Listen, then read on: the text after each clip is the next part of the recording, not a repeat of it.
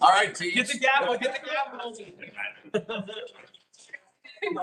Right here. No, I just don't have. Hi, hello, friends. Welcome to the June 2nd, 2026 meeting. Oh, it's July. The July 2nd, 2026 meeting of the Athens-Clarke County Planning Commission. If you're watching this meeting on YouTube, you will find the agenda at accgov.com/planning. For those of you here in person, there is a sign-in sheet and copies of tonight's agenda on the table by the door.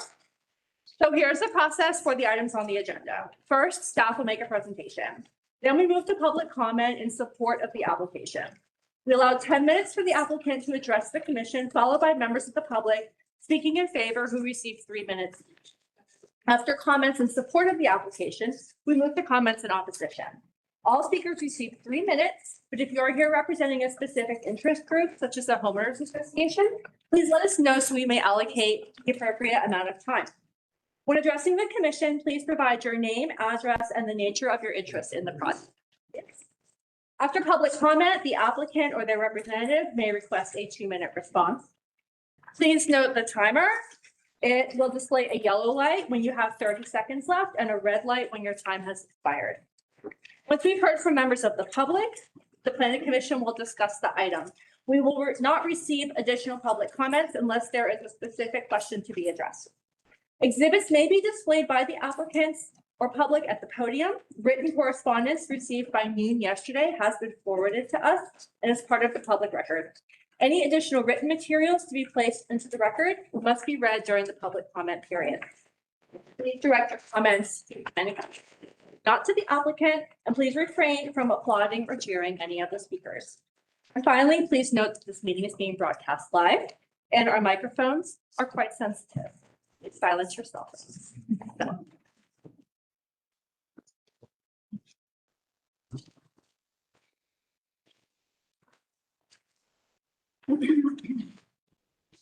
Okay, with that, does anybody want to introduce staff reports and documents? All right, Matt and Sarah, all right. All those in favor? Aye.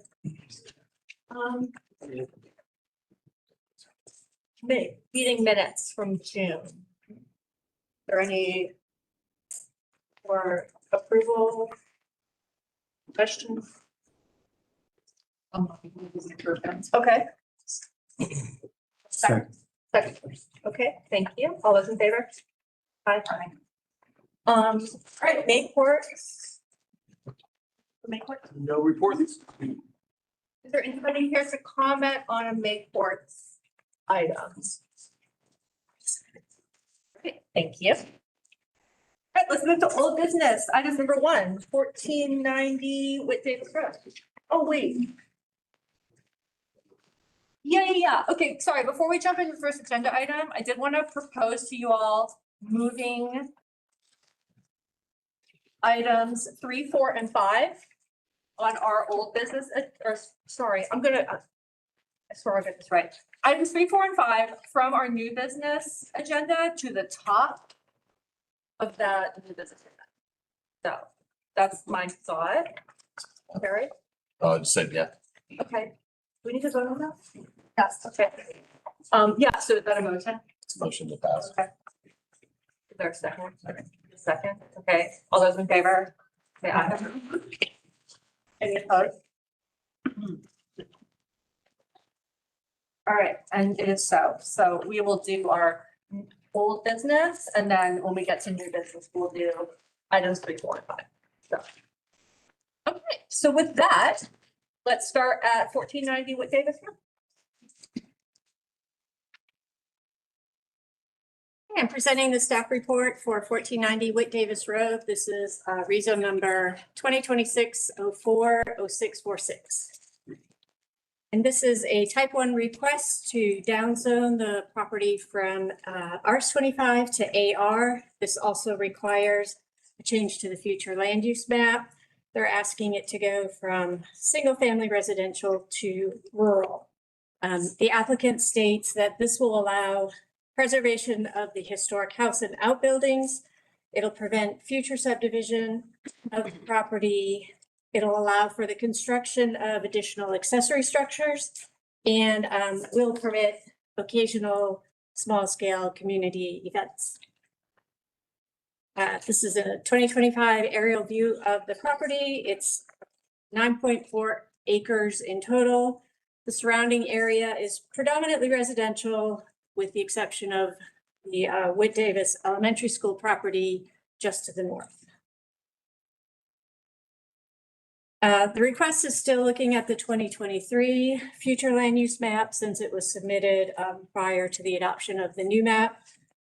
It's designated as single family residential currently, and they're asking for a rural designation. The current RS25 zoning is in keeping with the surrounding residential, with the current residential use and with the surrounding residential neighborhoods. Rezone to AR, as shown here, will create an isolated zoning district. There is a small stream and 75-foot riparian buffer on the northwest corner of the property. It's outside of the scope of the project. So the applicants are renovating the main residence and outbuildings of this historic farm with plans to build additional accessory structures in the future. The number and size of the existing accessory structures exceed the 1,600 square foot minimum allowance, so it is considered legal non-conforming. Any additional accessory structures would not be allowed by right with the current zoning unless they were granted a variance. It is still the applicant's intention to maintain the property as their primary residence. The AR zoning would allow them to construct the additional accessory structures and hold 2 special events each year using a temporary use permit. A rezone to AR will also allow any agricultural activities permitted by code on the property. So staff finds this project is partially compatible with the comprehensive plan. It does encourage the preservation and adaptive reuse of historic structures. It doesn't, however, cooperate with Clarke County School District to support appropriate land uses for their adjacent properties.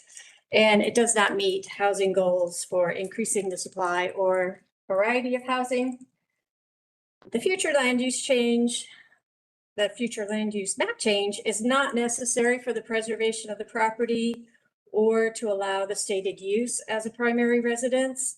It also creates an isolated district, and the proposed residential use is allowed by right with the current zone, and a rezone will also create an isolated district. Therefore, staff is recommending denial. That concludes the staff report.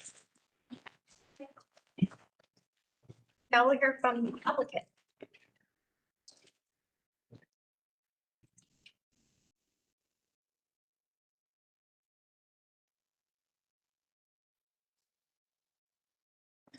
Okay, I'm ready. Good. Thank you. Okay, perfect.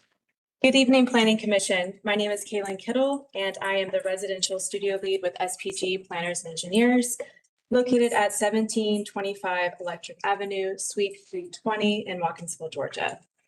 I am here on behalf of my clients, Mark and Mindy Dahl, to present their request to rezone their property at 1490 Whit Davis Road from RS25 to AR Agricultural Residential. I would first like to emphasize that this property will remain the Bradal's primary residence, and it is not intended for any commercial use. The purpose of this rezoning request is to protect the land and preserve its historical significance as a family homestead.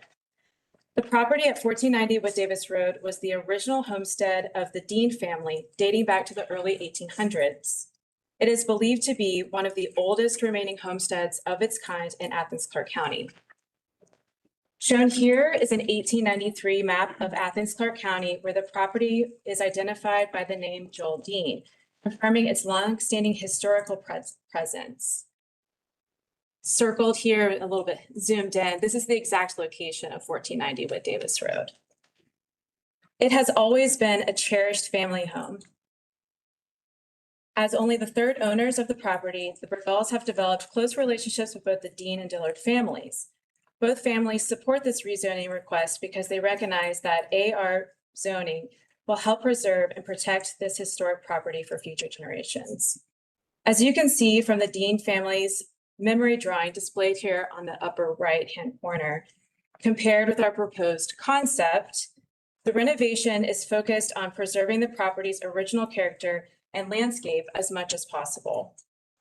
Our goal is to protect not only the historic home and its existing structures, but also the land itself, including the pecan orchard, open pastures, mature tree line, and stream that have defined this property for generations. The Bradals are approaching these renovations with great care, thoughtfully restoring the home and outbuildings while reusing original materials wherever practical to honor the property's history. Given its unique legacy, it is appropriate for this parcel to stand out apart from the surrounding RS-25 properties. This homestead predates the Athens-Clarke County Planning Commission, the county's original, current, and future land use maps, and modern-day zoning regulations. The goal is to preserve this homestead as a unified piece of pastoral land while ensuring the property continues to serve as a vibrant, lived-in family home for generations to come. To reiterate, this property will remain a single-family primary residence under AR zoning. The rezoning request is not intended to change the use of the property, but rather to protect this historic homestead and preserve its remaining acreage. Because the property originated in the early 1800s, it is appropriate for it to differ from adjacent RS-25 parcels while remaining compatible as a single-family residence with the surrounding residential neighborhood. Regarding compatibility with nearby Wood Davis Elementary School, there is already a similar precedent within Athens-Clarke County. W.R. Coyle Middle School is surrounded by numerous AR zoned properties, many of which are less than 5 acres in size, demonstrating that AR zoning can successfully coexist with public schools and surrounding residential uses. Ultimately, this request is not about changing the character or use of the property.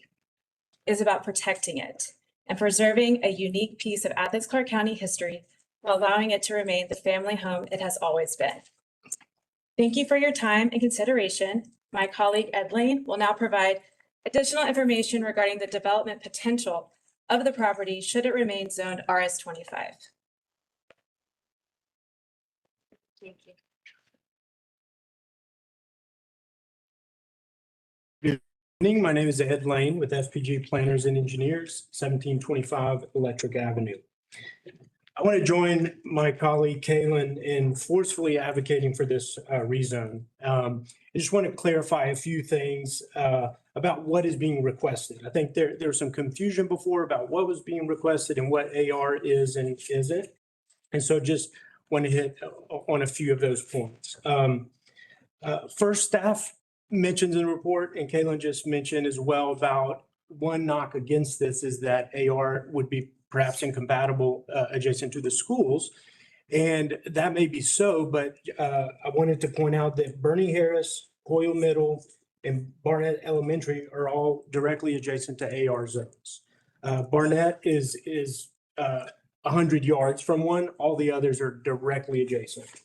And Winterville Elementary also, it's in Winterville, so there's a different zoning classification, but it's equivalent to an AR.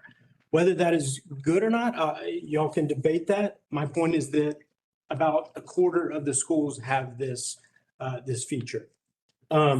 But really my larger point about the AR is it's really just a low density residential zone. And so the entire reason that this request was made is to specifically preserve what it's been for 100 years, what the land use is, predating our zoning classifications.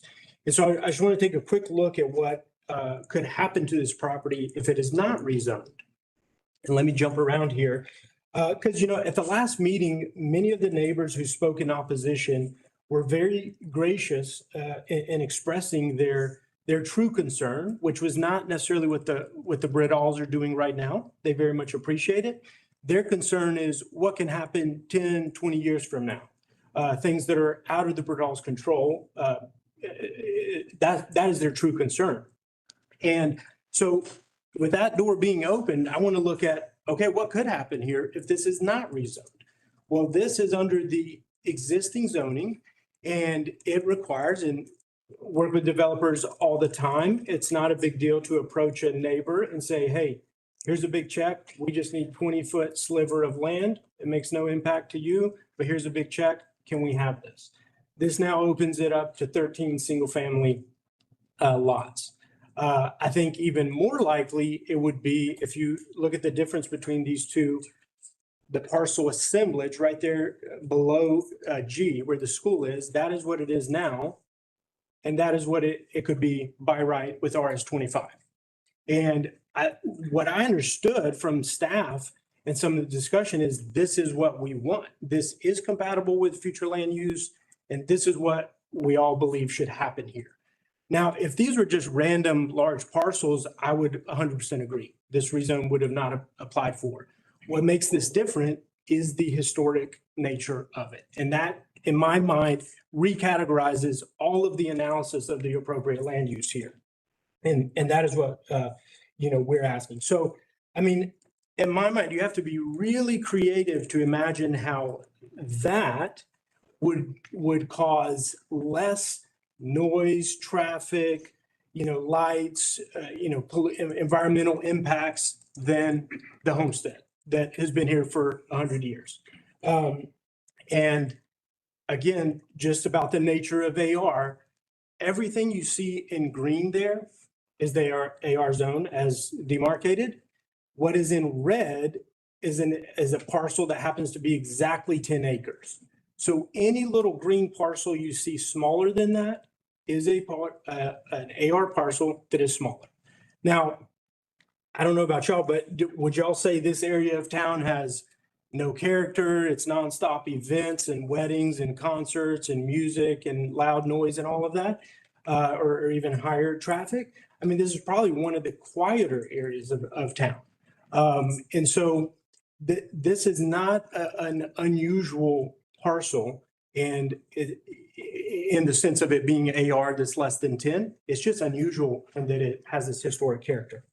And so just to wrap up, if you've ever, been near people who have caught in the historic preservation bug or get passionate about a project like that, what I've seen in my experience is they get very invested in it, and they also want to make sure that that investment is protected in perpetuity.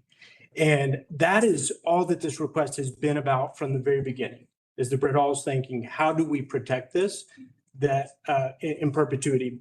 And RS 25 does not reasonably seem to protect that, whereas AR is a more vehicle to protect that. And so that is why we're asking for your support tonight.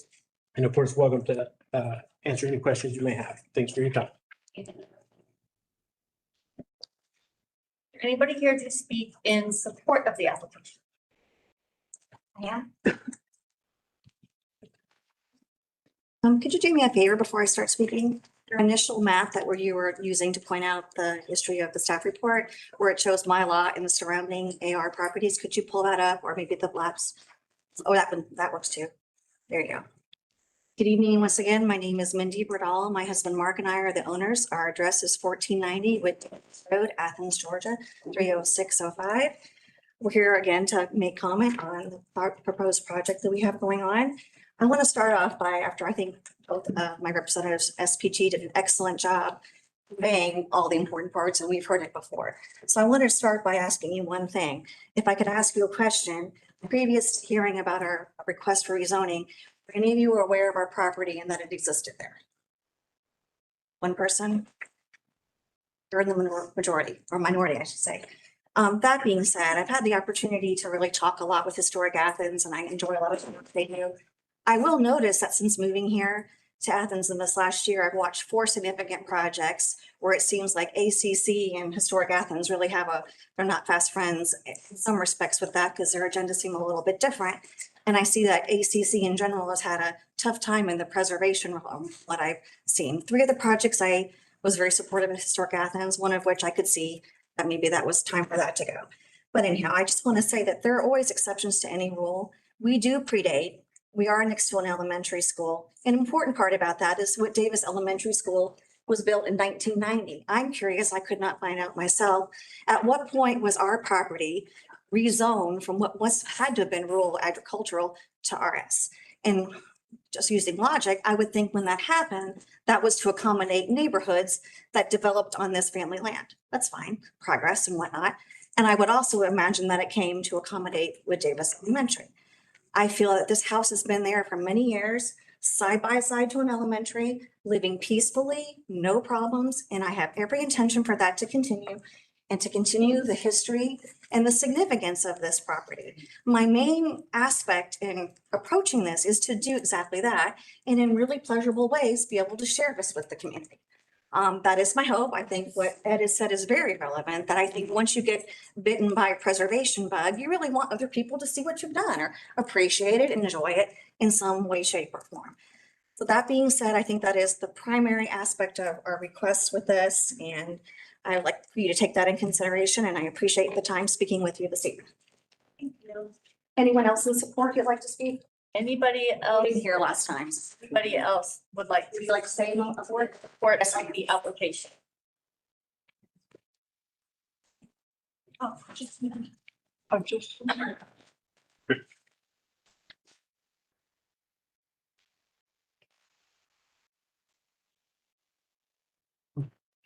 My name's Jane Marie, and I live at 150 Cedar Creek Drive. I think that's the largest neighborhood on the east side of town. At the last meeting, I couldn't hear anything that was being said. The microphone's not loud. So when I went home and looked at it online, there are a few things I'd like to address. First, comparing a 9-acre lot to the fairgrounds, which is over 90 acres. They can take 16,000 people. It's been there 50-something years. I think that should come off of your decision comparing it to that. Traffic, a one residential house is not going to have more traffic than a neighborhood. So I think that should come off the board, especially with the school there. All they want to do is build this house, and I am a descendant of the Deans. They just want to rebuild the house as close as they can to the original size and share it with people. And you would have thought they had applied for a business license the way they've been treated. So I just think it should be fair. There are people that support them. Thank you. Can I take a moment and make a quick announcement? If the driver of a Hyundai Santa Fe, silver Hyundai Santa Fe is here, if you could move your car, we got a staff person that's blocked in. And they're trying to just go home, and if that car sits there, okay, thank you. Thank you, sorry. Yeah. Anybody else here to speak in support of the application? You can come on up. And if you want to speak, come on up.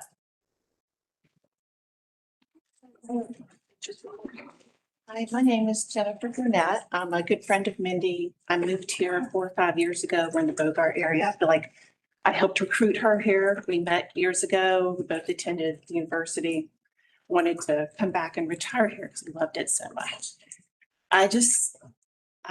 The whole thing has been a little upsetting just because Mindy is the type of person that has gone into homes, some that needed a lot of care, and she's renovated and saved homes She's been on the tour of homes for Christmas and previous times. She's done so much work and she's come here and found a historic home that she wants to save. And the reason she's doing this with applying for the rezone is this is the best way to save it. She wants to preserve all the outbuildings.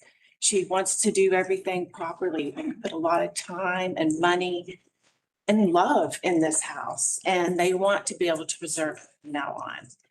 I think unfortunately from the previous meetings, it sounds like there's a lot of misinformation and distorted facts out there. I don't know if many of you remember that game of telephone where you'd sit in a circle and your teacher would whisper one thing and you'd go around the room. That's what's happened here. She's not planning a business. She's not applying for a business license. She's not it's not an event venue. There's no liquor license, none of this. This is a single family home. Everyone says primary residence. It's their only residence. They plan to live here, retire here, and pass this on to their family, to their children. And it's just been, like you say, very upsetting to see how this has ballooned into this. And I just want y'all to take that into consideration, that this is not their plan. They just want to live there and preserve as much as they can. Anybody else to speak in support of the application?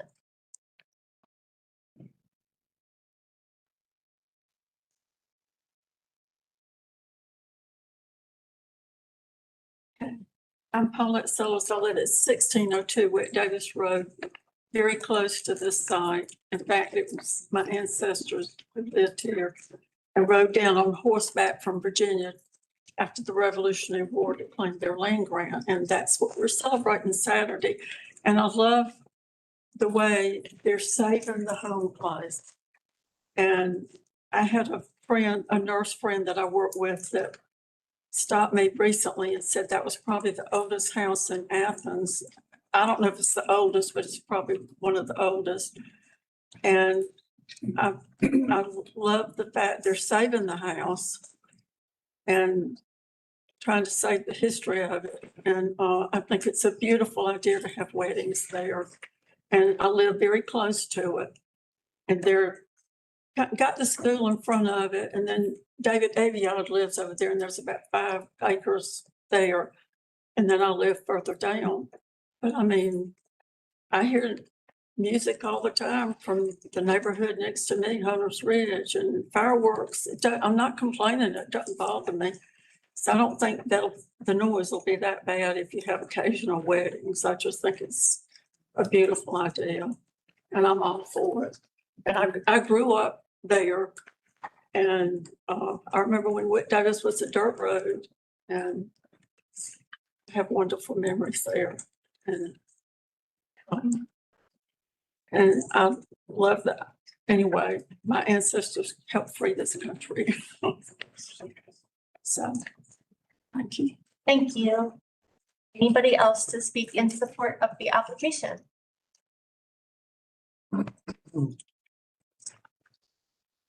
Okay, hearing none. Is there anybody here to speak in opposition to the application? Y'all don't have to raise your hands. You can all come up.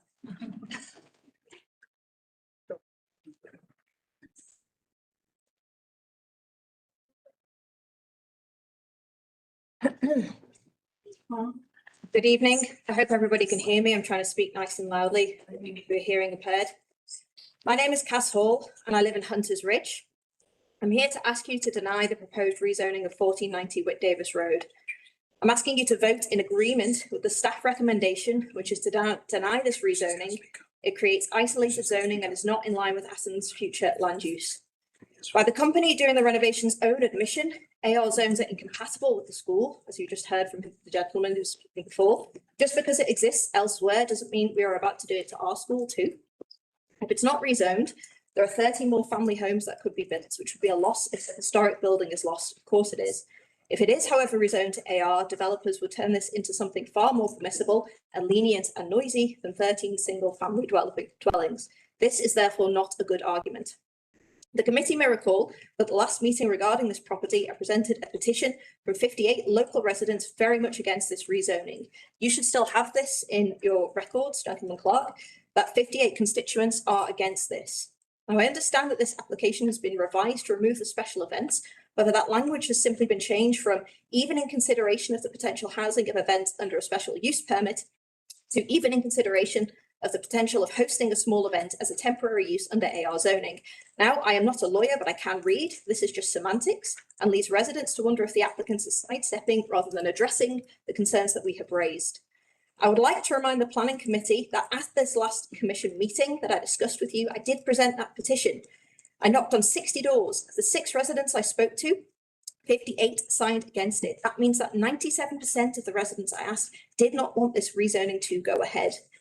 At the last meeting, we also heard that there are other ways for the owners to address their goals without permanently rezoning the entire property. They can explore variances, legal solutions for existing structures, or other options that do not place the burden of future uncertainty on surrounding residents. AR rezoning opens a pathway for future developers to come in and create problems that our neighborhoods do not need. I respect private property, I respect historic preservation, and I respect the Bradars, and I appreciate what they're trying to do, and I respect their desire to find a path to move forward. But I also ask you, the planning committee, to respect the residents who live around this property and have to live with the consequences of the rezoning long after this vote is taken. The surrounding neighborhood has spoken very clearly. 97% of residents are against it. Please deny the AR rezoning of 1490 Whit Davis Road and keep it residential RS25. Thank you. There has been a request for all of us to speak up as we're speaking. Okay. So I just want to pass that on. Hello, am I speaking okay? My name is Marilyn Gutman and I live on Tamarack Drive in Waverly Woods. And honestly, I don't know why we're taking up the commission's time today. I see you have a lot of items on the agenda. And under the current status, from what I understand, they can build a barn. They can also have accommodations for an elderly parent, which is something I can relate to and understand. And have the horses. And the thing is, I'm sure they will restore it all lovingly. And I'm sure they will abide by all the requirements for historic preservation. But why do they need the extra permit? It seems like they're playing with words. It's sort of a semantic workaround. So they'll be able to do far more than this now and in the future. Honestly, do they think that members of the commission aren't going to see through this? It sure seems to me that the reason they're pursuing the rezone petition is they intend to request a special use permit at a later date. They still want to use the property for events. If they want to show up for what they've done, I think that's great. And as they mentioned, they can share their house on the tour of homes. We have wonderful tours of homes and it can be shared that way. But once the rezone to AR occurs, our neighborhoods have far less protection from any kinds of intrusive activities on the property. So I appreciate, I hope you'll take all that into consideration when you're making a decision. And thank you for your time. Thank you. Anybody else to speak in opposition? Hope y'all can see me, I'm kind of short. But I'm Harvin, I'm at Oak Meadow Drive and my property backs up to this property. And my problem is I'm thrilled with historic preservation. I've restored 2 historic homes myself in the past, you know, and I'm thrilled to see what they're doing. And it sounds like it's going to be beautiful and wonderful. But it also sounds like a lot of what they want to do, they can still do with the RS25 designation, just with either like special permits or variants or whatever. And my biggest concern is, and I've said this before, none of us is promised tomorrow. And if this goes to AR and something should happen and some new owners come in, there's a lot that they could do that would really not be good for our neighborhood and that type thing. So again, I think what they're doing is wonderful, but I worry about the future. Thank you. Yeah. Good evening. My name is Brian Stone. I live at 106 Buckeye Branch in Athens, Georgia, in the old Lexington Gardens neighborhood. My back windows face directly out through the next neighborhood, directly where this proposed rezone facility or site is going to be. I'm speaking in opposition to the rezoning tonight.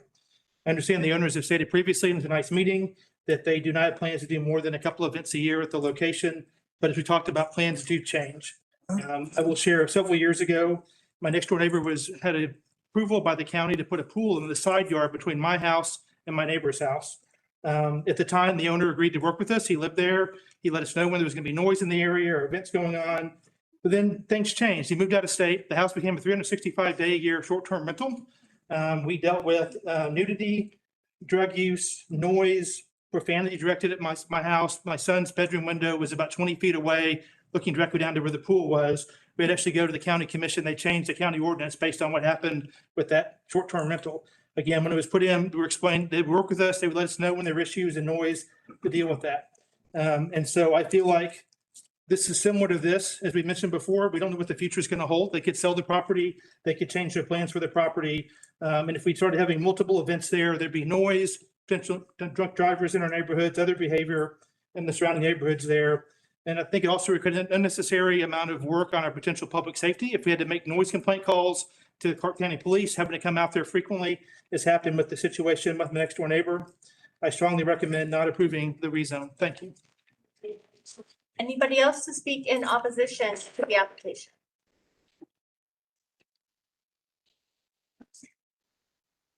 Hello, my name is Kate Farrell. I live in the Waverly Woods neighborhood. Thank you for the opportunity to speak. I'm here to urge the commission to deny the amendment of the future land use map and the associated rezoning request. The future land use map is intended to give consistent land use decisions. Amending it on a piecemeal basis weakens its value as a planning tool, and creating an isolated AR district through spot zoning here would set a poor precedent, especially when the property can achieve the applicant's primary stated goal to function as a residence under the existing RS-25 zoning. The applicants frame their rezoning request as necessary to protect the property from future subdivision, but RS-25 does not require subdivision. It only allows it if the owner or their heirs choose to pursue it. The applicants themselves state that limited frontage makes the property, quote, untenable for RS-25 development, which further weakens the subdivision as a justification for rezoning. A conservation easement is the more direct tool to achieve long-term preservation goals. It can restrict future subdivision and development while allowing the property to remain privately owned and residential under its existing zoning, as exemplified by nearby 450 Falling Shoals Trail. The issue is not whether the owners can live on the property, preserve their existing structures, maintain open acreage, or even keep a limited number of horses. Those uses are allowable under the existing RS-25 zoning. The issue is event use flexibility that is incompatible with surrounding residential land uses and the current zoning. Event use appears to be the activity that the owners cannot achieve under RS-25, and therefore the practical reason for this rezoning request. The revised application withdraws the special use permit request for a rural event facility, but still plans for, quote, occasional small-scale community engagement activities and small private events, while leaving open the possibility for a future special use permit request. The applicants provide no binding details as to the nature, frequency, size, timing, or impact of these potential events, leaving open the possibility for uses that are disruptive to surrounding property owners. I'm very much in favor of historic preservation and appreciate the work that they're putting into the property, but using preservation to justify this zoning change creates event use flexibility that's unavailable under RS-25 is not, I can't support that. Preservation can be accomplished through a conservation easement or by the owner's own decision not to subdivide, or to get their heirs to decide not to subdivide. Rezoning would attach expanded rights to the land in perpetuity and risk altering the residential character of the surrounding area. For those reasons, I respectfully ask that you recommend denial. Thank you. Thank you. Anybody else to speak in opposition to the applicants?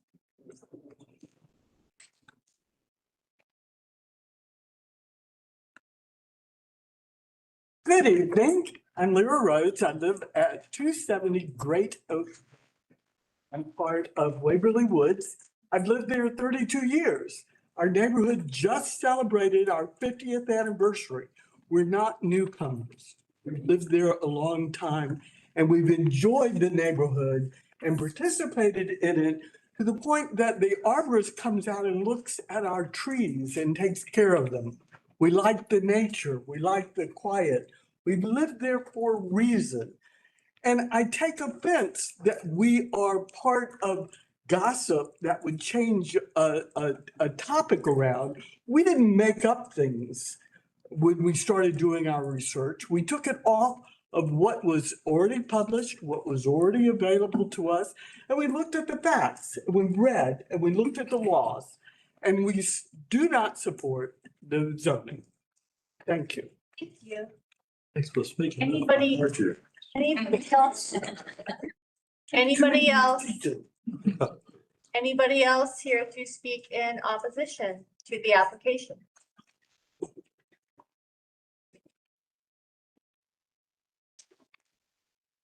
Hello, my name is Jamie Stalter. I live at 188 Deer Tree Drive in Waverly Woods. We just built this house in 2023. We are retired from South Florida. We moved here being surrounded by millions and millions and millions of people, and we did not want that type of a retirement. And family is here. That's what brought us to this area. I've been coming to Athens over 40 years. And this east side is just so quiet and so much a neighborhood and just so much more interaction between the neighbors and appreciating the value of in living in a quiet space. And that's the one thing that I don't want to lose. I'm sure that what they're doing, I'm sure is absolutely gorgeous and will be beautiful. And I actually admire them for doing it. I'd love to take on a project like that, but I'm just afraid of the future.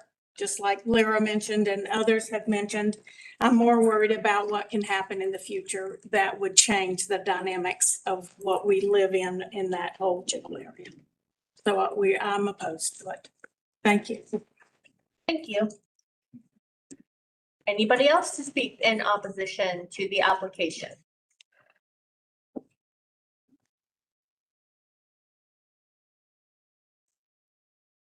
All right, hearing none, I would like to ask the applicant to come up and you can have 2 minutes to respond to anything. Yes, just 3 points. One, just to clarify again, no special use was withdrawn. Nothing in our application was revised regarding the events. It has never been our application from the very beginning. So just to clarify on that. The second, it is true that most of the primary goals of the Bradalls could be achieved under RS 25, other than the preservation aspect. And just to give you an example of why that's such a concern for them is, so in order to bring the property to conforming use, we would have to use the ordinance that allows 3 lots off of a private drive. So you'd have the drive there, and we would have to kind of get creative with the lot lines to chop off, some of these historic structures to each meet code. So right now, that may be fine. But over time, that is now 3 different parcels. And as it sells, what are the odds that over time, the person is going to want to buy all 3? It's much more likely that a lot will get spun off. And then you have a shared drive with, out of the family, who knows what could happen there. So that is, again, why one AR parcel is preferred. The final thing, if I have time just to read these, this is my understanding, doing a comparison of just what is permitted outright in AR versus not permitted. Sale of products grown on site, equestrian facilities, wholesale nurseries, manufacture of foods, temporary special events, and accessory dwelling units. With each of those uses, I think it is critical to consider the size of the AR parcel. So for example, if you have a 200-acre AR parcel, that's a great nursery site. You could produce food, all sorts of those uses. But if you just look at how small that is, even the events, how large of an event could you have there? Thank you for your time. All right, so we'll take it on the side or who wants to start? Matt? Yeah, as a general rule, I'm not in favor of downzoning. Because, we need more housing in Athens. But I don't really have a problem with this application. The reason being that, to help preserve and protect the property, as a single parcel, as it has been for a lot longer than we've had zoning in Athens, to preserve the landscape seems like a very good reason. This is a very unusual parcel. It's a special parcel and it's worth preserving. And interestingly, all of the neighbors seem to agree that it'd be great if it didn't significantly change. There's real value in long-term preservation here. The biggest objection that I've heard consistently from the commenters seem to be that, well, maybe later they'll apply for a special use permit and get it and start doing events. But of course, that hasn't happened yet. And we don't have to trust that they're not going to do it because it's something that would require coming before this body and going before the mayor and commission again, and where all of the neighbors could be heard, and could make their case for why that's a bad idea. I wouldn't support a special use permit, I think, on this parcel based on what I've heard thus far. So if the concern is about that later on, they might attempt to get a permit from the county that would allow them to do undesirable things. That's a process just like this one, where the neighbors could be heard, they could raise their objections. And it seems like not a reason to deny the current application. And the bottom line to me is that, as the applicant said at the end there, if they're forced to proceed under RS 25, but they want to build a cottage for an elderly parent and other things like that, the only way to do that is to subdivide the land. And I think even subdividing it to several different parcels is a change for the worse. And so to the extent that this application helps them to preserve it in the way that they want to, if anything, they're reducing the resale value of their parcel, which I think is a sign of their good faith in wanting to preserve it. So I'm inclined to support the application. I disagree a bit. I think that, besides the fact of just creating kind of a unique spot, which I'm typically against, I have real concerns with switching to AR, something like canopy cover goes to 0 when we go to AR, so I'm definitely against that. I think that asking for variances would be a more appropriate way to get the extra buildings that they want. And I think that, a conservation easement would conserve it. I also think it's their choice to divide it up. So if kind of their needs supersedes the desire to kind of keep it as one parcel, then that's the property owner's decision that they're placing their needs kind of above the historic preservation of the property. So, I think that they can achieve, they even stated that they can achieve everything they want with the RS zoning other than the preservation, but the preservation is definitely achievable through lots of other avenues. So I think that zoning it to AR really has some, environmental issues with the canopy and whatnot, and I just don't see that it's necessary to achieve their goals. Part of the reason. Go ahead, Alex. There. I'm going to ask the same question to staff that I asked at the last meeting. With AR, what is the limit of farm animals that can be on that property? Pigs, cattle, that type of. In the AR zone, there is no limitation on livestock. Whereas in RS 25, there is a certain number of head per acre that would be allowed. I think it's 2 per acre. So. Okay, all right. So an unlimited, basically, number of animals could go there. Not that that's their intention, but AR sticks with the property, not the owner. So That is one of my most major concerns, and that is one of my most, one of the reasons you don't want to spot an AR in the middle of a neighborhood that doesn't have hundreds of pigs or whatever for livestock. So that's a big concern. Another idea, and we've mentioned easements and things like that. Bruce, is it, if you don't mind me asking you again, a local historic landmark with the history of this property, which is pretty strong and impressive? Is this a property that an owner could go and ask for that and designate this as a local historic? Local landmark designation would be something available to this property to pursue. Yeah, it's available to pursue. That's the main thing. I don't know if it would What do it or not. that offer? Pardon? Well, what protections would that offer? It would protect everything on that property. So Let me, property or So, the structures? yeah, what it would protect for exterior changes would be those resources that are considered contributing to that designation. Anything that is non-contributing to the designation would also get a review, but it's a lower discretionary review. It doesn't mean that new things couldn't be built on the property, but there would be Preservation Commission review of those new buildings for compatibility with the existing.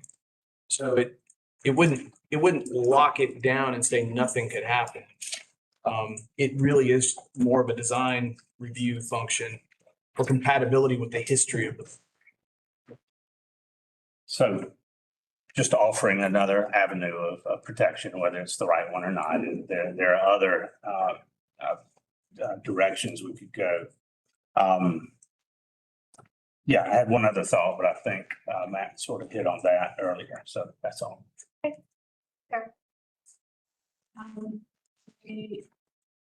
I'm a little confused because I am tending to agree with you, Matt, that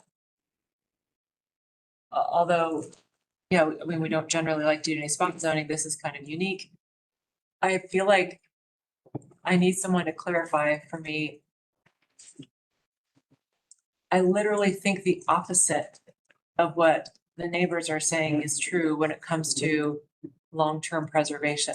Like the AR designation runs with the land, preserves the property in its size, prevents the subdivision, except, you know, yeah, prevents the subdivision more or less.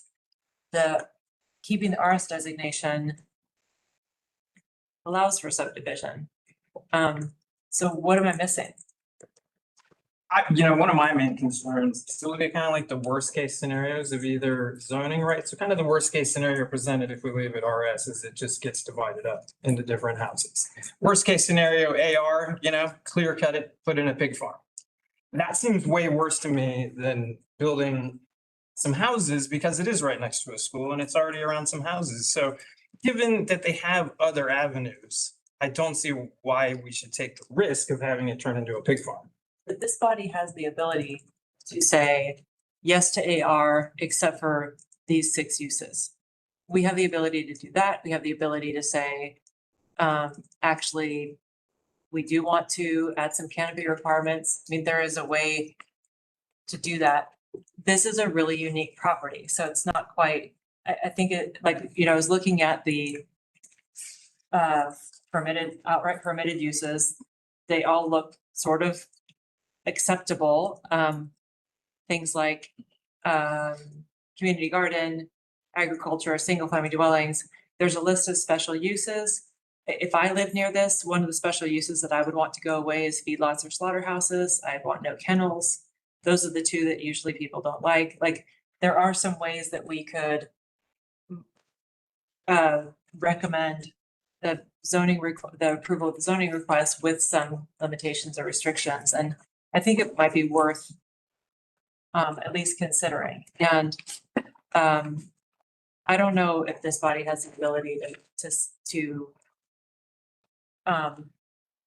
recommend conditions about canopy cover or recommend conditions about like to maximize the livestock, the per head livestock count or something. So I just think we need to remember that we do, in unique cases, have the ability to come up with solutions that probably from an administrative standpoint are not awesome, but it would be a way to provide the protection, because I do think that when people keep coming up and saying that the AR opens up this door, I think that RS opens up the door.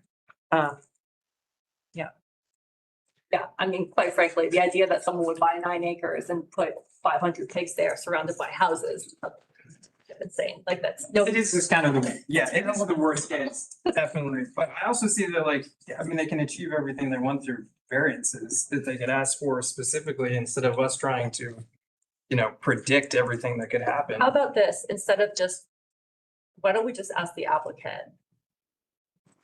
I would like to ask anybody who wants to come up to talk about, why this route compared to a conservation easement, compared to a local designation, a landmark designation, why this route? Let me address the variance route, and then I'll defer to the owners for that. But on the variance one, it is just that with the AR, we're making one request that solves it all. And as they've recounted, it's been a painful process making this one request. So the thought of hey, why don't we just do this 3 or 4 times? It just doesn't seem like the best way to go. But to your other question, you want to address the conservation? Absolutely. I would tag along with what Ed just said. The process is the punishment. So the idea that I have to go through this for every variance, and you're saying you're offering this as a solution, is not necessarily viable, because you could all disagree. People could come again. And I think what you said, to your point, was the most accurate. I think a lot of people are worried about woulda, coulda, shoulda, of things that seem preposterous to be happening on the land. I am more than in favor of having limitations on our, if you want to say, it's not an event center. That terminology came from ACC document, and a staffer here at the planning department put that overlay. We never asked for it. And that's where that has chugged along. I cannot promise anybody here about woulda, coulda, shoulda. But I can tell you what I can promise is the here and now and the presence, that I will, despite Mr. Rogers not adequately preparing me for the people in my neighborhood, be a good neighbor here and do the right things and be respectful. And even if you had historic Athens, I'm sure there's noise, there are limitations in place right now. Okay, but what about the conservation easement? Why aren't you doing the conservation easement? I don't know much about conservation Well, easement. that would be a good avenue, because it's I would- completely Okay, possible. agreed. But I'll tell you right now, what we're looking at it is the here and now for us. The expense of taking down those buildings, the loss of the historical structures, and the loss of flexibility of that. And I'll be quite frank with you, no one wants to tell the government it's a tax benefit for us. It is expensive taxes in residential zoning. And AR has a little bit of a relief for that. This is an expensive endeavor. Okay, there's no loans coming due, so no one has to worry about that. But I am fine with limitations and respectfully, hoping to open it in limited ways to the community. And again, I think someone touched on the word primary keeps being used as our residence. Y'all, is our only house. If there's no primary, it's our only residence. That's it. This is it. I'm more than happy to have any kind of limitation. That's a reasonable thing. Is there something else I can answer for you? No, that's fine. I would say with that, in mind, it sounds even more like Thank this you. You're welcome. process is it's just a convenience for the applicant, I think there are lots of different avenues. This might be the easiest one, but it also does have risks. So, if they want it, they can jump through the hoops. I'm okay with that. And, it's just a convenience otherwise. I know I don't have a vote in this, but I feel like it's a historic farm and makes it the downtown actually more in keeping with the preservation of it. So I do wonder how the school got there and how much of that. But that. Bruce, I just have a question on the process. Sarah alluded to the possibility of recommending approval with conditions, such as a condition that the property shall meet the canopy requirements of RS 25 zone. Rezone, but it has to meet their canopy requirements of RS 25.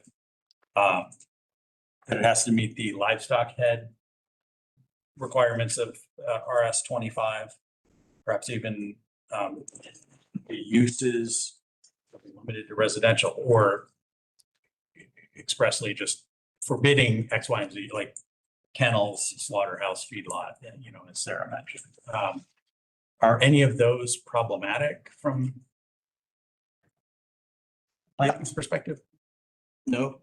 Okay, then, can I make a motion? Sure. I make a motion to recommend approval of the future land use, Yeah, because there's two votes on this, right? Yeah. Yeah. and the conditions would attach to only the zoning. Right, okay, so then I guess it's just a clean motion to approve the future land use. With the intent that I'll make a second motion to approve the zoning with the conditions that I just mentioned. I'll second that. Okay. Any other comments before we move to the vote on future land use? Okay. All right, so taking a vote on motion to approve future land use, we have Beresford, Yes. Paul, Yes. McLaughlin, Yes. Pass, Yes. Sams, No. Calabria, Yes. and Lord. No. So that is 2 nays and 5 yeas, so vote carries. Okay, I'll move to recommend approval of the requested rezone with the following conditions. 1, the property shall meet the canopy requirements of RS 25.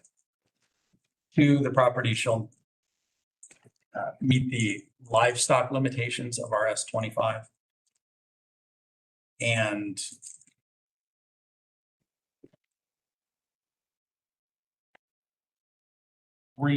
actually, can I ask a question of the applicant? Can I interrupt my own motion? Put a pin in that. Okay. Can I just ask the applicant, a simple way to do it would be to recommend that the uses shall be limited to residential. I'm not sure if that's complicated from Bruce's perspective or the applicant's. I saw you shake your head, Bruce, so maybe that's. Be more specific. Okay, so then I won't do it that way. So the 2 conditions I named a moment ago, and then the 3rd condition being that the uses shall be limited as follows. They shall not include feedlot, slaughterhouse, or kennel.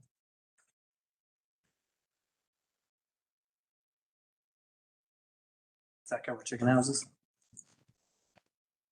Well, the livestock limitations would limit. So make sure you're getting everything. I think that's Sure you got everything? that's my motion. I second. Right. Any other discussion? Alex? So I just want to make sure I'm clear. And one reason I voted no on the future land use was it's just broad, like, I mean, it's just changing and it didn't come with stipulations or couldn't come with it either. This motion takes one of my concerns about lots and lots of pigs being out there. It's going to have to go. So that removes that brick wall.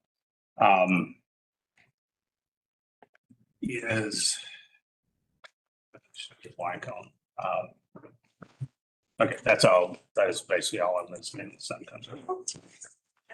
Friendly amendment suggestion request. I did notice that in the use table, it includes on a second, let me make sure. Yeah, it includes restaurant with some limitations around that. And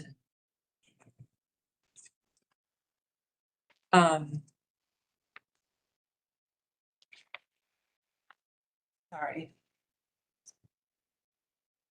Yeah, could we add that to the list of prohibited uses? There's it's in the use table called restaurant and bar, and it's limited to sit down only, no drive up, takeout. I think that if, in the spirit of what we're trying to do, a restaurant would be an incompatible use with the neighborhood. Yeah, I'm maybe a simpler way, Bruce would. I think restaurant, feedlot, slaughterhouse, and kennel would all be commercial uses. Could it just be on the condition that no commercial use shall be permitted on the site? Would that not cover? Well, you can set up a chicken house for fun, right? No, I mean, the way the use table is organized, we have residential categories and then a list, commercial categories and then a list. So that would be specific enough guidance. Okay, Yeah. and it would forbid the three I mentioned before, but also restaurants and also anything else that we may not have noticed yet that's under commercial. Yeah, because I also noticed in the special use portion, convenience store. Yep. Convenience store. Kind of my hesitation of changing it when we don't really have to.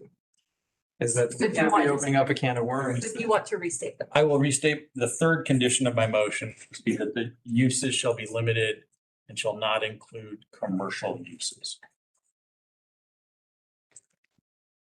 I just want to make sure that kennel, Livestock limitations are always commercial. No, the livestock limitation was a different condition. Okay. That's already. Gotcha. Commercial. I feel like we're trying to. so, Additional, yeah. so Matt, kennel exists outside of the commercial list. So I just want to make sure we're wanting to prohibit that, then we need to say that. Okay, so shall not include commercial uses and shall not include a kennel.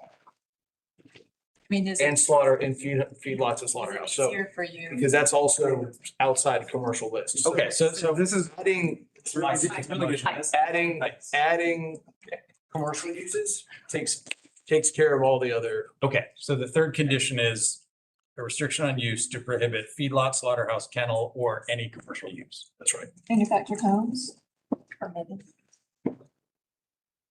That would be, yeah, that's, I mean, do you want, that need to be?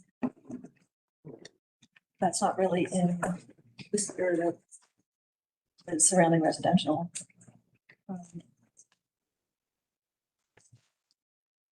If I could say just one thing. It's, when we're creating on the fly, I think we should discuss it. we can discuss it after we have a motion. Very much. I think that it is, well, I mean, I don't want to put words in your mouth, Bruce, but it seems like the use table is so specific that it's easier to administer if we explicitly list what needs to be prohibited, or do you feel comfortable administratively, like, Yeah, no, okay, if you want to omit in total all the commercial uses in the table, saying that is sufficient for staff to know how to administer that. The other things that you had listed previously were not in the list of commercial uses, so that was the reason why I was playing that. Yes, so that's my motion. We want to read. I was gonna say, read it back to confirm we got that. All right. Motion is to recommend approval of requested rezone with the following conditions. 1, property shall meet canopy requirements of RS 25.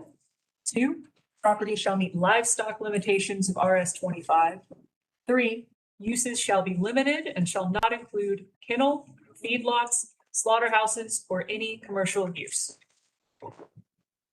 Yes. All right. Do we want to have any other discussion? before we vote? So I changed my motion. I think I need a new second. Say yes. oh, second. Okay. Good. Got it. All right, let's vote. Discussion. Mike, sorry, Mike is. I always have a problem when we're just creating things on the fly like this, because I'm really less certain than ever now that you covered everything that you should. Because, as we're just sitting here, we're just like pop, pop, pop, like we're all thinking of things. Tomorrow we can think of 5 more things we should have put on there. So, I think in creating anything like this on the fly is just, yeah, it's not good. I think it's unnecessary in this circumstance. 2 things. I just remembered, what actually popped in somewhere or something. Because what we're hearing out there, about it being a venue and all of that is just absolutely not our concern tonight, as I understand. So, that hasn't happened. Like I said, it's not on record. There's nothing there, so it isn't. I almost had me as a yes on this, and I'm still working on it. But I understand what Mike is saying as well. And if you know me at all, I like solid ice when I walk out on that pond. And it's just, it's almost, this is when something can slip through that we didn't think of. So that's a concern. I think it's a I really liked where this was going, this motion, because it was taking care of all my little outside type of brick walls. And again, is somebody really going to buy that and put 300 on it? Not until they do. I mean, that probably not until they do, or they lease it out. People lease land to people, park figs and things like that. So we just never know. Anyway, so not to continue on with that, I think the motion was going in the right way. I am just still a little uncomfortable with where the thin ice might be, that we didn't cover something and now we stuck something in the middle of an RS neighborhood that might be regrettable with a different owner. And I would just like to add, this is all, bringing it back is all just a convenience to the applicant, really, because they have avenues to do everything they want. There's nothing stopping them from achieving all these goals. So all we're doing is just introducing an element of risk that is completely unnecessary. Everything can be achieved. Everybody can be, no risk taken. All we have to do is nothing. And just let it work through the process that it should work through, which is variances and conservation easements. Like, we have tools available. I think the fact that you know what conservation easements really are just goes to show that this process hasn't necessarily been thought out as well as it should have been.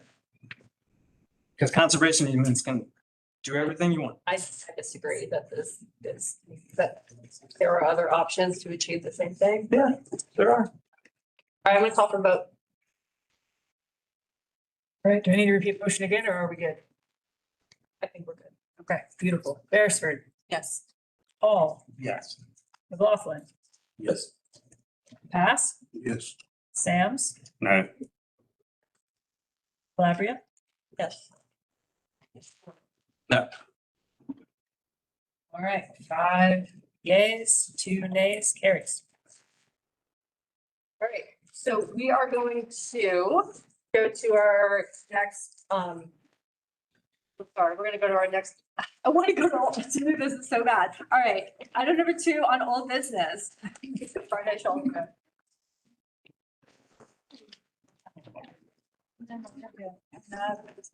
Just Robert.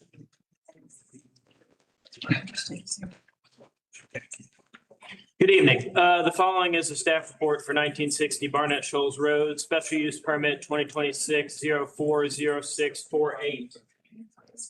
This request has been before y'all before. It was tabled at your meeting 2 months ago. The request is for the existing restaurant building on site to be demolished in order to create a commercial parking lot for the purpose of serving the adjacent restaurant on an adjacent parcel. This is an aerial showing the location on Barnett Shoals Road. You can see there in the photograph the Burger King restaurant, while it was as it currently stands. The request is to demolish this building and to use the parcel solely as a commercial parking lot in order to service the adjacent restaurant, the Chick-fil-A, which is right here to the north of the screen.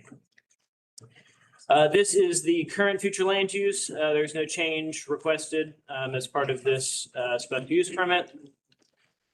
This is the proposed zoning change. The underlying zoning would remain the same. The only change would be adding this triangle here, which would indicate the special use permit for the commercial parking lot and a commercial general zone. This is the new proposed site plan. As you may recall from a meeting a couple months ago, the original site plan provided by the applicant simply showed just a grass area here in the middle where the Burger King used to be. They have amended it somewhat to add some hedging along the edge here, as well as some seating and some fencing along the sitting area down towards the Barnett Shoals side of the property.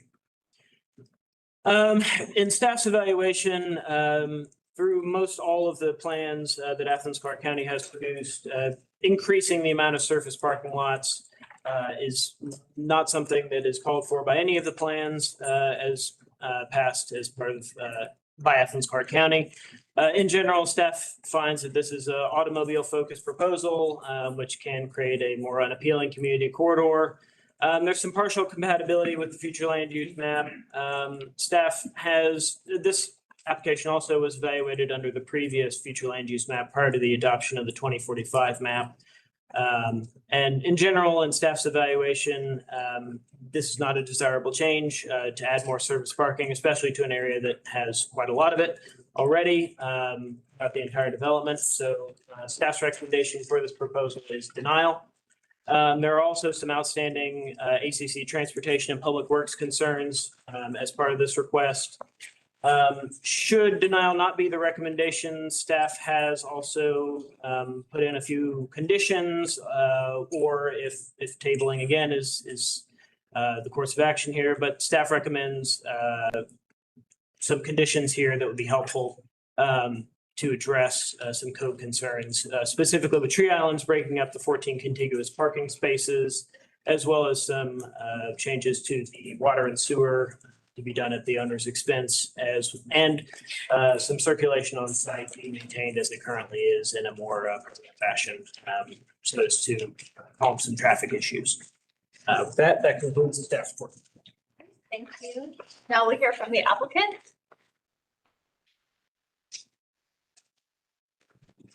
My name is Jason Toole with CPH, here to represent Chick-fil-A. First thing I think I need to do is we did bring an amended site plan to address some of staff's concerns. So I guess I have to input that or have that. So y'all, I need a motion. I'll move to accept those reports into the record. Okay, is there a second? Alex? All right, all those in favor? Aye. Aye, all right. Thank you. So real quick, so a couple of things. Staff in giving their presentation, a few things that he mentioned was one, not supporting an increase of surface parking lot. Just want to point out, we're not increasing parking. The parking is there. We're actually decreasing it. We're going to be removing some of the parking spaces and providing more green space. So there'll be less parking on the Burger King lot than there is today. Also, we're requesting to be able to remove the building, which would also be more green space as well. I guess I have control of this, right? So like I said, as you can see there, there's already the parking's there, the building's there. There's already impervious surface there. We're proposing to remove the majority of that. We've already stated what we're here to ask. We're asking for the request to be able to remove the Burger King from the Burger King old Burger King building from the site. This is the demo plan. So it's just showing what area of the site would be impacted. One thing of the three conditions that were mentioned by staff, there were, number one was the tree island to break up the 14 contiguous parking spaces. That is right there on the right side. Not sure exactly how to use the pointer on this, but on the right side, you can see the green button. Okay, perfect. Right there. So we will be adding a parking space. So this is a demo plan showing where we'd be removing that parking space and adding in an island per staff request. The second item is water and sewer services for the existing building to be removed must be capped at the mains. That is also in the revised plans that we just submitted. It calls that out that must be done as part of construction. And then the last item was that, there were two different conditions, different places. So there may be four total. One was the closed driveway to the adjacent restaurant parcel shall be maintained. Not to speak for staff, but I believe that's talking about the access on the right side of Chick-fil-A that goes out to the right that they are like temporarily closing off right now. Chick-fil-A is okay with that being a condition to keep that closed off. They think their lot functions better without it. But then also in staff's presentation right then, they mentioned the transportation group having some issues with the existing driveways on this lot. So them, and as part of the last meeting when we were here, they asked for this driveway right here to be more channelized so that it would be a ride out only and people could not make a left out. That is another thing. We had already made some revisions to it. So the one y'all had prior to tonight had that, but one of staff's final comments, they asked us, could we reduce that radius a little bit more and push this curb out just a little bit more right there to a 3-foot radius. I think we were showing a 5. So this revised plan reduces that to the 3 foot as requested as well. So I believe that answers most everything. We did get in the staff report, there was one comment from the community that came in. And it basically mentioned that, it says, they hope you vote against it, but if you don't, they ask that it be a more community-oriented use of space to create a more family-friendly, people-friendly spot in this location, like playground or seating for guests. So that was moving to our next slide. So this is the proposed site plan. So we are proposing now outdoor seating that people could use. They could get their meal, go over, sit there and eat. I know last time I was here, there was some concerns about either fencing or something to prevent this. My recollection from that meeting was everybody kind of agreed a hedge would be better, as a fence could be not the prettiest thing to be out there. So we are proposing a hedge as protection that goes all the way around the lot. And then I believe that those were the conditions. So to talk about adding seating, make that a ride out only, and then a hedge or something to protect if there are kids or anybody out there in that grass area playing. So, and with that, I'm happy to answer questions. I just want to acknowledge I didn't recognize we had two printed sheets, so you all do not have everything in front of you. That's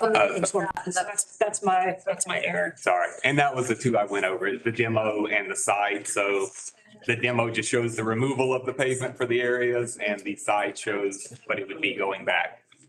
Yeah. We're all mixed.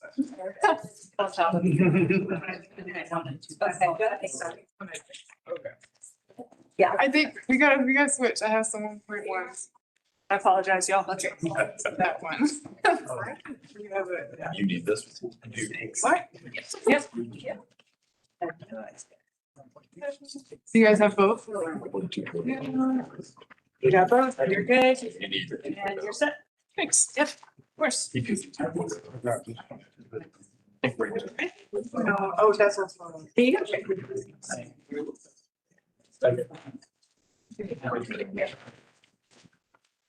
All right. Good? All right. Yeah, I'm good. I mean, yeah. Okay. Unless you have any questions, I'm good. All right, thank you. Yeah, no problem.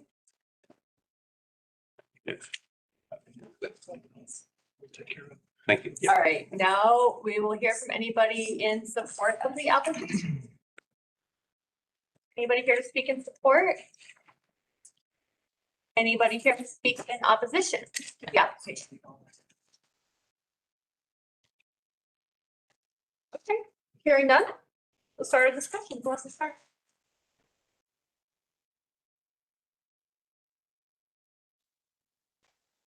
Guy?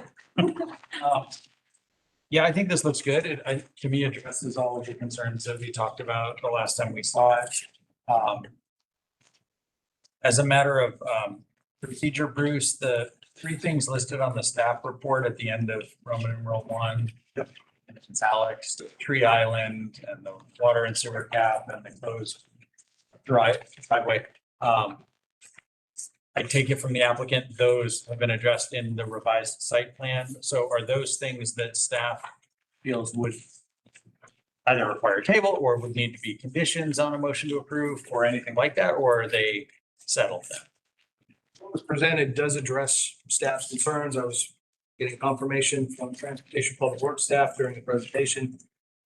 So if to recognize that, we need to refer to the exhibit that was submitted during the course of the meeting and recognizing that it addresses the staff concerns in the staff report.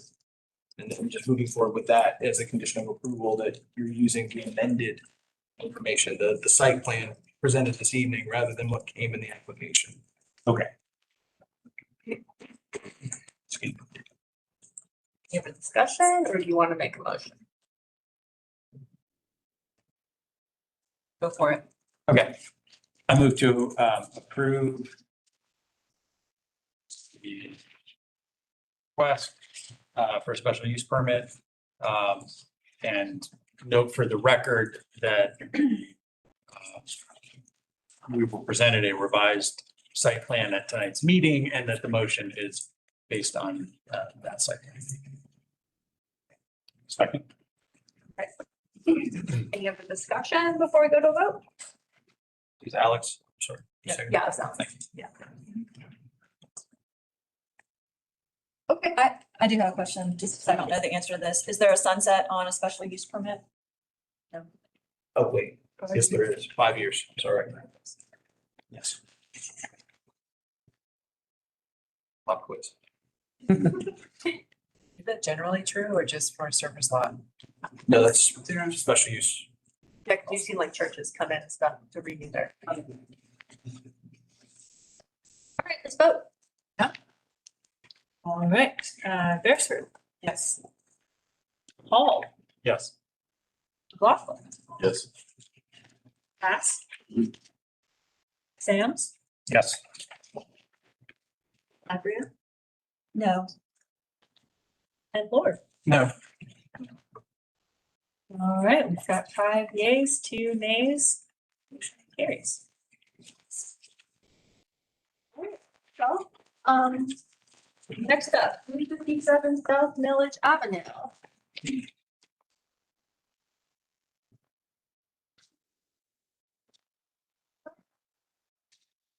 This is a special use permit request 2026-04-0653.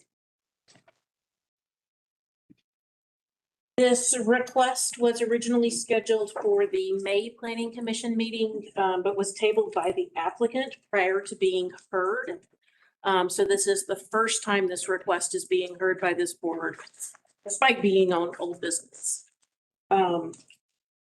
The request is a special use approval for a fraternity.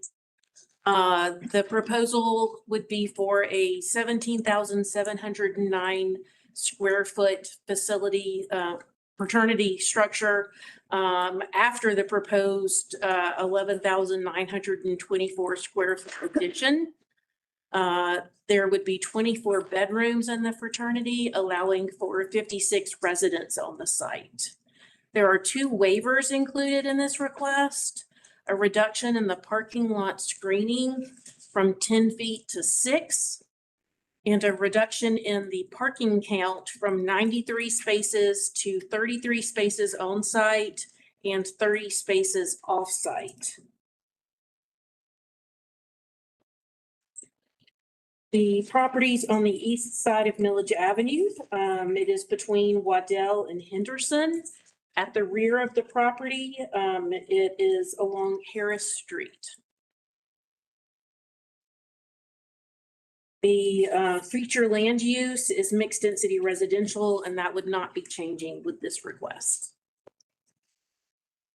The property has commercial office zoning. It is also within the Millage Avenue overlay.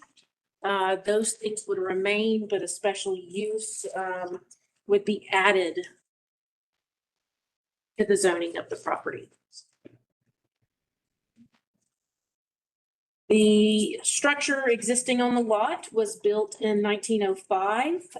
It currently has 6,353 square feet. 5,785 of those would remain, with an addition of 11,924 to get to the proposed full size of the fraternity structure. The parking lot, there's a parking area existing at the rear of the property. Parking would remain at the rear of the property. This is a roof plan for the proposed structure. The darker area that you see towards the bottom is the existing areas of the house and roof that would remain in place. And then the lighter areas towards the top are what is the new construction that is proposed. Looking at that on the overall site plan, the parking is remaining at the rear of the property. It would be reconfigured so that there would be a one-way traffic flow using mostly angled parking spaces. 33 parking spaces on site. There would be 30 off-site spaces. Those are currently proposed to be provided by the adjacent property to the north. Elevations of the proposed design, as seen from the front, the rear, and then an oblique image.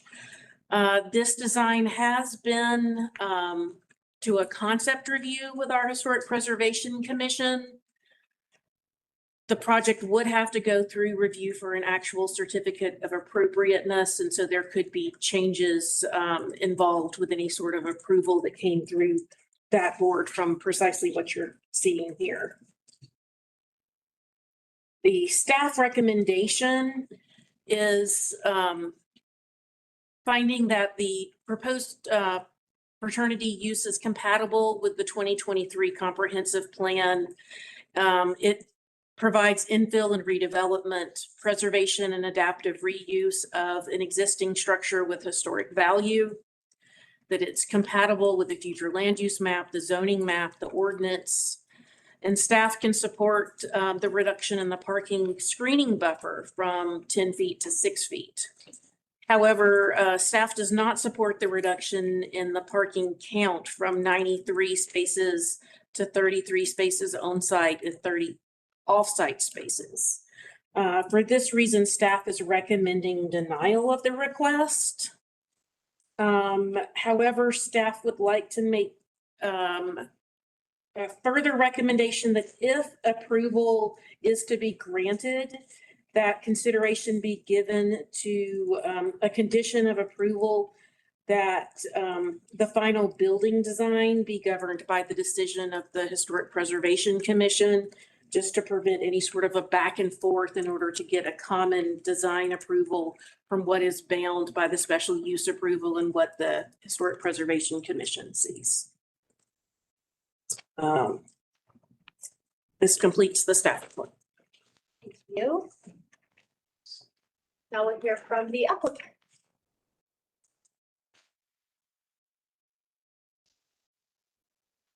Hi, good evening. My name is Katrina Evans with E&E Architecture, working alongside Dovetail Civil Design, Mason Spinks in the back. Mason can address any of your site concerns. I'll tackle the building. And really, I want to talk about parking calculations this evening. So as you, I'm sure, know, for this use, ACC parking has two options, and we're obligated to meet the greater of those two. The first method is square footage. And if we utilize that based on the project size, we would, provide 59 spaces. The other option is the assembly option, which leads to the number in the staff report 93. But it's important to clarify that the zoning ordinance defines assembly as, quote, all heated floor space not dedicated to bedrooms, kitchens, bathroom, utility room, or similar. So that means corridors, foyers, study rooms, and other common areas are all calculated in the 93 spaces. It also assumes that every assembly area is occupied at the same time and that 1 out of every 3 folks crammed in those corridors must have a parking space. And it's really our opinion that it's excessive, unrealistic, and the zoning ordinance, the definition in the zoning ordinance just is grossly different than what building code uses, which would really only qualify the chapter room as an assembly space. And if we were using that calculation would lead to 38 spaces. This was a fraternity, it was last used 20 years ago. Where did they park? In the back, on the dirt, apparently. But it's important to note that the other Greek houses in the area are not meeting this parking burden. So Alpha Gamma Delta, Baxter and Millage, they have over 22,000 square feet. They have 43 spaces. Delta Phi Epsilon, essentially across the street, has 13,000 square feet and change. They have 25 spaces. Delta Sigma down the street, they win. I think they have like 8 legal spaces and 9,000 square feet. And they're functioning. They probably don't have an off-street parking agreement. And I think it's okay to assume that parking can be a privilege. Like everyone doesn't have to have a parking space, and students are going to survive. This project is geographically gifted. It's literally half a mile from actual classrooms, closer to dorms where some of the members live. There's 2 transit stops, exceptionally close. We have plentiful bike storage and I think it's kind of interesting. The previous project was asking for more, we're asking for less. And a life without a car is fine for these students, for a lot of people. And I think a nudge to using other transportation modes is fine. The building is in rough shape. And I'm hoping that parking doesn't really sink this project because it's gonna fall under further disrepair and demolition by neglect is a real possibility. I'm gonna let the BYX guys talk a little bit and they can get into nuts and bolts on how they've met with the neighborhood, transportation patterns, and why the proposed parking supply is adequate.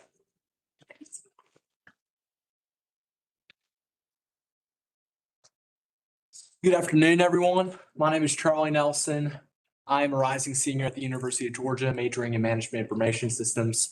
My current address is 290B Pineview Drive, Athens, Georgia, 30606, right past the connector, and I currently serve as president of our fraternity. On behalf of BYX, I want to thank you all for your time today. BYX is a national dry Christian fraternity that exists to glorify God and raise up a generation of Christ-like men. Previously, we had the opportunity to occupy 990 South Millage Avenue for 4 years, which greatly expanded our ability to reach new members and serve our community. Additionally, this time in 990 gave us a tremendous experience in what it takes to steward a 100-plus-year-old property well, in a way that respects our neighbors and meets the needs of our residents. This is backed by all of our community partners, many of whom submitted letters in support of our project. I'm going to turn it over to Tripp Allen, our current Housing Board Chairman, to address some of the more specific staff concerns.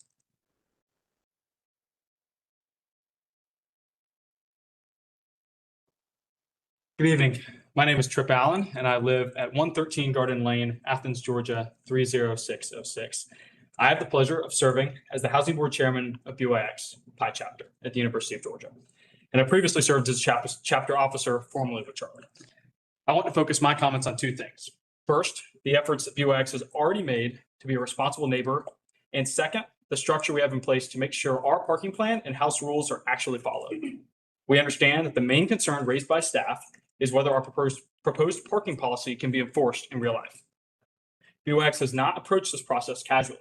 In preparation for today, we hosted a restoration roundtable at Miss Peggy Gallus's home at 177 Henderson Avenue to hear from neighbors about the future of 357 South Millage Avenue. We were able to successfully integrate requests from that evening into our plan, including low-intensity lighting in the parking lot and left turn only out of our lots. We have taken other opportunities for feedback and dialogue because we know this house does not exist in isolation.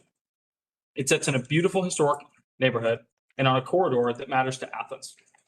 We have been thrilled by the warm reception we have received from our neighbors, and we look forward to continue building a relationship that is both respectable and accountable. For parking specifically, we've already made several concrete commitments. Every resident will have access to a parking space, either on-site or in the adjacent off-site lot at the Butler Building. Non-resident members will not be allowed to park at the house. For chapter meetings and larger events, non-resident members will be required to use nearby UGA parking lots, walking, biking, carpooling, or the Millage Avenue bus system. Another important point is that our largest regular weekly event does not happen on Monday night like many other Greek organizations at the University of Georgia. Our chapter meetings are on Sundays at 6 p.m. That matters because it means our highest weekly traffic demand is offset from the normal peak for Greek life activity on Millage Avenue. It also means nearby UGA lots are available for members to park at without creating the same conflict with weekday campus parking or Monday night Greek traffic. But I also understand that a written parking plan only matters if there is real enforcement structure behind it. That is where BYX is different from other organizations that staff has referenced. Our housing board is not a symbolic structure. It is a working group with defined responsibilities over the chapter house and our property. The board includes a chairman, myself, an auditor, the facility director, maintenance director, and neighborhood relationship director. Each of these roles plays an important part in the board's purpose to steward and protect the house, manage operations, and maintain accountability among our members. Our house rules, which were included in our submission, already give the housing board and officer the authority over parking assignments, event approval, neighborhood conduct, and enforcement. Parking is only permitted in designated spaces assigned by the housing board. Non-residents are prohibited from parking at the chapter house unless they have approval and notification is given to the facility director. Members are also prohibited from parking in nearby restricted or permit-only areas, blocking driveways, parking near yellow or red curbs, or creating traffic and noise problems around the property. We have a discipline system that also backs this up.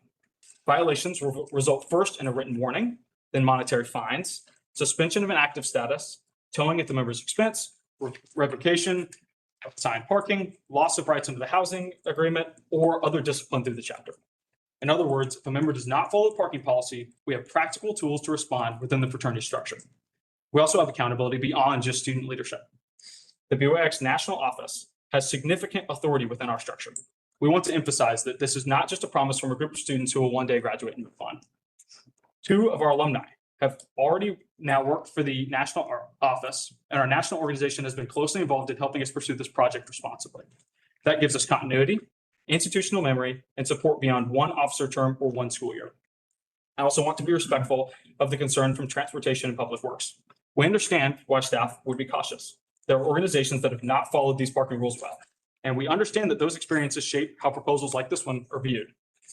BYX wholeheartedly supports enforcement of the laws and codes of Athens-Clarke. We are asking to be evaluated based on our structure, rules, commitment, and track record. As Charlie said, we have lived on Millage Avenue before. We have shown that we can care for historic property, communicate with neighbors, and hold our members accountable. The difference here is that we are not asking the county simply to trust good intentions. We are presenting a parking plan backed by assigned responsibility, written rules, defined enforcement, national support, and a leadership structure built specifically to manage the house. For those reasons, we believe this parking plan is practical, enforceable, and consistent with the positive use of this property. We respectfully ask for your support for this request. Thank you. Thank you.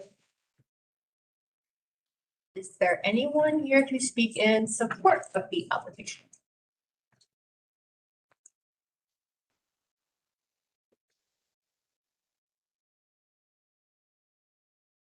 Good evening, everyone. I'm Gary Birch.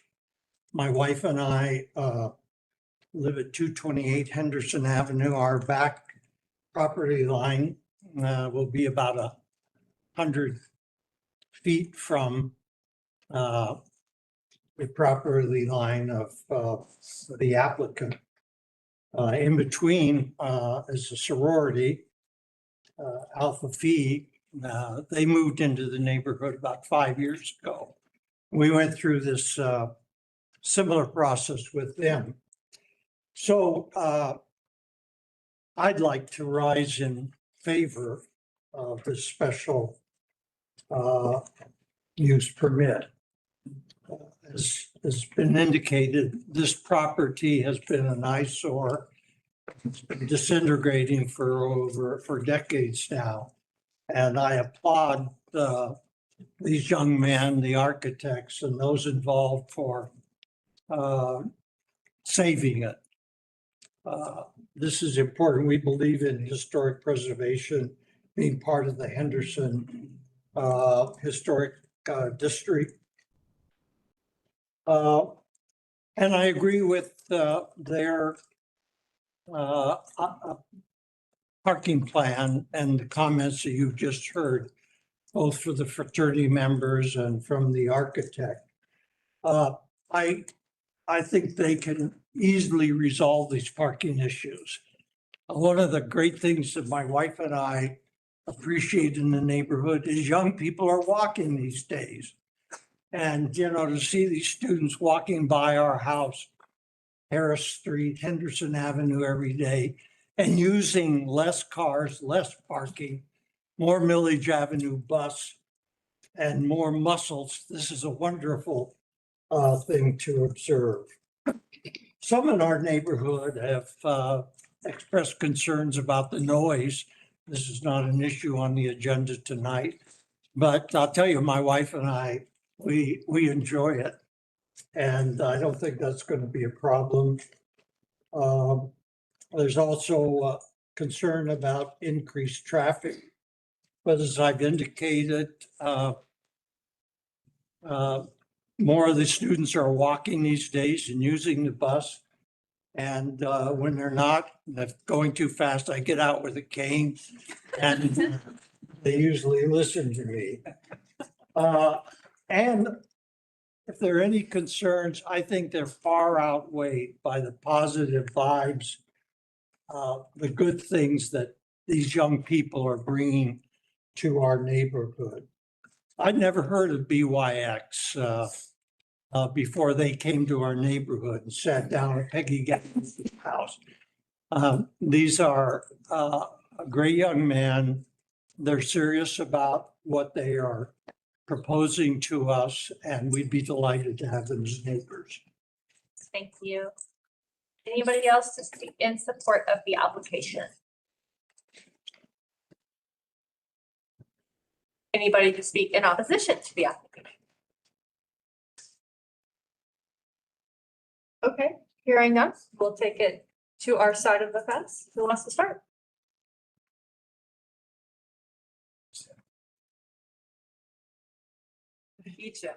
Okay, no, you go first. No, that's okay. I just was gonna talk. The pause went on for too long. No, I noticed. And somebody jump in. Somebody, you go. Go ahead. All right, reluctantly, I will proceed. So the, one of my bugaboos is that I think our parking code requires too much parking for certain uses, for a lot of uses. And, you know, as the applicant said, our code says, based on the residential use of with 54 or 56 students living here, they would be required to have 59 spots, and they exceed that number. It's only based on the assembly use which the formula we use is that for 4,173 square feet of assembly space, they could theoretically have assemblies with 278 people at them, which would, within the limits of the fire marshals, you know, that's the max number of people they'd be allowed to have at any time. And the assumption is that there's one car for every 3 people at an assembly. So that's 93 cars for 278 people. And that seems crazy to me. I think that, you know, there are certain uses where our parking code not only requires too much, but maybe shouldn't require any. And one of them is bars. I don't think we should encourage people to drive to bars. I don't think we should require parking at bars. Take it Uber.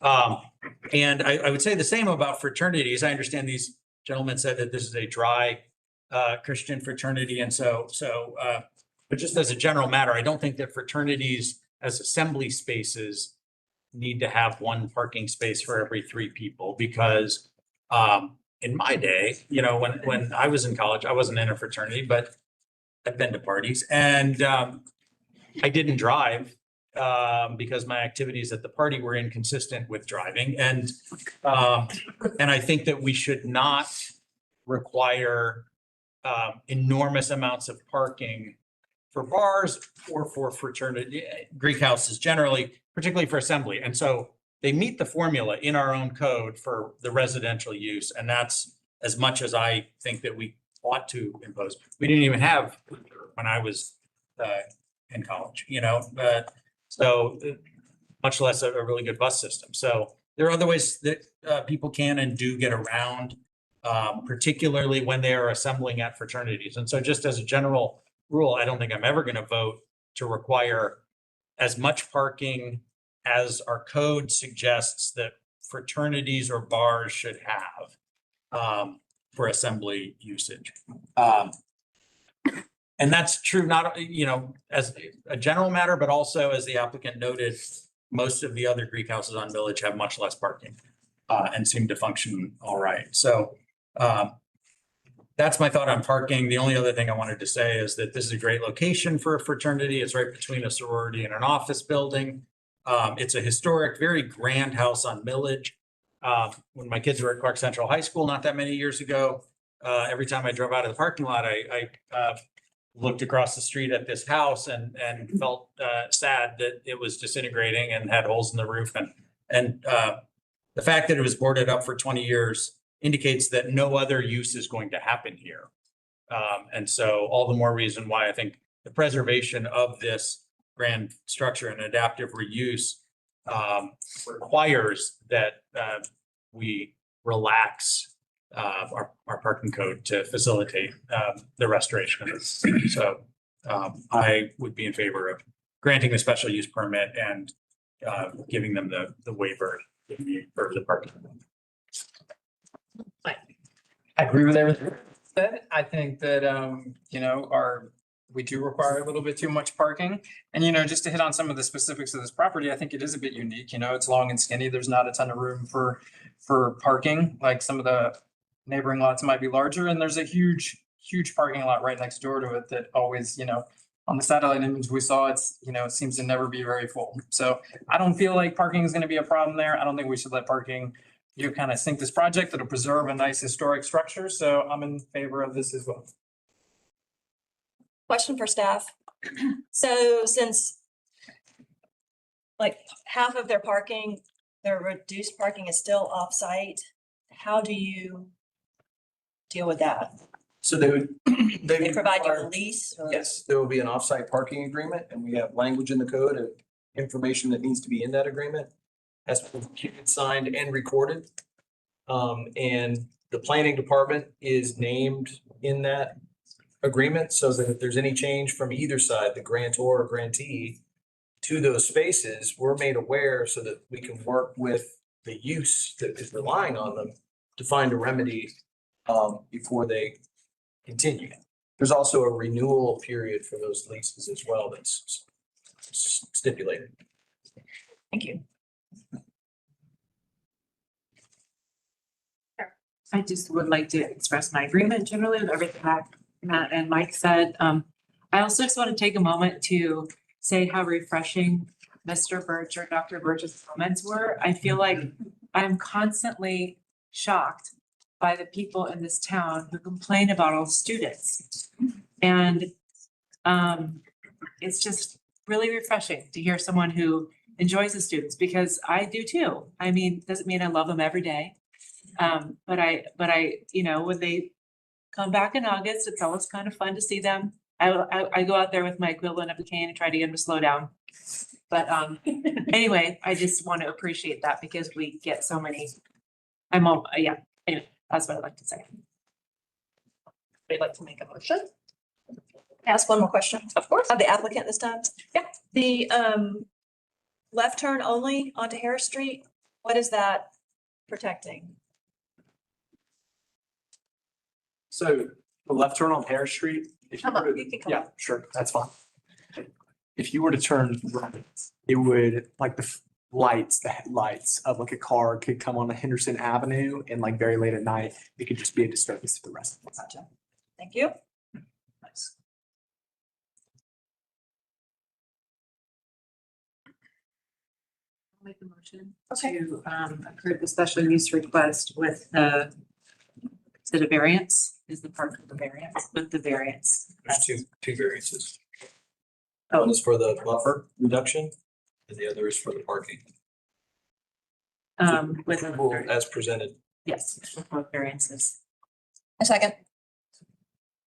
Any other? I'd like to ask one thing. Was there a staff recommendation for a condition for like the historic preservation thing at all? Did we want to talk about that at all? Because I'd be interested in including that. We need to include that. And I was, after the second, I was going to advise, that would be helpful to have that in there so that it breaks that coming back around if they make changes. So that puts the responsibility of final design approval for the site and for the architecture with the Historic Preservation Commission. Okay, so I guess I'll add to my motion. I don't know the right wording, but that Just what Bruce said. Yeah, What that'll work. Bruce said. Staff condition? Proposed staff condition. So do I need to second it again? Yes. Yeah. A second. All right, do you read it back? You feel good? Okay, great. So vote, Beresford. Yes. Paul. Yes. Laughlin. Yes. Bass. Yes. Sams. Yes. Abria. Yes. And Lord. Yes. All right, well, that unanimously passes. Great. Thank you, everyone. All right, side two, new business. So we're gonna start with number 3. 1465 US 29 Highway Plus.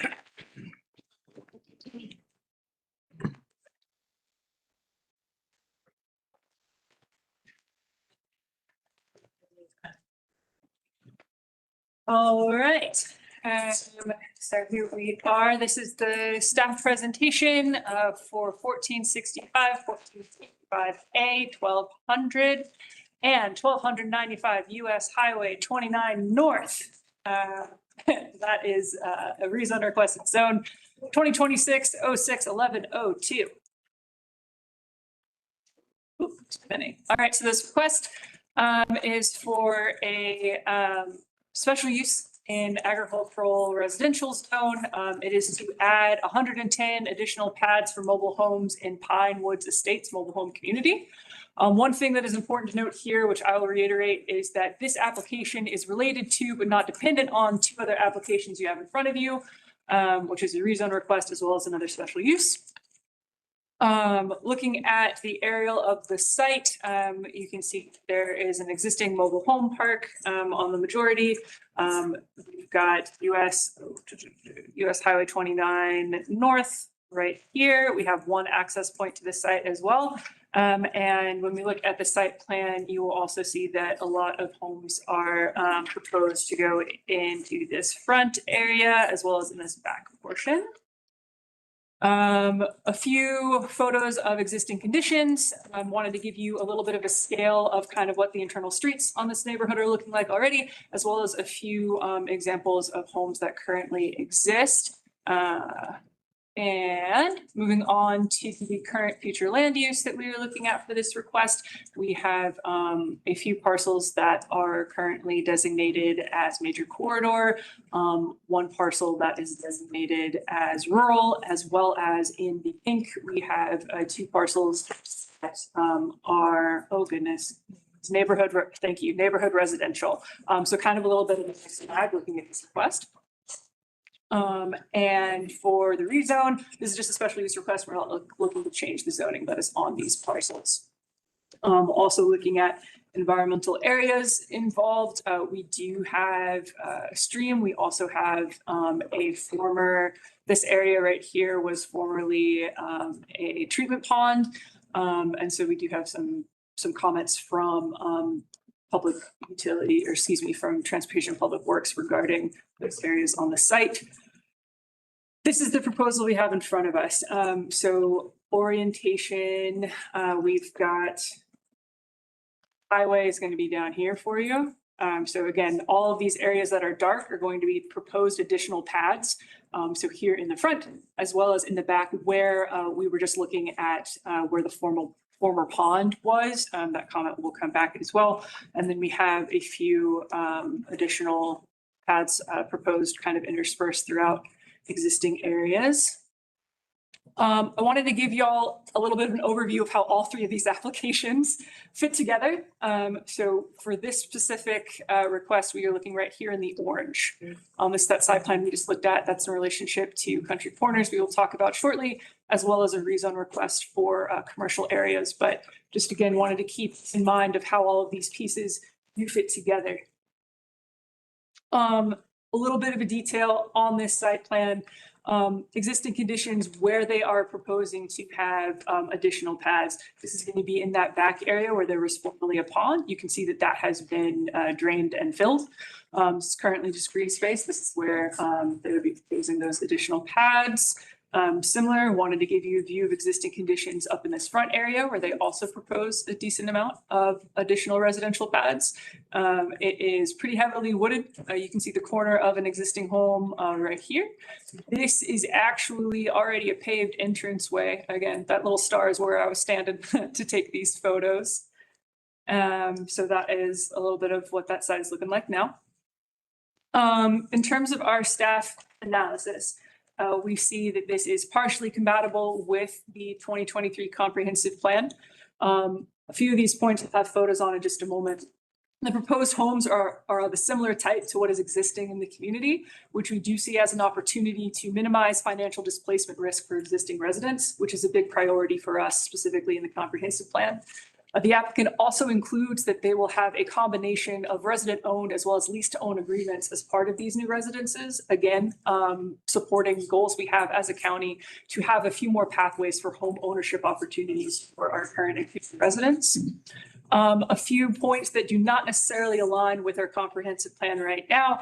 It is advocating for development of undeveloped land rather than improvement of existing structures. There also is going to be an impact on an existing well water system that is strained. And you will hear me speak about that in our proposed conditions. And also there was a comment from TPW and Public Utilities that we need more details on stormwater management with this proposal to accurately assess those impacts. So my point around, or excuse me, staff's point around how these new homes do kind of fit in with what is existing. These are two new homes right now. This is an older existing structure.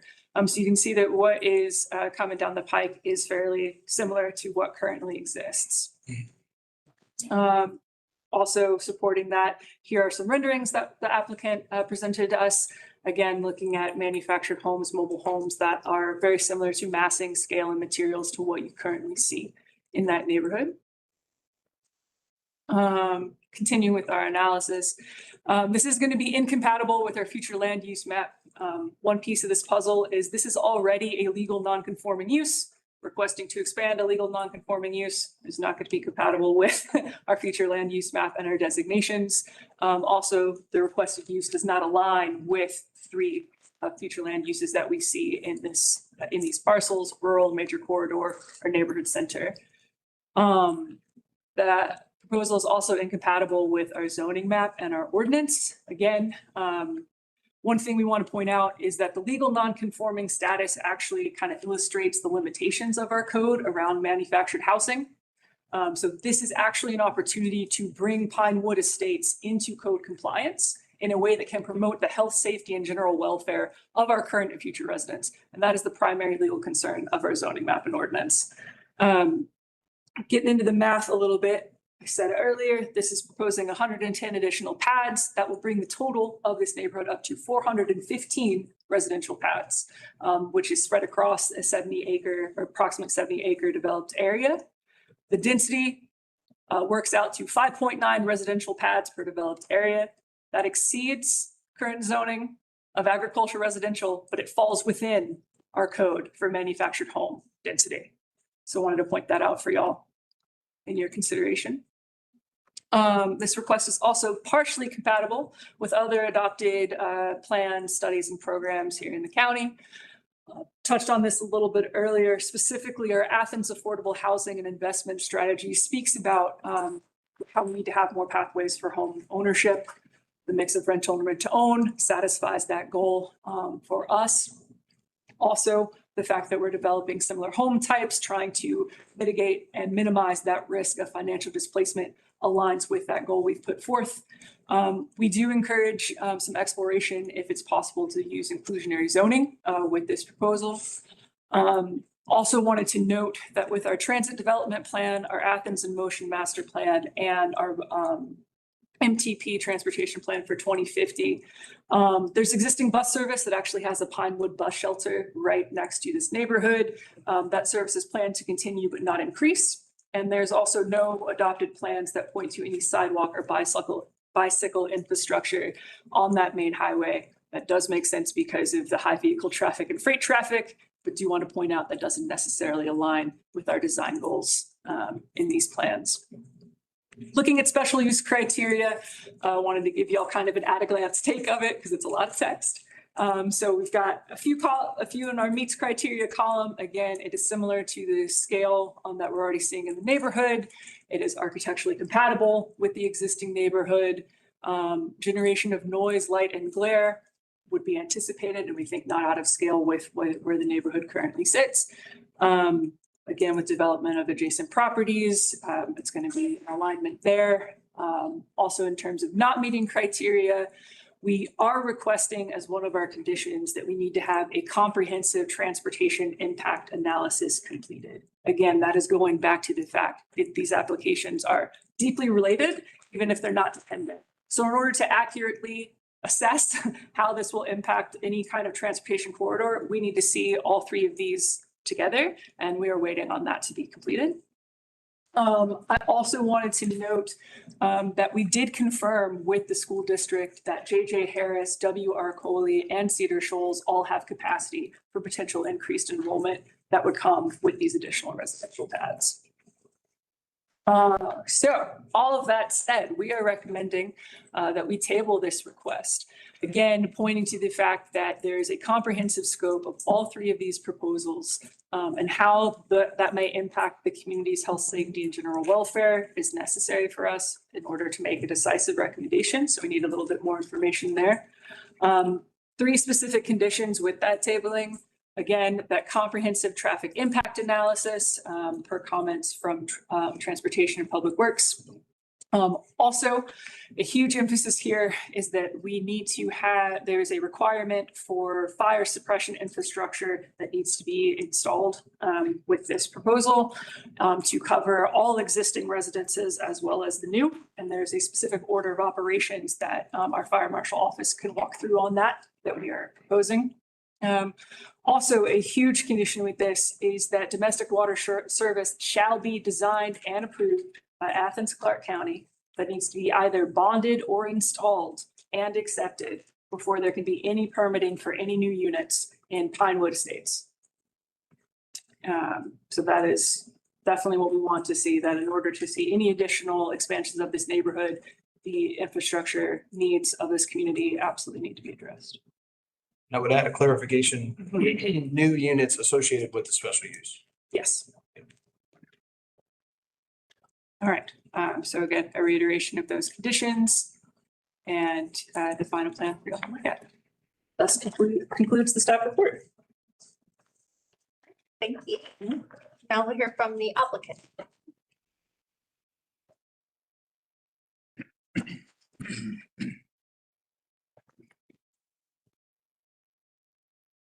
Good evening. My name is Jesse West. I'm with Carter Engineering, 1010 Commerce Drive, Bogart, Georgia.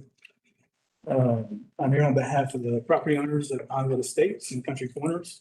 And as mentioned, this is the first of three presentations that will present tonight all along US 29 North. Property owners please. The property owners purchased Pinewood Estates a few years ago after the property had gone decades without meaningful reinvestment. Since then, they've committed substantial time and capital to improve the site and the existing units. One of the property owners, Mr. Mike Warren, he's actually in attendance today, and he can answer any questions about the property and the vision as necessary. Ultimately, their goal is to keep bettering the community without having to raise the rates of the residents. This betterment includes things such as working on the infrastructure, working on the water lines, working on the sanitary sewer lines, and also clearing out any kind of debris left over from previous owners. And the only way to fund all of this without drastically raising the rates is actually adding. So also one thing to note about the residents that currently reside here, these are all working families. And they're not students, they're not transient residents. I'm not against those, by the way, but they're not them. They are here to stay. They are families needing a place to live. And these are all working families. And honestly, this is arguably the most affordable housing left in the county. And staff's own report recognizes this proposal supports the comprehensive plan's affordable housing and anti-displacement goals. Now, this request, as seen on the plans and narrative, involves allowing 110 additional pads to the community. This will bring the total to be about 415 units. Now, the current Pinewood Estates community is about 60 acres. But as noted on the plans to the left and to the south, we're actually adding some acreage to that. So it's not 60 acres, it's actually 80 acres. So that said, the density of the newly combined community would actually be around 5.18 units per acre, which is well under the 8 units per acre established by the mobile home community code. And also, staff agrees that the proposal matches the existing community in scale, bulk, coverage, and architectural character, and it's compatible with the adjacent development. And so the main change that our client is requesting is to allow them to better this community and to allow for more affordable housing within the area. And now to talk about the infrastructure, the community is currently served by 2 private wells. And we understand that the report said that there's some issues with the water, but we do want to say that there's never been any kind of verifiable issue with the water. That said, the water is clean, but by doing this, it will allow us to actually serve the new clients with additional water and serve them off of ACC water. And to add to that, we have also received a letter stating that the water and sewer would be available for the property.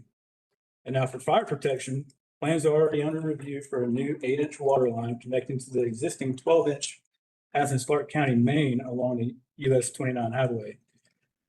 And with that, there's fire hydrants throughout. And our firm will diligently work with the fire marshal and the staff to get everything squared away to make sure that the community is well protected.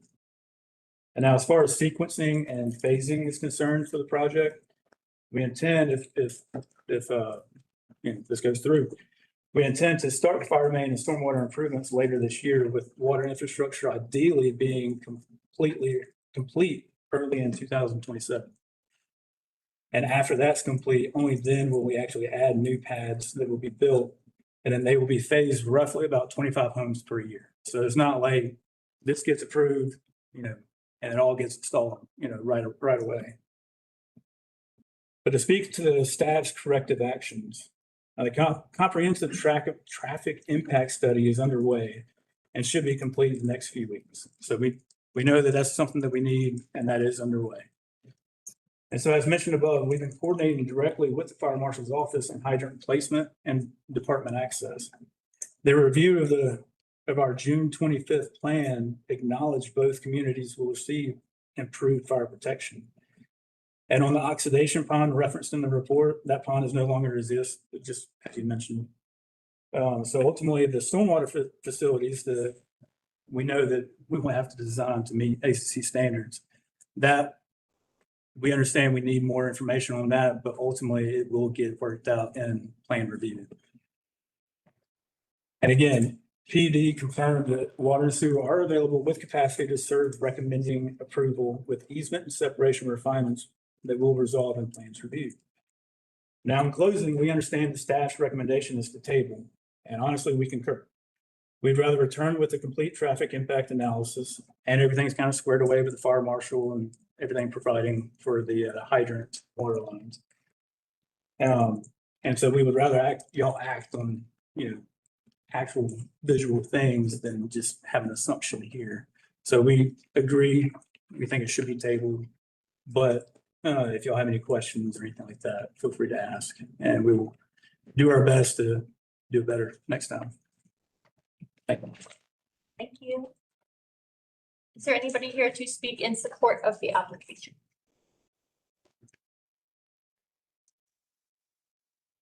Hello, how are y'all? Bear with me, this is my first time.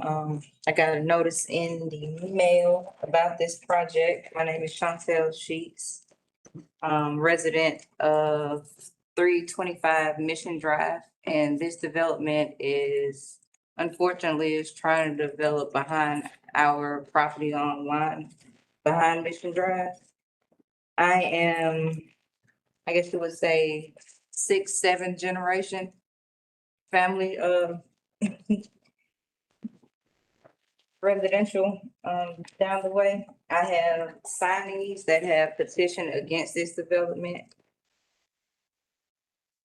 It's still the in favor portion. Yeah, just so you know, so we call the people in favor first. Oh, you said, I didn't hear you, I'm sorry. Sorry, so I just want to know if there's anybody in the audience to speak in support of the application.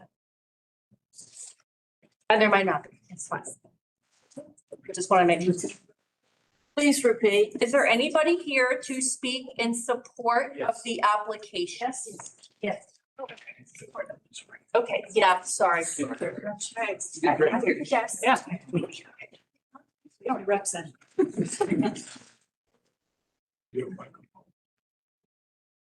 Hi. My name is Catherine Shinholzer. My address is 510 Sandstone Drive. I am here as a yes, but with conditions. I am very pro affordable housing and want people to have access to affordable housing, but I am going to outline some of those conditions. So I'm just here as a community member. I've lived here in Athens for 21 years. I moved here to attend UGA in 2005 and just never left.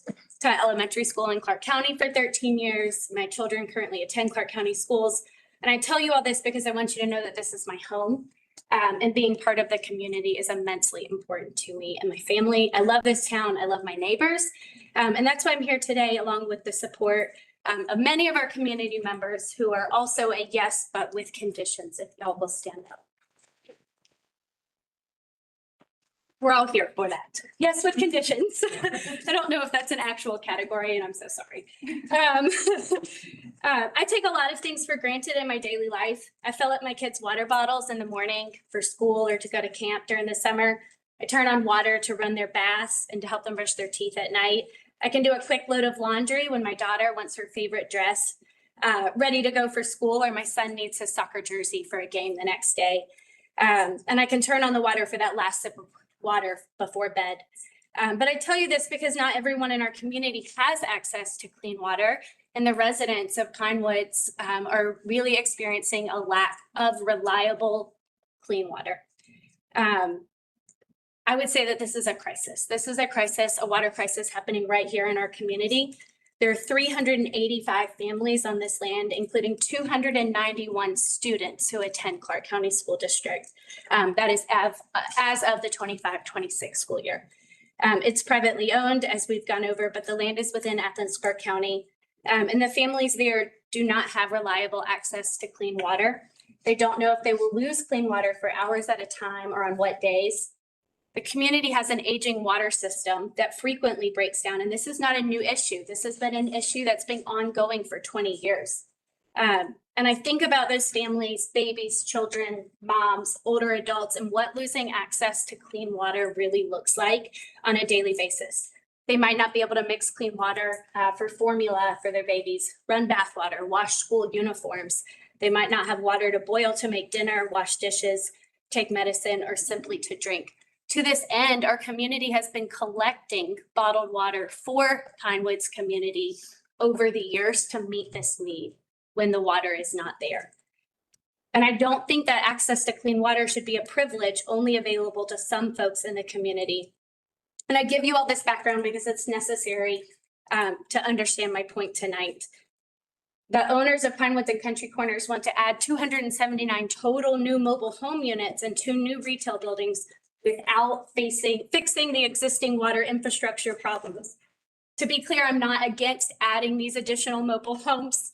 Okay, maybe Pam will take over in my next.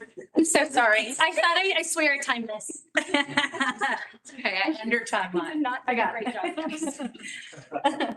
Okay, hello, good evening. I too am green to this. This is my first opportunity to ever speak at one of these, but my name's Pam Garcia. Pamela Garcia. I live at 530 King Avenue. This issue actually is deeply personal to me. I happen to be the daughter of immigrants. I was born and raised here in Athens. I actually grew up in a mobile home community on the east side called Glen Forest that now has been turned into student housing. But because of affordable housing, my family had the opportunity to build a life here to pursue the American dream. Today, I work alongside all the families in Pine Woods and Country Corners, and I've come to know them not only as statistics, but as our neighbors.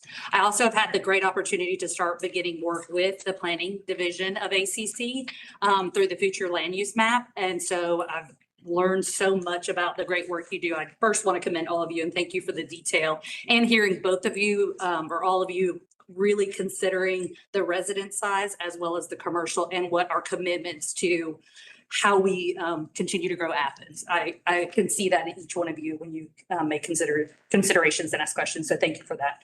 But what I do want to say about these families is that they're hardworking. They're family-centered people who just want what everybody wants for their child. They want a safe place that they can raise their children and have an opportunity to build better future for their family. Every day, these families face something none of us should accept. They live without reliable access to clean water. Children go home knowing they cannot simply just turn on the faucet for a drink. Families keep buckets of water just to flush toilets in case the water has to be turned off intermittently, due to the fact that, yes, the water is clean. However, you all know when a water main busts, what happens to your water? It turns brown, right? Who's drinking it? Nobody. But they don't have that opportunity to just wait till it cleans, because they never know when somebody's water to their mobile home happens to go off because the pipes are so old. I think you all know all this. But children should never have to wonder whether they'll have water when they get home. In Athens, Georgia, that should never be our reality. I really want you all to picture Highway 29. Imagine you're standing in the middle of all those lanes and looking down at Madison County. On one side sits Athens Christian. The other side, across the street, are families who worry every day about something as basic as water. That contrast should be very concerning and challenge each one of us to figure out how we work with the people who own it. Oh, no. Okay.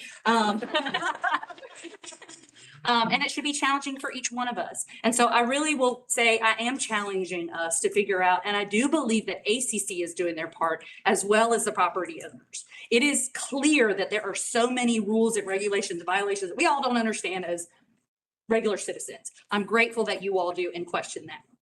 But tonight's vote is more important than zoning. It's about the dignity of these families. It's about creating 280 opportunities for families to have stable, affordable health.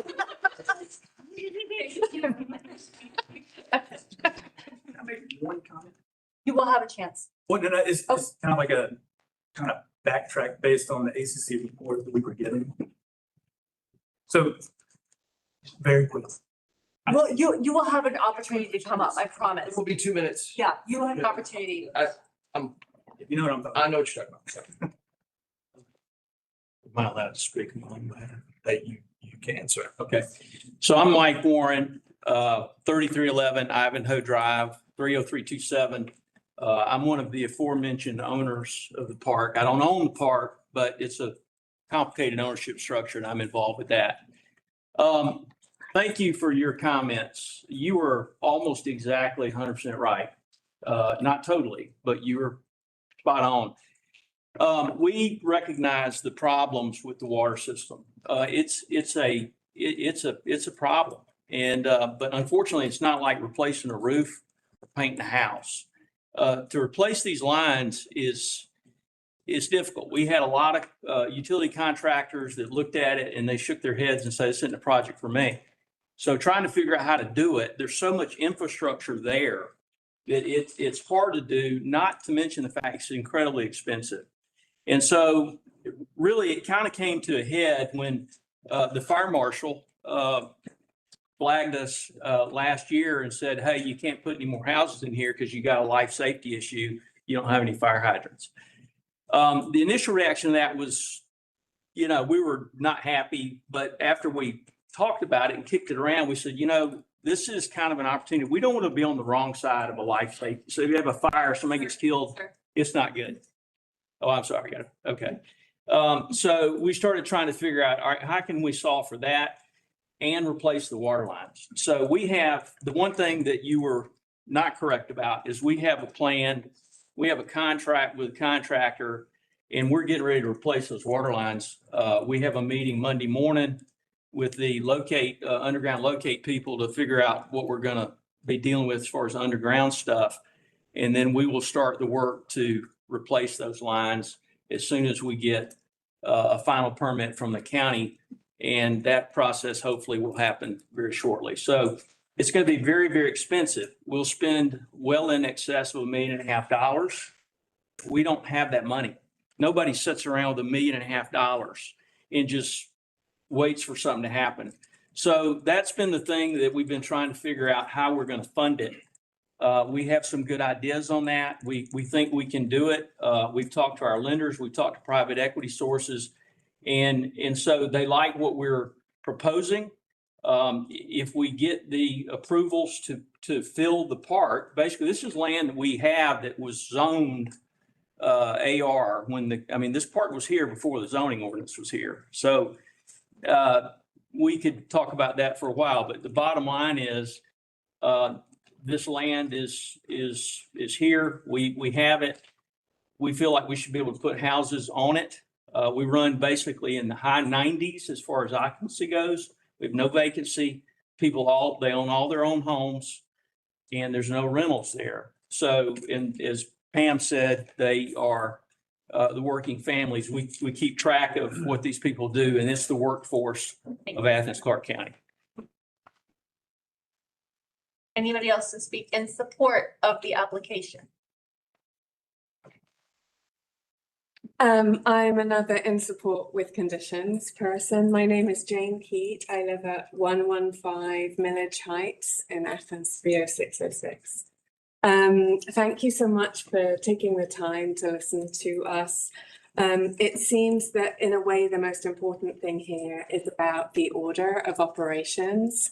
I read the applications by the owners of Pinewoods very carefully, and I appreciated their concern about the infrastructure issues and the water infrastructure issues, and that they were looking at trying to raise the funds to fix these problems. But I think that certainly I can speak for myself that I am very concerned that there was not a clear commitment in the applications to actually connect the existing mobile homes to county water and to improve the water infrastructure, which is a real concern. If they are digging for putting the fire hydrants in and they're going to add pipes for fire hydrants, it would really reassure all of us. It would really reassure me. I can only speak for myself as an Athens resident to know that they were also digging and making sure that the connection was also going to provide water. For my neighbours, I want to live in a city where everyone has very reliable access to water. Thank you so much. Thank you. Anybody else in support of the application?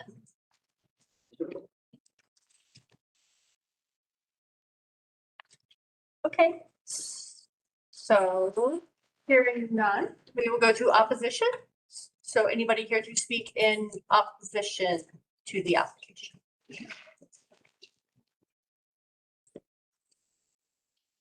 Hello, my name is Evelyn Russian. I work in the Pinewoods Library for 3 years.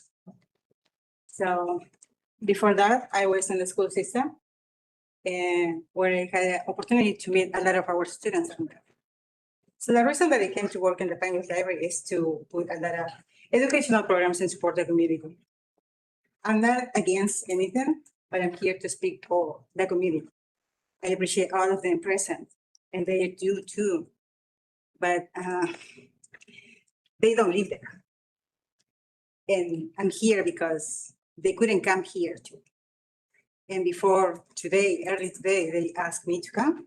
So they're worried about putting more trailers there. The situation is totally different when you're there than when you're out there, outside. You can see the whole thing. No weather today, it's hot. The owners are doing their best to fix it. It's true, because they own it for 4 years. I've been there 3 years. The situation has been there for 20 years. So every summer, we have issues with water.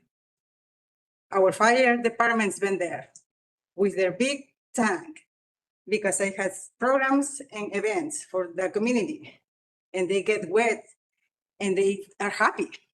So this is not an issue that's happening to blame anyone, but in reality, the people that should be here and can't and couldn't be here, and they talk to me today, and they talk to me every day. They depend when you are in your office from 8:30, from 8 a.m. to 7:30, or sometimes 8, because I work with I do adult program with AGA. I have programs in the mornings, and when we don't have water, they can't come to our programs. And it's not about our programs. They can't cook. They can go to the bathroom. They can go shopping. They can go to the school. They can wash clothes, even though they receive emails with that, because the management and the owner, they are doing their best to fix this situation, because they got the water, because they have, there's no one to blame, but I'm here to talk, to be the voice of the community over there today. We appreciate our teachers, community, and the organizations that they're supporting, yes, with water. City of Refugee from Athens, Food Bank, IARC, the school system, AADN, community, just members, church from a County Methodist Church. Every day, every single week, we will receive water. So today, we did not have a lot of water. So trailers, yes, more buildings, more things are fine, but the water is the main thing. I don't know, yes, it's expensive, but I feel like if the city and the owner can work together to fix this, give a priority, in this situation, because we have kids. Thank you. It will be great. Thank you. Thank you. Anybody else to speak in opposition to the application? Okay.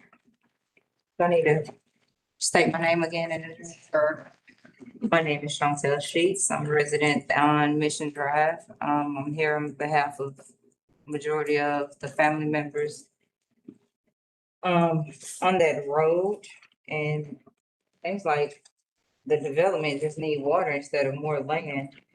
Okay. All right, we the residents, property owners, and families of Mission Drive respectfully urgently ask that you deny or relocate any proposed manufactured housing development plan behind our properties. Our request is not made out of opposition to providing housing for others. Rather, it is made out of a deep commitment to protecting a rural community that has existed generations and preserving land that can never be replaced when it is lost. For many of us, this is not simply where we live. It is where we were born, where our parents and grandparents built their lives, and where we have chosen to raise our own families. Our road is a quiet family road with one entrance and one exit. It has always been a place where neighbors know one another, where children can safely enjoy the outdoors, and where wildlife flourishes, and where farming remains a way of life rather than a memory. I am a farmer, may I mention. Notes the destruction of mature trees and natural forests that provide essential habitat for deer, birds, pollinators, and countless native species. The disruption of active farms and livestock, horses, and other farm animals are sensitive to increased traffic, excessive lightning, loud noise, unfamiliar activity, and constant human disturbance. Their health and well-being should not be overlooked. Increased traffic on a narrow family road that was never designed to accommodate a large residential development, creating safety concerns for residents, children, farm equipment, horseback riders, and emergency vehicles. Increased noise, light pollution, and congestion that would forever alter the peaceful and rural atmosphere that residents have worked tirelessly to preserve.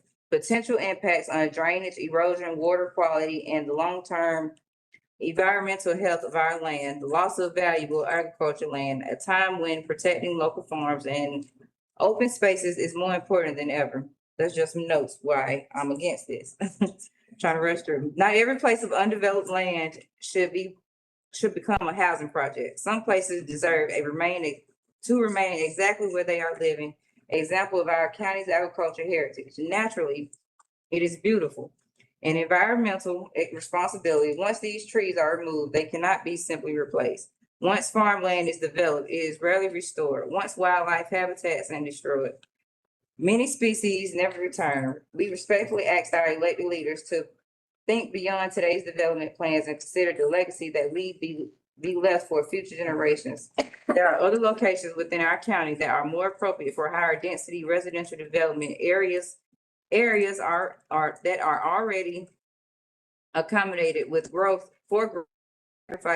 sacrificing established farms, wildlife habitat, and long-standing rural communities. Growth should never come at a cost of destroying the very landscapes and communities that make our county a desirable place to live. As elected officials, you have the opportunity and responsibility to balance progress with preservation. Thank you. Anybody else speak in opposition to the application?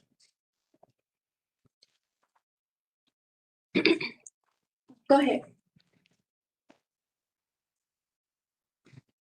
Good evening. My name is Harvin Gay. I live at 1294 US Highway 29 North, Athens, right across the street on the east side of Highway 29, where this property is considered on the north side, on the west side. And I stand to voice my opposition of this this proposal because of the fact that there's already a lot of accidents. I built my house there in 1969. In fact, I was the first one to get an address of Highway 29, which was 1300, was a large parcel owned by my father of 33 acres of land, right across John Athens Christian property, which was Mr. Southwest property back in the day. And I've seen a lot of people. We need Athens. I'm the second house from Athens Christian's exit back into the highway. And I've seen right there at my porch a lot of deaths because of people traveling up and down Highway 29, driving 60, 75 miles in a 55-mile zone, and in that Christian school zone area. And people, it's a lot of people live in Pinewood already. And when I can hardly get out of my driveway sometime early in the morning, people come out of Madison County driving 75, 80 miles an hour up there. We don't need more traffic in that area where there is just one way in and one way out of Pinewood Estate. So I lived in a mobile home when I first went out there. And my dad had to put it on 33 acres of land to get one mobile home on his property. And you can't build across that highway on that side of the highway. I had to have at least an acre of land to put one house. And for that reason, I stand in opposition of the people at this time. Thank you. Anybody else to speak in opposition? Question. Do I hand this to anyone for the petitioners that signed for it? We could accept it.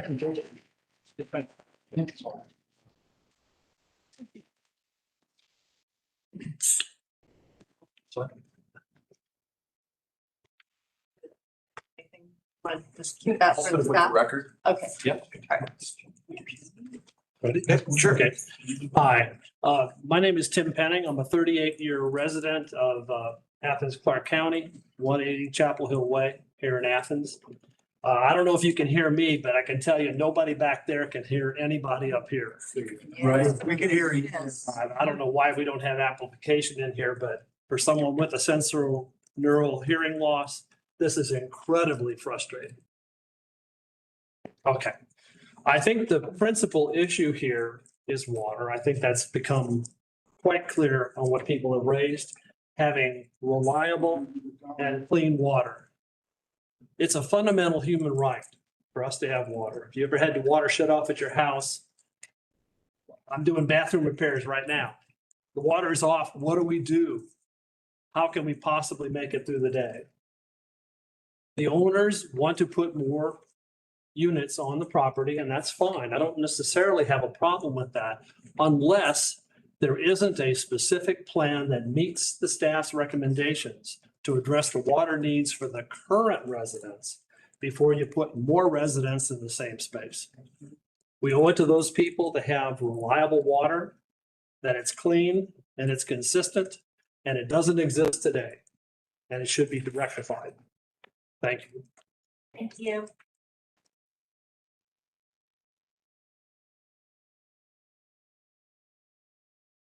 I live on the Danielsville Road, near Mission Drive, near Mrs. Sheets' property.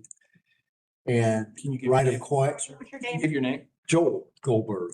Thank you. My wife Livia Wade, my wife's family's land. But the right of quiet enjoyment, it's not clear. I'm not opposed to the community having water. Absolutely not. But along Mission Drive, is there going to be access through Mission Drive to the Danielsville Road with this project? Is a question that I haven't heard addressed. And the right of quiet enjoyment for those on Mission Drive and those of us that live contiguous to Mission Drive. So I just would love to hear that addressed and that there not be a loss of quiet enjoyment on Mission Drive or in the properties contiguous to with the increase. So no objection to water, increased housing. Perhaps I have an objection to that because if it's going to connect to Mission Drive and all this traffic come up Mission Drive, for us, that's not acceptable. Is it going to connect through Mission Drive to Danielsville Road? No, sir. Okay. And,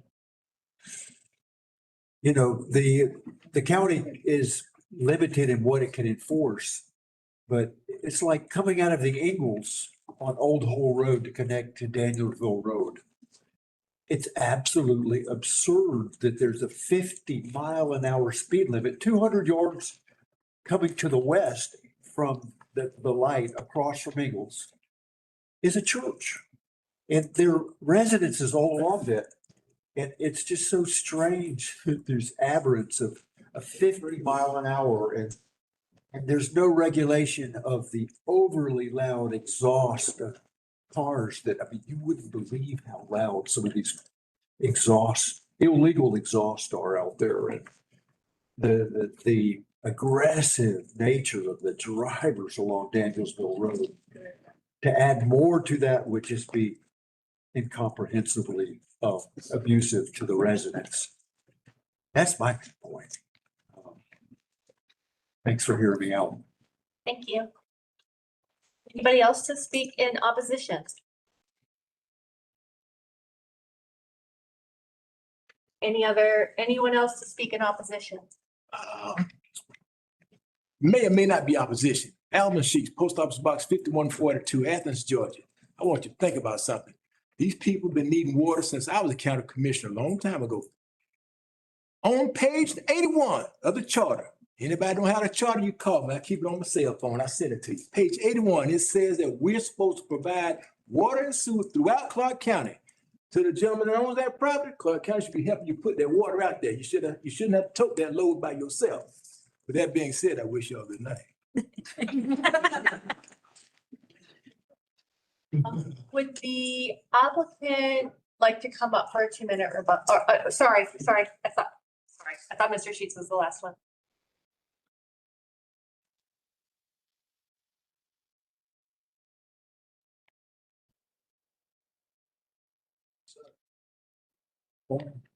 Oh, yep. So, yeah, you can use the pointer for sure, and I'll have Robert pull that up for you. But the pointer is just this little green button. Okay.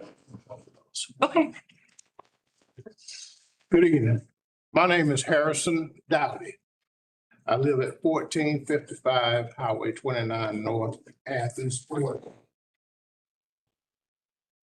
I have been there for 53 years. This is family-owned land. My property is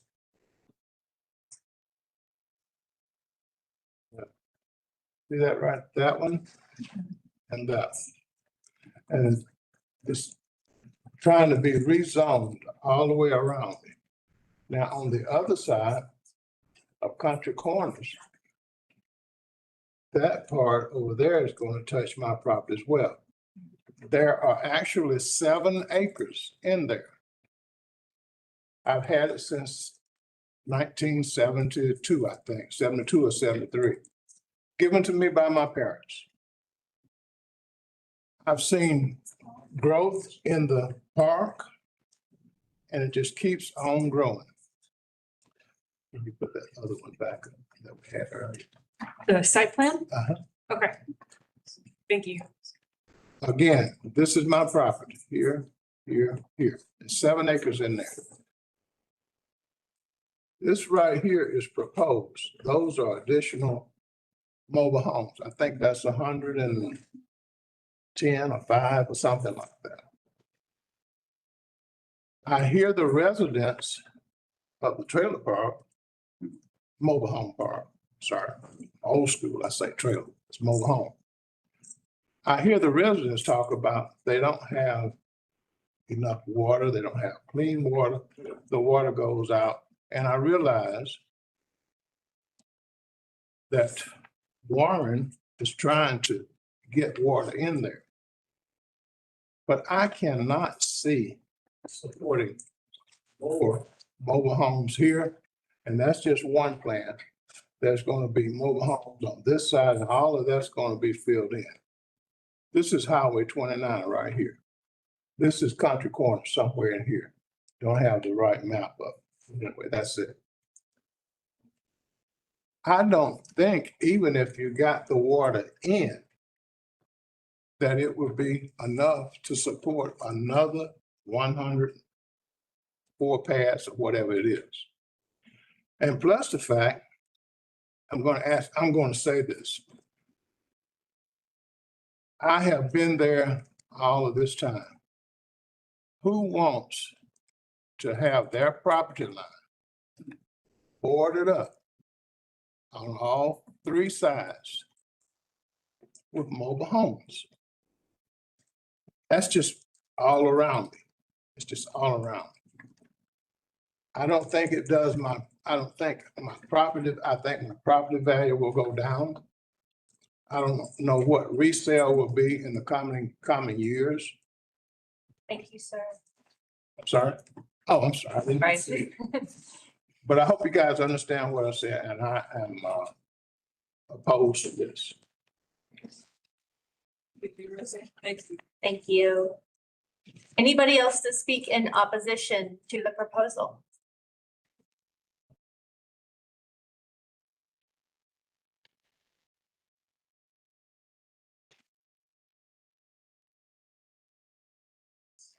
Good evening, everyone. My name is Jacqueline Dowdy Roach. And as a joint property owner of 1435 US Highway 29 North, which is within 400 feet of the applicant's parcel, I strongly oppose the rezoning for permission to add pads for additional manufactured homes.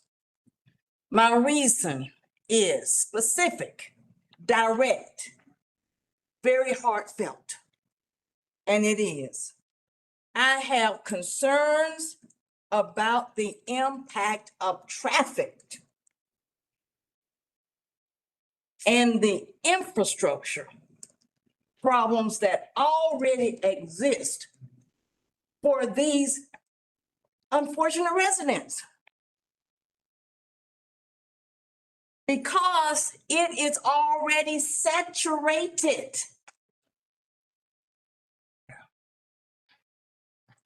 And it will possibly, and I say possibly,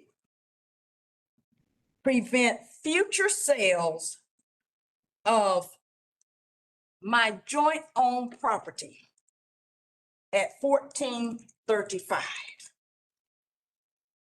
Thus limiting the scope of development if myself and my joint owner were to desire to have future buyers of our property. Thank you for giving us the opportunity to hear all the information those that desire approval, as well as those that oppose, based upon the information that we have of this proposal. Thank you, everyone, and I appreciate your listening and your time. Appreciate your voice. Nice and clear. Thank you. Is there anybody else to speak in opposition? Anybody else to speak in opposition? May I add something? Sure, yes.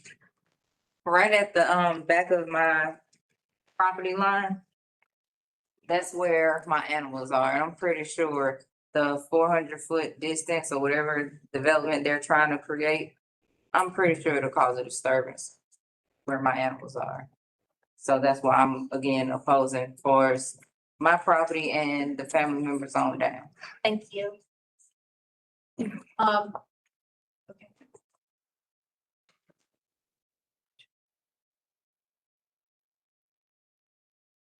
My name is Frederick Roach. I 14 Lane, Georgia. I was just listening to all the information that was given about the trailer park.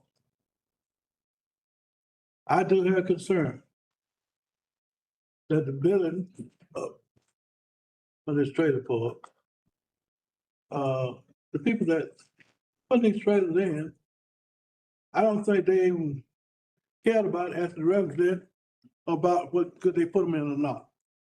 I don't think they even care. They talk about 100 more part, 400 more part, no water. Thank you.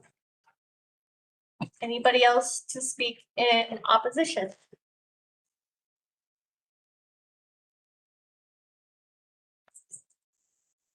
Okay. All right. Okay, I'm gonna call the property representative back up for 2 minutes to respond to anything. Thank you. So first off, the main priority of this project is to give the residents water. I mean, and Mike spoke to it earlier, like they're actually meeting next week with a contractor to actually go on or go through that process, go through that locate. And so like, that is probably the biggest concern that we have for this project. Now, to take away a comment that I said during the presentation about there not being bad water, that was actually for Country Corners because that project is actually served by Clarke County, but in the report, it said that it had bad water. So please forgive me for saying that. That was for the next project. But to also state, we're doing a traffic study and basically everything that they say that we need to do to make sure that traffic and everything is good and right for that area, we will do. I mean, that's the reason that we're gonna be doing it. So we believe that we'll be able to address that concern then. I mean, we're doing that right now.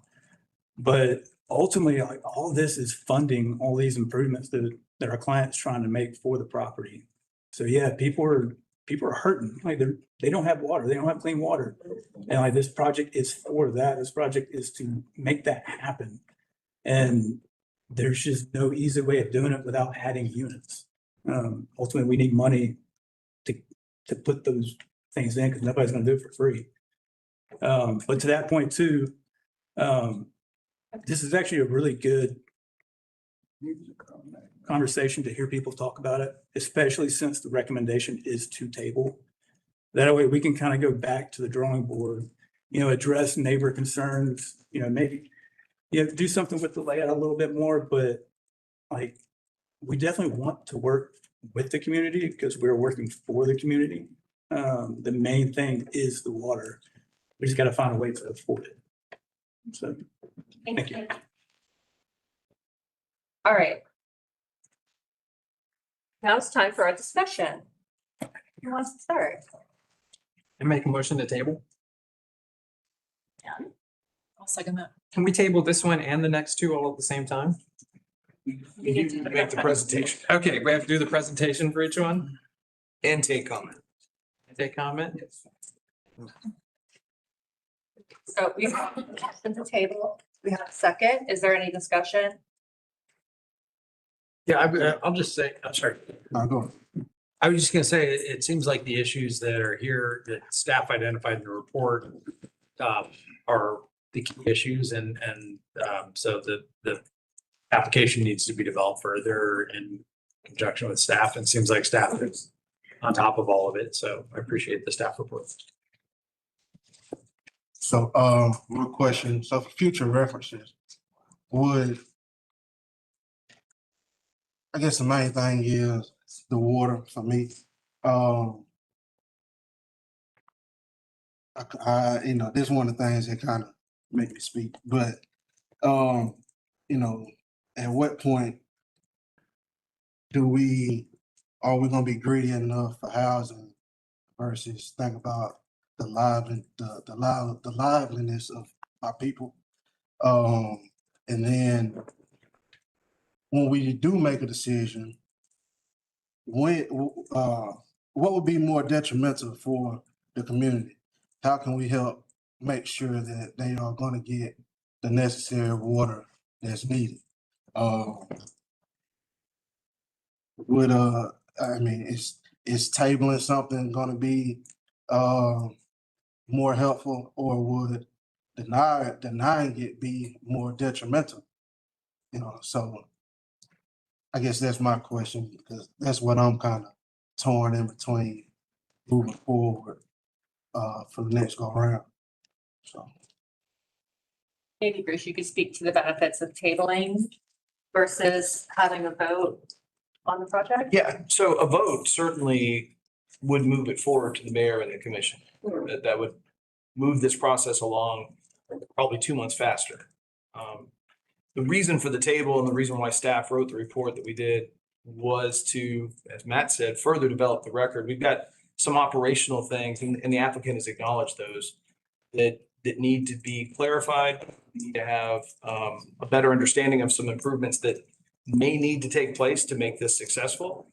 And that needs to be part of the binding plan that goes with the special use. So that's the reason for the table. We're sort of discussing the motion, but I have some questions. I think Bruce, you might be able to address them, but I don't really understand a couple of things. When the applicant is talking about providing water, is he talking about providing for the present, the current and future mobile homes?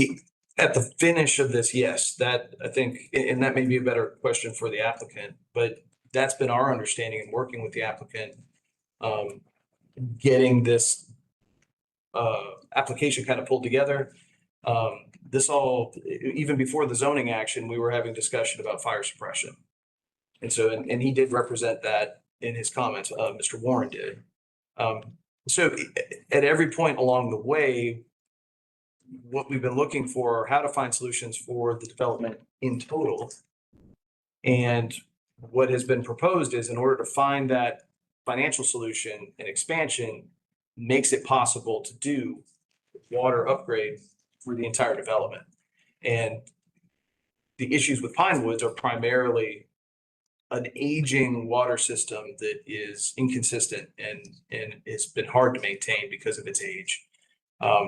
So that's where the applicant is trying to have the expansion to pay for those improvements. That has always been a private system. Yes. And would that happen today with any mobile No. home work?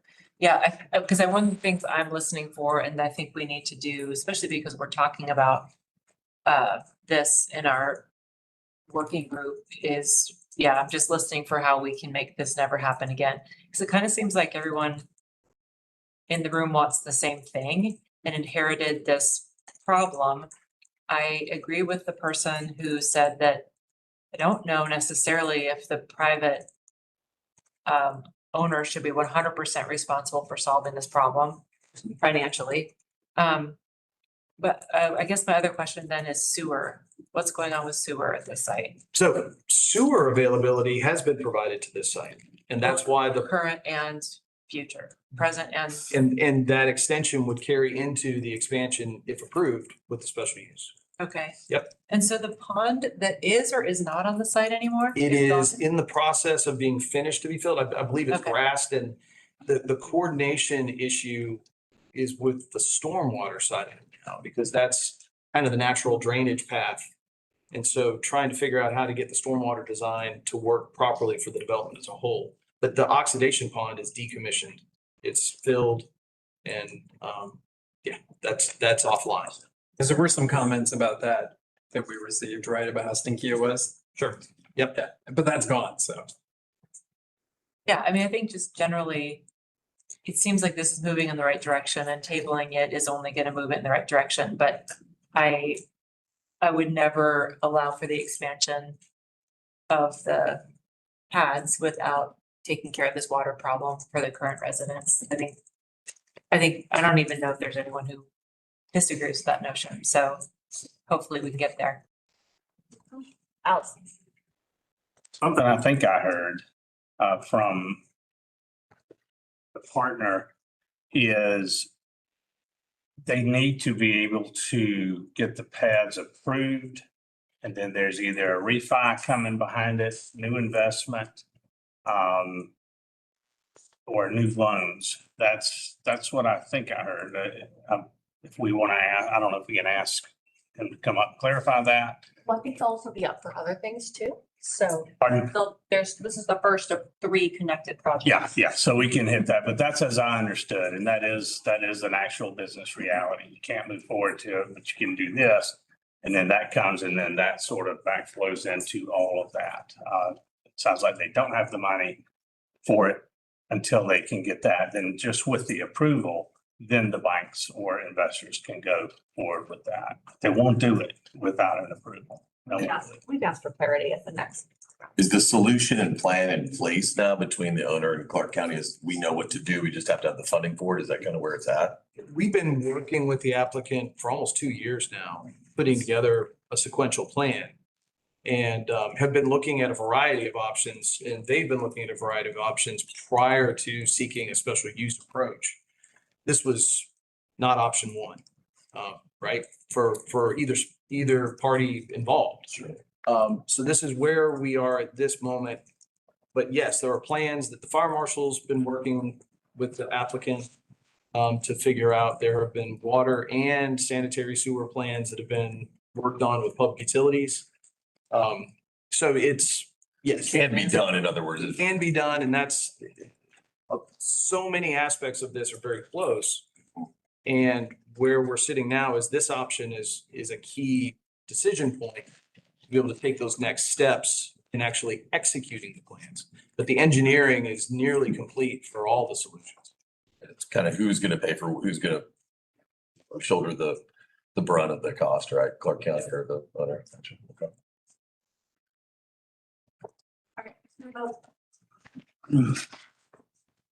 All right, so motion to table, vote, Beresford, Yes. Hall, Yes. McLaughlin, Yes. Pass, Yes. Sams, Yes.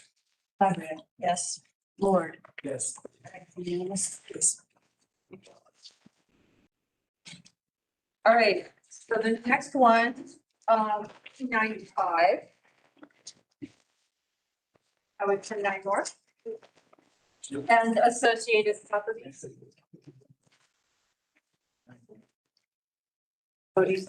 Nope. I just want to make a clarification before this next presentation.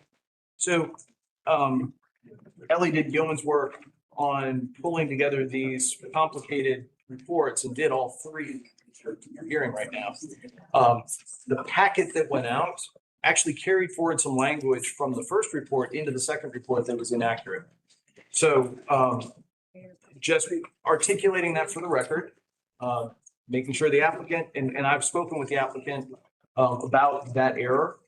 We will not move that error forward to the mayor and the commission for their consideration. We will be addressing those typos in there. But one of the most important is in this report, there is a reference to the lack of access to clean drinking water in Country Corners. They are on public water, so that's not the issue in Country Corners. this particular development is looking to tie on still to sanitary sewer. So that's sort of the reverse kind of infrastructure issue is present here with Country Corner. So I just want to make that clear, but we do have some, if you're following along with this as it moves along, you're going to notice the staff report's going to have some wording changes because we had some early version wording that made it out into the packets. So, thank you. Gotcha. So apologies for my front on that. All right, so moving on to this application, which again is the Country Corners piece of the puzzle, 1495, 1499, 1525 US Highway 21-9 special use. Similar to what we just heard, the request is a special use in agricultural, residential, and commercial rural zones. The applicant is requesting 169 additional pads for mobile homes in the Country Corners community. Again, related to the other two applications we are hearing this evening, but not dependent upon them. Looking at this aerial photograph, for a little bit of context, we were just focused down in this area, and now we are scooting up north, looking specifically at Country Corners. We've got US Highway 21 north right here. You can see that there is a substantial amount of the property that is currently developed as a mobile home community. There is an active treatment pond, retention pond. Correct. Oxidation pond. Thank you. Oxidation pond right here as well. And some vacant areas as well included in the request. Again, a little bit of level setting, showing you all existing conditions. This is a playground that's located right off the main drive. This is where I was located on the site when I took these photos. And then this again is looking at kind of the scale of those internal roads and the way the neighborhood is currently arranged. Looking at future land use, all of these parcels included in this application are currently classified as rural in that future land use map. Looking at the zoning, again, this request is not asking to change any zoning. We are looking for a special use in AR and CR. Maybe? No? Thank you for the assist. And environmental areas, you can see the streams that we spoke about earlier in Pine Woods carry up into Country Corners with that oxidation pond shown as well. This is the plan that was presented. Again, reiterating with special use, these are binding site plans. So we have a majority of the requested new pads happening here right along the highway and then tucked up a little bit further as well. Similar to Pine Woods, there are a few sporadic pads kind of throughout the proposal, but we have kind of two concentrated areas. For context, we are in this application talking about this blue circle here. All right, so looking at these proposed sites, this front portion where there is a significant pads are proposed is heavily wooded area right now. There is this is the main drag that takes you in off of the highway. There is a gravel driveway, and I got up in these woods a little bit to show you all the scale of the wooded area. So that would be a lot of trees that would need to be removed in order to accommodate for these residential pads requested. Similar existing conditions for the second area of a great deal of the pads. There is currently a pool, which is adjacent to that playground I showed earlier. The access to get to this parcel would be proposed kind of right here in between the pool and this current, oh my goodness, I'm forgetting the organization that has an outpost right here. Thank you so much. So that is situating us there. And then this is looking at kind of the southern access point again for these requested parcels, looking at a pretty heavily wooded area. In terms of staff analysis, similar to Pine Woods, but not completely the same. We have proposed homes that are very similar to what we see existing. We do have, again, that combination of resident-owned and lease-to-own agreements. We would need to get more details on pricing information to know how that lines up with affordability in the area and for our community. Again, it is proposing development of undeveloped land rather than improving existing, and there is going to be impact on existing infrastructure, so it's partially compatible with our comp plan. And a few images of this juxtaposition of newer residences in context with older homes. So you can see kind of that comparison of scale and impact.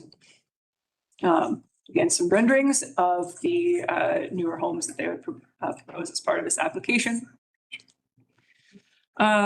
Similar to the last application, this is going to be incompatible with our future land use map, which is looking to extend an existing legal non-conforming use. And also similar, incompatible with zoning map and ordinance. However, this is an opportunity to bring these communities into compliance to promote health, safety, and general welfare of existing and future residents. The math on this one, slightly different. 169 additional pads brings us up to 301 total across approximately 68.7 acres of developed area in the neighborhood. Total density of 5.1 puts us or exceeds the existing zoning, but falls within code section for manufactured homes. Also partially compatible with adopted plan studies and programs in the county. Similar alignment with our affordable housing investment strategy. We're seeing a mix of homeownership paths, which increases that for sale housing stock. Again, the strategy to mitigate the risk of financial displacement for existing residents we support, and would encourage exploring inclusionary zoning opportunities as part of this. And also the same transportation context as Pine Woods. There is an existing bus stop that will continue to have service, and there are not any adopted plans for sidewalk or bicycle infrastructure in this area. Special use criteria.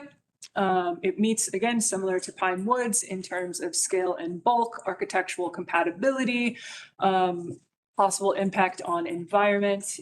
Also noise and light would be an expected impact for residential use, nothing out of scale with what currently exists. And then in terms of not meeting criteria, the transportation analysis is still outstanding, and that is what we would need to make any decisive recommendation in those fields. And again, we heard from Clarke County School District that they confirmed that the local schools would be able to accommodate any potential increase in enrollment. Echoing what we talked about with Pine Woods, our recommendation here is to table, as we do need more information in order to give a decisive recommendation to the Planning Commission, really hinging on wanting to see a comprehensive scope of these three proposals together, and also wanting to make sure we have the confirmation of the fire suppression requirements as well as the water service before we are permitting any additional units as part of these proposals that we have received. And another summary of those conditions and the final site plan for your consideration. All right, this concludes the staff report. All right, thank you. Now we'll hear from the applicant.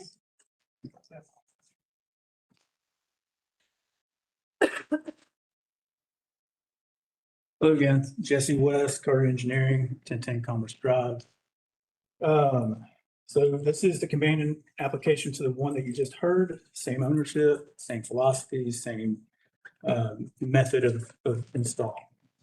They really want to reinvest in a long neglected affordable community and fund infrastructure improvements, just like Pine Road. And currently, just as we heard, it has 182 pads, a playground, a community center, pool, tennis courts, and extensive woodland canopy. And the request is for 169 pads that would bring the total up to about 351. And with the addition and recombination of adjacent trees, specifically the one to the north of there, and partial to the one to the right slightly, it actually brings it up to about 80 acres again. And this would actually have about 4.38 units per acre, which is nearly half of what the standard is for mobile home communities. And so ultimately, again, the request is to help fund infrastructure primarily. And for this one, it would also include fire lines, hydrants, sanitary sewer connections for the proposed areas, new maintenance yard, a new property management office, and ultimately better ongoing upkeep for the whole community. As you can see on this one, there's not nearly as many infill units. And that's mainly because we're trying to redirect the focus to like kind of like a new standard for the community, as opposed to, you know, when it was installed 40, 50 years ago, when they may have just kind of just placed things. These would be more, you know, standardized. And I know, just speaking of the canopy, I'm a landscape architect, so I love canopy, love trees. But to the south, we understand that we're basically clear cutting that, and we're not shying away from that. But we are also proposing a lot of trees in that area to account for that. So just FYI.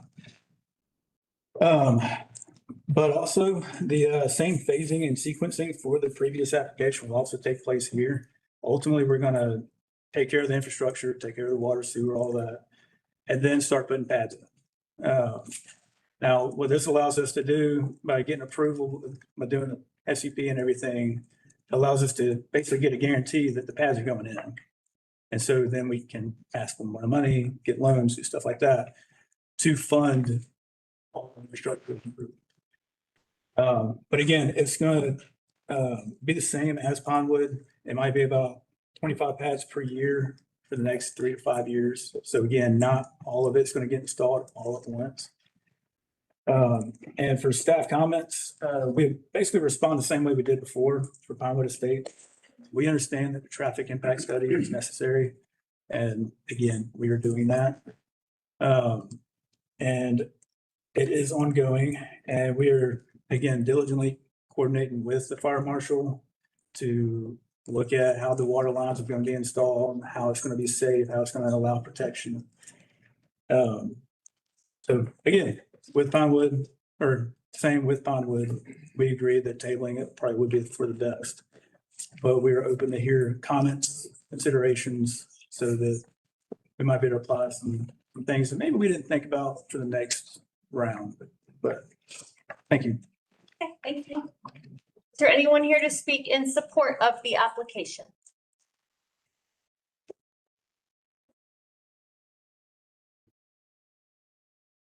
Mike Warren, 3311 Ivanhoe, 30327.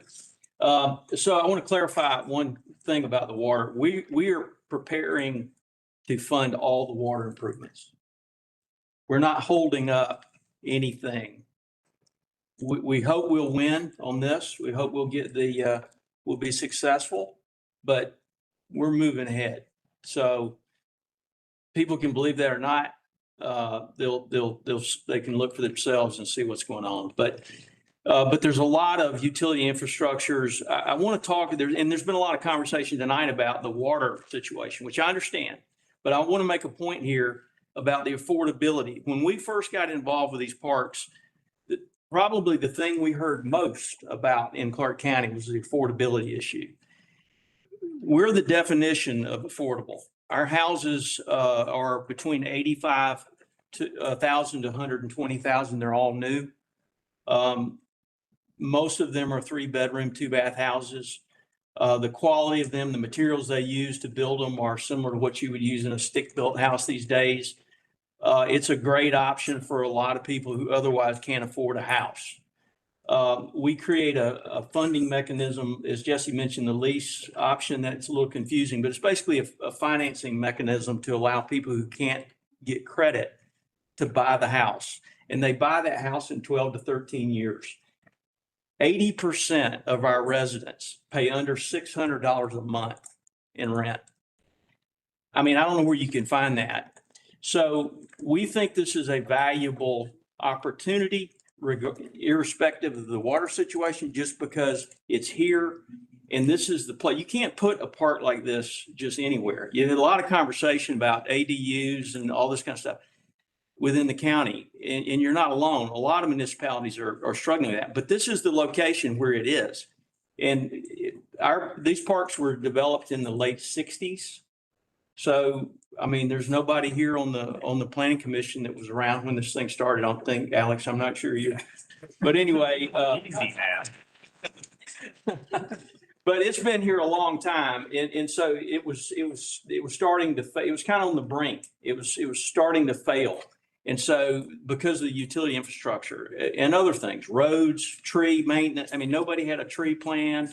There were dead trees. And so we've had to step up and spend a lot of money, which nobody made us buy it. I mean, that's what we do.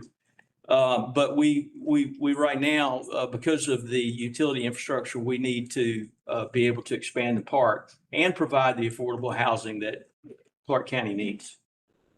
Thank you. Thank you. Anybody else to speak in support of the application?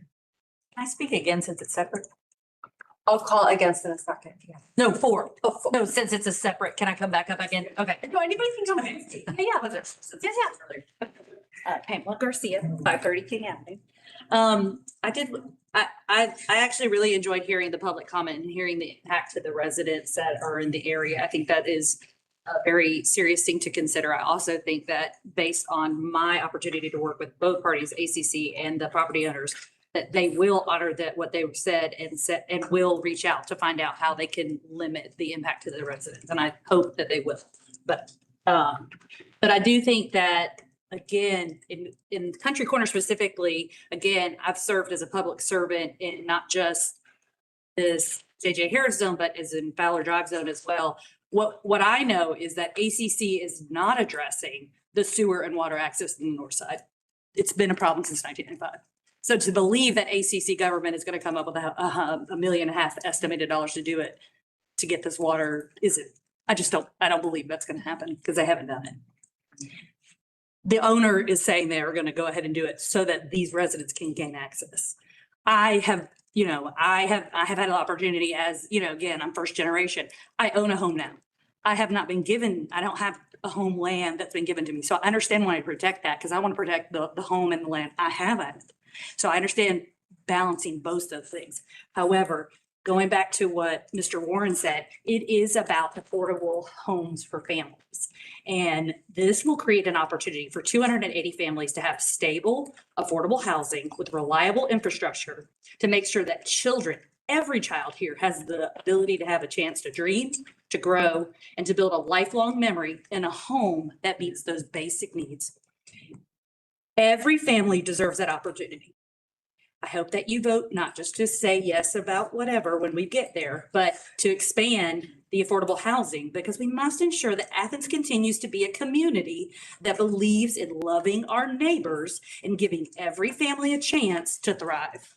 Not just as my family has been given a chance to thrive here because of the loving neighbors and the nature of our community. So thank you for your consideration. Thank you. Anybody else to speak in support of the application? Brad Smith, 530 King Avenue. I moved here about 22 years ago. I'm speaking in support of this because, again, the affordability aspect of it. We, as a community, have approved those huge developments besides Space Kroger.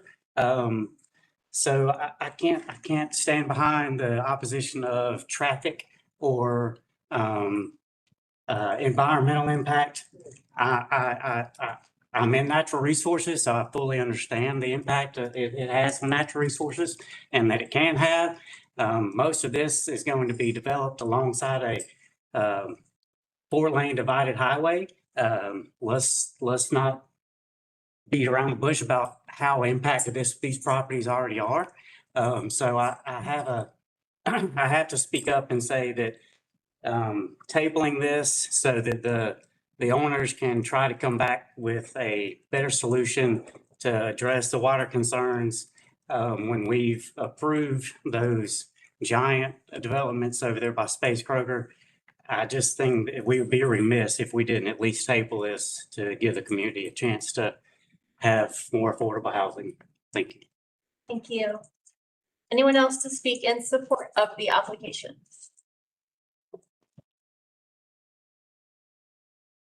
Anyone to speak in opposition to the application?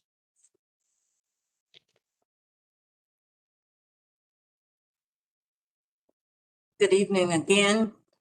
My name is Jacqueline Dowdy Roach. This is my second stand here in opposition. I listened very carefully, or I hope I did, in a statement concerning irrespectable of the problem with the water, problem with the fires, problem with the infrastructures all around, traffic, etc. When I think of irrespectable, I think of that as regardless of or without considering. I think we have a situation that involves the life of citizens, and we cannot look at it irrespectable. We've got to look at their lives. There's a current situation that needs work, needs improvement. It hasn't happened yet. Seems like in many years it has not happened. With that being said, how can we possibly vote in, and I know it's tabled right now, but how can we possibly vote in something that would involve 280 more residents in the manufactured home and have them secure, have them comfortable? Now, I, as a property joint owner of land that is surrounded by two of the mobile home areas that we're discussing, I don't take any of this as irrespectable, because that involves land space that we jointly own. And it would be affected by that large increase. And then, my goodness, if approved, and those many other families were in a situation that is already not suitable, how can we do that? Let's think about it. I oppose. Thank you. Anyone else to speak in opposition to the application? Just rise again, my name is Harvin Gay, and I live at 1294 US Highway 29, Athens, Georgia, and I'm within 400 feet because I got two maps in the mail saying that it was from the both trailer park, both home parks. And I'm still in opposition because we don't have, that's state and federal highway property in the adjacent area with the interest to these mobile homes districts. And until we can get with the state of Georgia and do something about that traffic out in that area, we're not, that one entrance into these two places. When you're coming out of Athens Christian School exit, you got the crossway highway, and people are having accidents there, getting killed with the number of people already living in Pine Woods and Country Common. You got the lumber company right going across by the State Patrol building, and that's a four-way intersection there. And state is not gonna do nothing to quiet the traffic, and Athens-Clarke County is not gonna do nothing. And you wanna put hundreds and more people in that area to get residents in the area still trying to get out of their homes to driveway. I'm still in opposition to both of these proposals. Thank you. Anyone else to speak in opposition to the application?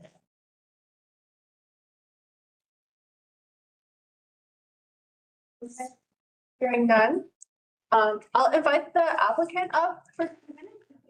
Wanted to take some time. I'm just gonna open, if there's any questions, I'll address those. Can I do that? I don't have a statement. Questions from us? Oh, you will? Okay, we're not gonna, we don't have, it's getting kind of late. So if y'all have questions, we're open for business. All right. All right, y'all. I have one question from staff that I thought of during the presentation. It was about the the recommended density for, I think it was like 8 per acre or something like that. Are there any concerns that, like, what's the density on the new parts being built? Is that above the 8 per acre? And is there any concerns about that? Increased density? It is an average over the Entire development? Okay. So no, there was no analysis on density in certain pockets or the new versus the old. Okay. So, okay.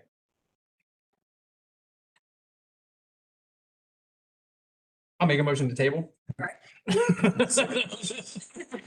think I saw, Carrie, you want it? I take the table. All right. Took the table from you. One table. Any other discussion? Or? Let's vote. Thing, sorry. I just want to point something out that I noticed tonight, which is that, and maybe this came up in the future land use discussions, but it's kind of interesting that we use this rural land use designation as sort of our mechanism for protecting green space.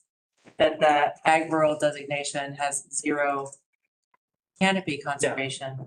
So I just want to point that out. That's kind of, I don't think I'd really thought about that until Matt brought that up during the Whit Davis application. There's a reason. What is it? Well, I mean, I think just really, not to get us down a path that isn't Yeah. part of this, but agricultural residential, one of the primary uses is ag land.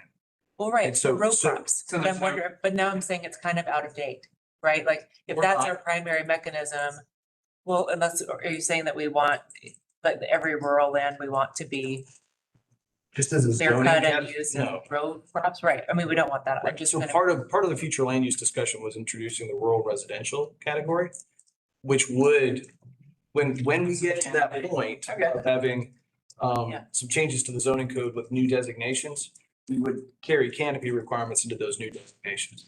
Yeah, and that does sound like a better concept than the AR. yeah. Yeah. Yeah. Anyway, just want to point it out. That's it. We're gonna vote. All right. Motion to table. Here's the Beresford. Yes. Paul. Yes. Laughlin. Yes. Cass. Yes. Sam's. Yes. Labria. Yes. Lord. Yes. All right, unanimously carries.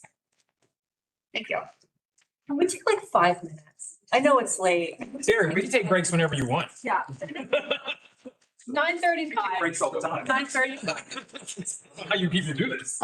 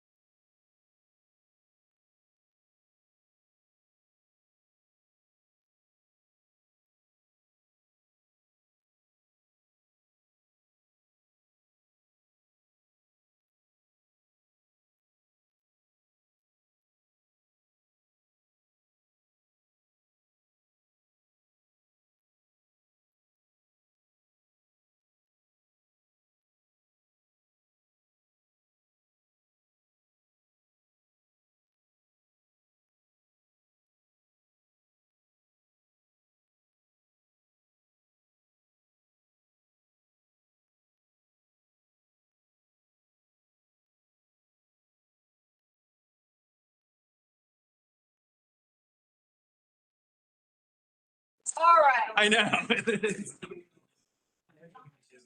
all right. So, And it's 1295, yeah, last one. 9 north. Right. All right, last one in this bundle of three, y'all. This is a rezone request for 1295 US Highway 29 North. It is, no worries. This is comments only, all right?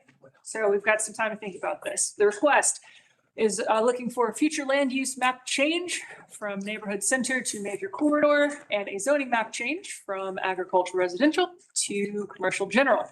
It is a retail development, including 2 standalone structures, surface parking lots, and also 1 shared access drive.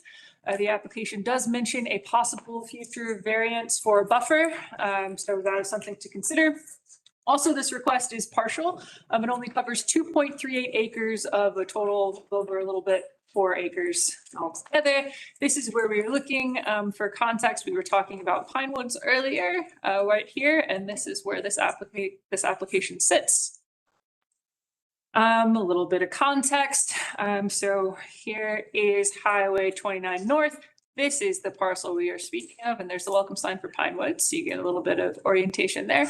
And this is the bus shelter we were talking about a little bit earlier as well, which is right adjacent to the highway and on Trail Creek Drive. So future land use, we are looking again to, or the applicant is asking, excuse me, to change to major corridor.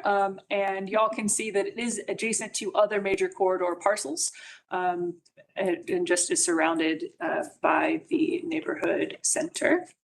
In terms of zoning change, looking to move to commercial general. And environmental areas, there are none on this direct parcel in question. And this is the plan that was included in the application. Again, to orient us, we've got highway right here. We've got Trail Creek Drive directly to the west. One thing to note is that this access point that's shared for these 2 residential structures also directly aligns with a driveway proposed for the additional mobile home pads that we saw in the Pine Woods application. So there were some comments on that in the staff report and something to consider. What did I say? Residential. Apologies, commercial structures. These are commercial structures, not residential. Thank y'all for your patience. All right, so current existing conditions on this particular parcel, it is heavily wooded. This is the existing paved drive that we showed earlier in the Pine Woods staff report as well. And orientation wise, this is where I was standing looking northeast into this undeveloped land. Again, context, these are the 2 larger neighborhoods we spoke about earlier this evening, and this particular rezone request is tucked right here underneath Pine Woods. It gets a little bit tiny and crazy, but the shared drive is just right on the border of those plans. Staff analysis. Based on the application we have received, it is inconclusive on if it's compatible with the comprehensive plan. That is just because it doesn't include and it does not require any details on the exact uses that are going to go in these retail facilities. So it's hard to measure it up against our goals since we don't know exactly what's going to happen there. It is compatible with the future land use map. The request to change to major corridor, as I mentioned earlier, it actually is directly adjacent to major corridor parcels on the future land use map. It also has a shared access, which limits curb cuts, which is a goal of the future land use effort. And also the development on this site plan, even though it is non-binding, does seem scale appropriate for the context. It is partially compatible with our zoning map and ordinance. The zoning change does move a currently non-conforming agricultural residential parcel into compliance with the zoning change.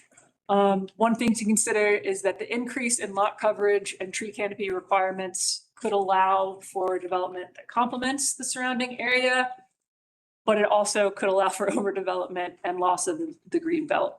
So something to consider. And it is partially compatible with adopted government plans, studies, and programs, which was also covered in the previous applications around transportation and infrastructure. So staff summary, again, this is comments only, so we are not making a specific recommendation for you this evening. We want to note, again, the application mentions that there may be a buffer waiver requested at some point, but this application doesn't formally ask for that quite yet. Reiterating, it's a non-binding site plan. It does have a shared driveway with the proposed Pine Woods residential pads. That would need to be addressed in future applications and submittals we receive. And for future review, this is an old song at this point. We would need a comprehensive traffic impact analysis in relationship with the other two special uses we discussed. And also we would need information on the fire suppression infrastructure and water access, so previously discussed. And then we will end it on a larger view of the proposed plan. Thus concludes the staff report. All right, Thank you. all right, now we're here for the applicant.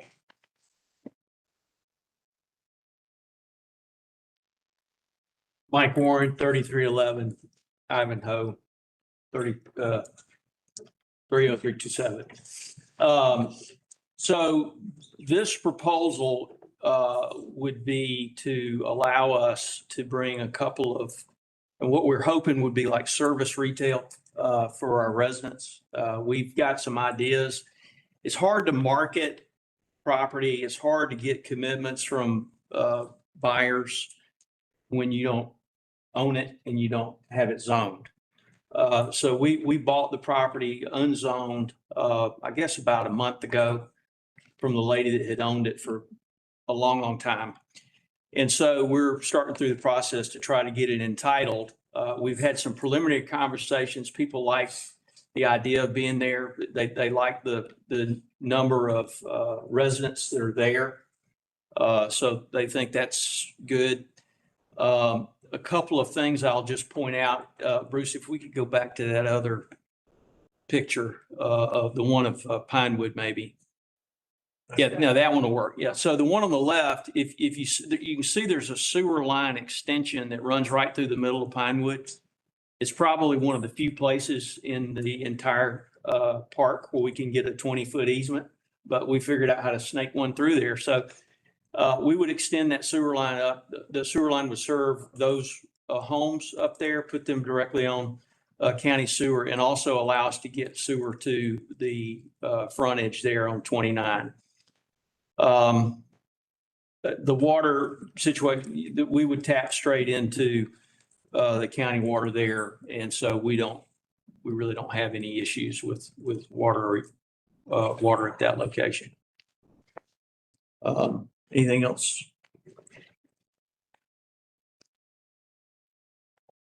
So, and this is just very brief. So we actually do have a letter from the PUD saying that we do have capacity for water and sewer for this property. It's just dated today. So we literally just got it.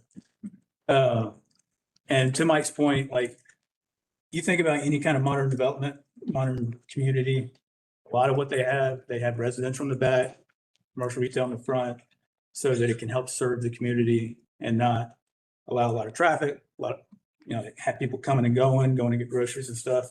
Now, to Mike's point, we're not sure exactly what we're going to have right there, but that is the intent, that it would serve the community and hopefully, keep them not on the road going back and forth to Space Kroger. So that's it, real short, but we would love your comments and let us know if you have any questions. Okay, thank you. All right, we'll do public comment, right? So, yeah, so anybody wants to speak in support of the proposal? Go one more time. I'll keep it under 3 minutes.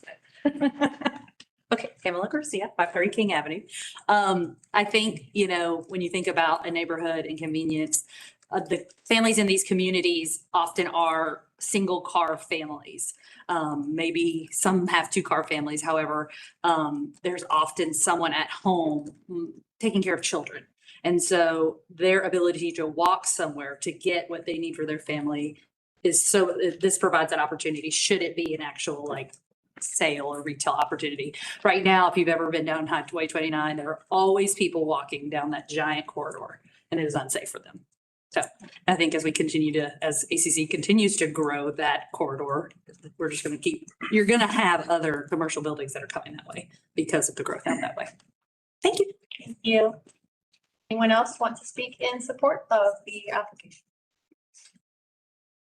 Anyone want to speak in opposition? All right, hearing none. What comments y'all have?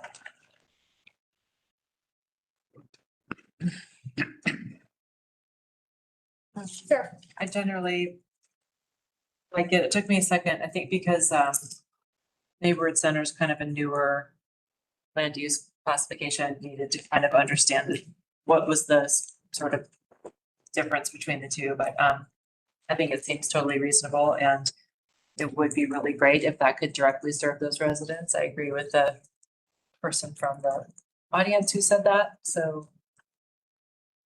That's first, so like there's like a gas station on the other side of the street. Yeah. And that's zoned commercial rural, is that what that is?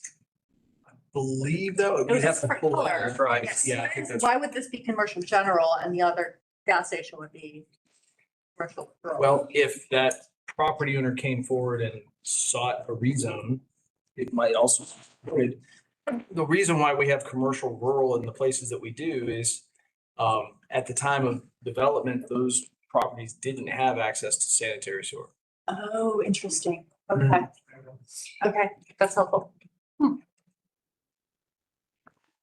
Yeah, my only thought was just a buffer, like how to separate the parking areas from where folks would be living. That's my only thought, which I guess is what staff would be dealing with anyway, so. Yeah, I think I'm generally in favor too. I can echoing what Sarah said, the same reasons, you know, I think it'd be good to, if it serves the community there. So generally I'm supportive. Yeah, I agree with all that. One question I had, did I understand in the staff presentation that the shared access is a problem, that would have to be changed?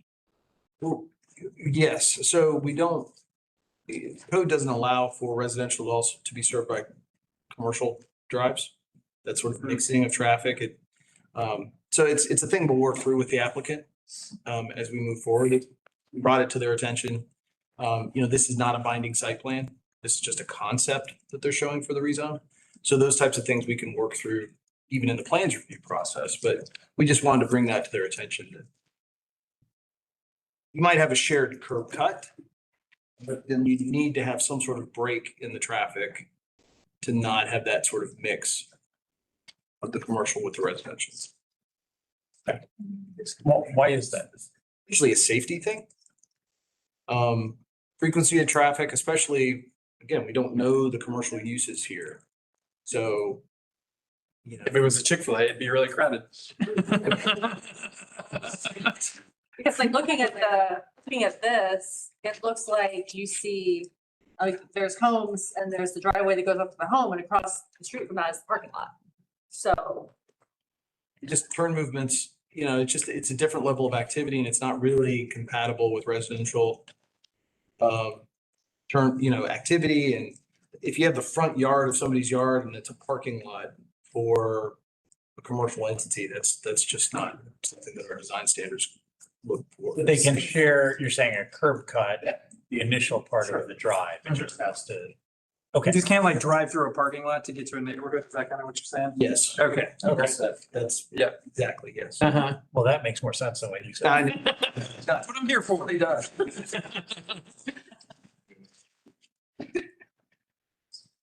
All right. I don't know, short and sweet. I hope that's Yeah. helpful. So. Yeah, might have had more comments 2 hours ago. All right. So moving on to bless your hearts, 1125 Newton Bridge Road.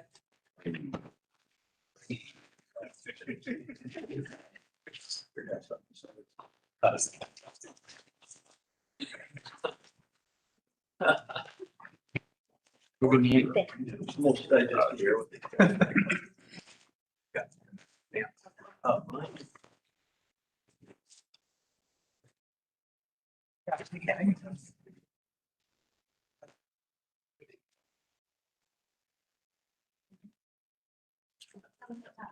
Good evening. So I'm here to address 1125 Newton Bridge Road, their zoning application 2026-06-1064. So this request is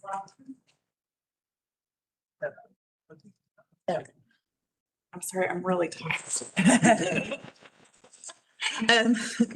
This request is not actually a rezone. It's a type 2 request.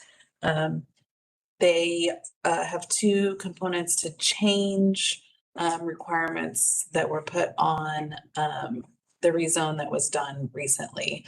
So the first one is just to change the name of the project from the address to Newton Bridge Crossing. Staff does not have a problem with that.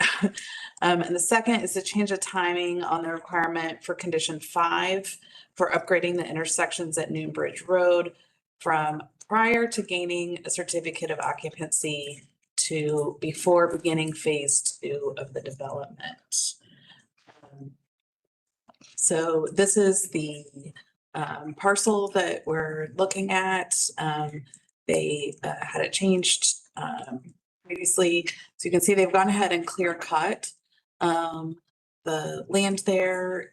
It's going to be a suburban housing development. In our future land use, it is a single family residential, and the previous zoning was to change it to RS 25. So this is not changing that. It will still stay RS 25. So but the issue with it is not the parcel itself, and this is their site plan, is that they had agreed to make as a condition for their rezone to make road improvements first here at Vincent Drive, which is to add in the painted lines and to move where the stop line is, to better control the traffic turning right and left, because it would now have one lane for each turn direction. And then also to improve the intersection at Newton Bridge Road and Cathwood Drive. And this one includes quite a bit of pedestrian safety features. You can see the crosswalk there. There's also a refuge island that would be added just to make it safer. Both of these intersections have had quite a bit of traffic crashes. So we feel that this request is incompatible with a comprehensive plan because it delays the development of traffic calming features, bicycle and pedestrian infrastructure, and other transportation safety measures. The future land use map doesn't address road improvements, so there's no changes there. And the requested change doesn't change any of this zoning designations, so it doesn't have any impact on compatibility with the zoning map. The T-Splost did provide funds to expand transit service on Commerce Road and the Newton Bridge Road corridor because there are more residential being added in that area. And so that was part of our most recent T-Splost. We are asking that the staff recommends the approval with the condition that they place funds in escrow equal to the cost of the street improvements as required in condition 5, as was described in the comments by Transportation and Public Works. So that's the. Thank you. All right, now we'll hear from the applicant. All right, good evening. My name is Buck Bacon. I'm with W&A Engineering. Our office is located at 355 Oneida Street here in Athens, Georgia.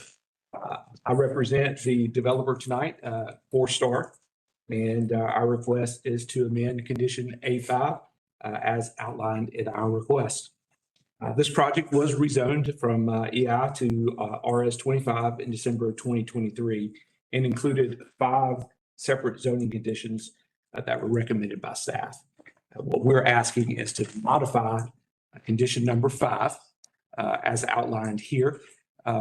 We would like that condition to be modified so that it's a condition of the phase 2 final plat rather than the CO of all residential units on the site. And we have no objection to the condition that we provide a guarantee. The only ask is that this says escrow, and would like to propose the use of a performance bond in an amount of 125%, as we discussed earlier today. And that's it. So, all right. Billy, do you want to? I mean, briefly. Okay. Yeah. We got a few minutes. I came all this way, so yeah. Now, Billy Chambers, I'm the development director for Four Star. This is our first residential development in Athens-Clarke County. We're excited about it. I think we've worked well so far with ACC, with the staff, with all the different departments, and getting to where we're at now. We're probably about 2 months away, hopefully, from final platting the first phase and getting some new homes under construction. So just excited. We're continuing to look for other deals and other projects here that we can do down the road. One positive, we did get, we got nominated and awarded the 2026 Stormwater Steward Award for ACC for our development. So I want to throw that in there. Thank you. Thank you. Great. Anyone to speak in favor of proposal? Anyone here speak against it? Sure, I'm not missing someone. So, okay. All right. What do y'all think? Yes. I guess I just have a question for the applicant. Look, I'm wondering, both of you, I'm wondering why, the original condition said that the improvements had to be completed in order to get COs for the residential units. It didn't say phase 1, phase 2, it just said residential units. Is there a reason why that the condition couldn't have been modified? I mean, I understand sort of the economics of this, but I guess I'm worried that this puts us a little bit in a position of, if y'all decide not to do phase 2, we don't get the road improvement. And so why not tie it to the COs of phase 1? Yeah, that's a great question. So there are some complexities here. I'm not going to belabor us, right? The condition that we have to have these offsite improvements completed by the time we get COs for all of the residential developments or residential units would delay the turnover of 62 new single-family homes. The challenge that we ran into is and I'm going to be candid a bit here, is that the plans that were originally approved for these offsite improvements did not meet transportation and public works standards or the concept plans that you saw tonight. And that wasn't discovered until Four Star and Department of Transportation and Public Works realized that a few months ago during construction. And so did that increase the cost? That it didn't increase the cost. It just meant that now the engineering team has to go back, re-engineer, re-permit, go through the plan review process, which is going to take another several months. Time and cost, yeah. Okay. And so the idea is that we have 62, I mean, as Billy said, we've got 62 single family lots that are going to be ready to turn over and go vertical within the next 2 months. It may take 6 or 7 months to design, permit, and construct these offsite improvements. And so can you tell us for the edification of the commission, how a performance bond would work? Yeah, absolutely. So the developer, Four Star, would purchase a performance bond from a bonding firm, company, financial body. And that bond says that we would evaluate, W&A would evaluate the cost of the improvements. So let's say the improvements cost $2 million. Then Public Works is going to require us to purchase a bond in the amount of 125% of that $2 million. And if Four Star fails to execute the work, then Transportation and Public Works can call that bond and execute the work themselves, Okay. using, in fact, the same contractors and the same resources that Four Star would use. So it's a guarantee that these improvements get constructed. And we're aligned with that request. And so the proposed condition is that, does it say anything about the timing of when you would need to do that? It's the intent to move immediately. So currently the design is already being engineered. It's just hasn't been finalized. Great. Yeah, I was going to add too, real quick, out of those initial 60, 70 plus lots right at it, we're doing, our commitment with the builder is basically 36 lots out of the gate. And then another 6 months, they would take the remaining. So you're talking at least 12 to 18 months before all of those initial lots would even be on the ground. Our plan, like Buck said, is once the engineering is done and it's approved through ACC, we're going to go ahead and do the work immediately. We just don't want that to hold up timing wise for them to get started on building houses. So this buys you some time. Exactly. Exactly. Yeah, okay. I'm very excited about these intersection improvements, like even more than the housing, because Oh, I know, I've heard, yeah. I am happy. I just wanted to follow up on that same question. So timing wise, then the condition, if it's performance bond rather than escrowing the funds, then it would be this, like you would do the performance bond before the CO is issued for any of the residential. You're not asking for phase two. In terms of the timing of the performance bond, it would be the same as it was. Yeah, we would request a performance bond before getting this plat approved now. Okay. Yeah. To be clear, we have a final plat we have a final plat for phase one that is under review by Athens-Clarke County staff. Okay. And so we would issue this performance bond in order to, for public, planning department and public works, ACC staff to approve the final plat for those 62 lots. The first Okay. 62. The first 62, phase one. Great. Thank you. And how does staff feel about the performance bond versus escrow? Any? Yeah, the performance bond is the way to go. Okay. That's normal practice. Okay. Okay. I'll make a motion. Okay. I move to approve with the condition that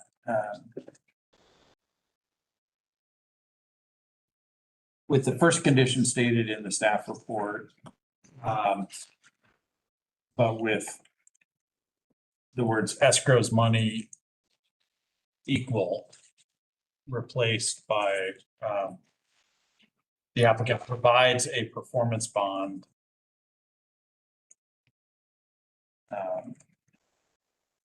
what is it, to cover or of 125% of the cost of construction activities, and then the rest of the staff's conditions needed to complete the offsite improvements referenced in the application.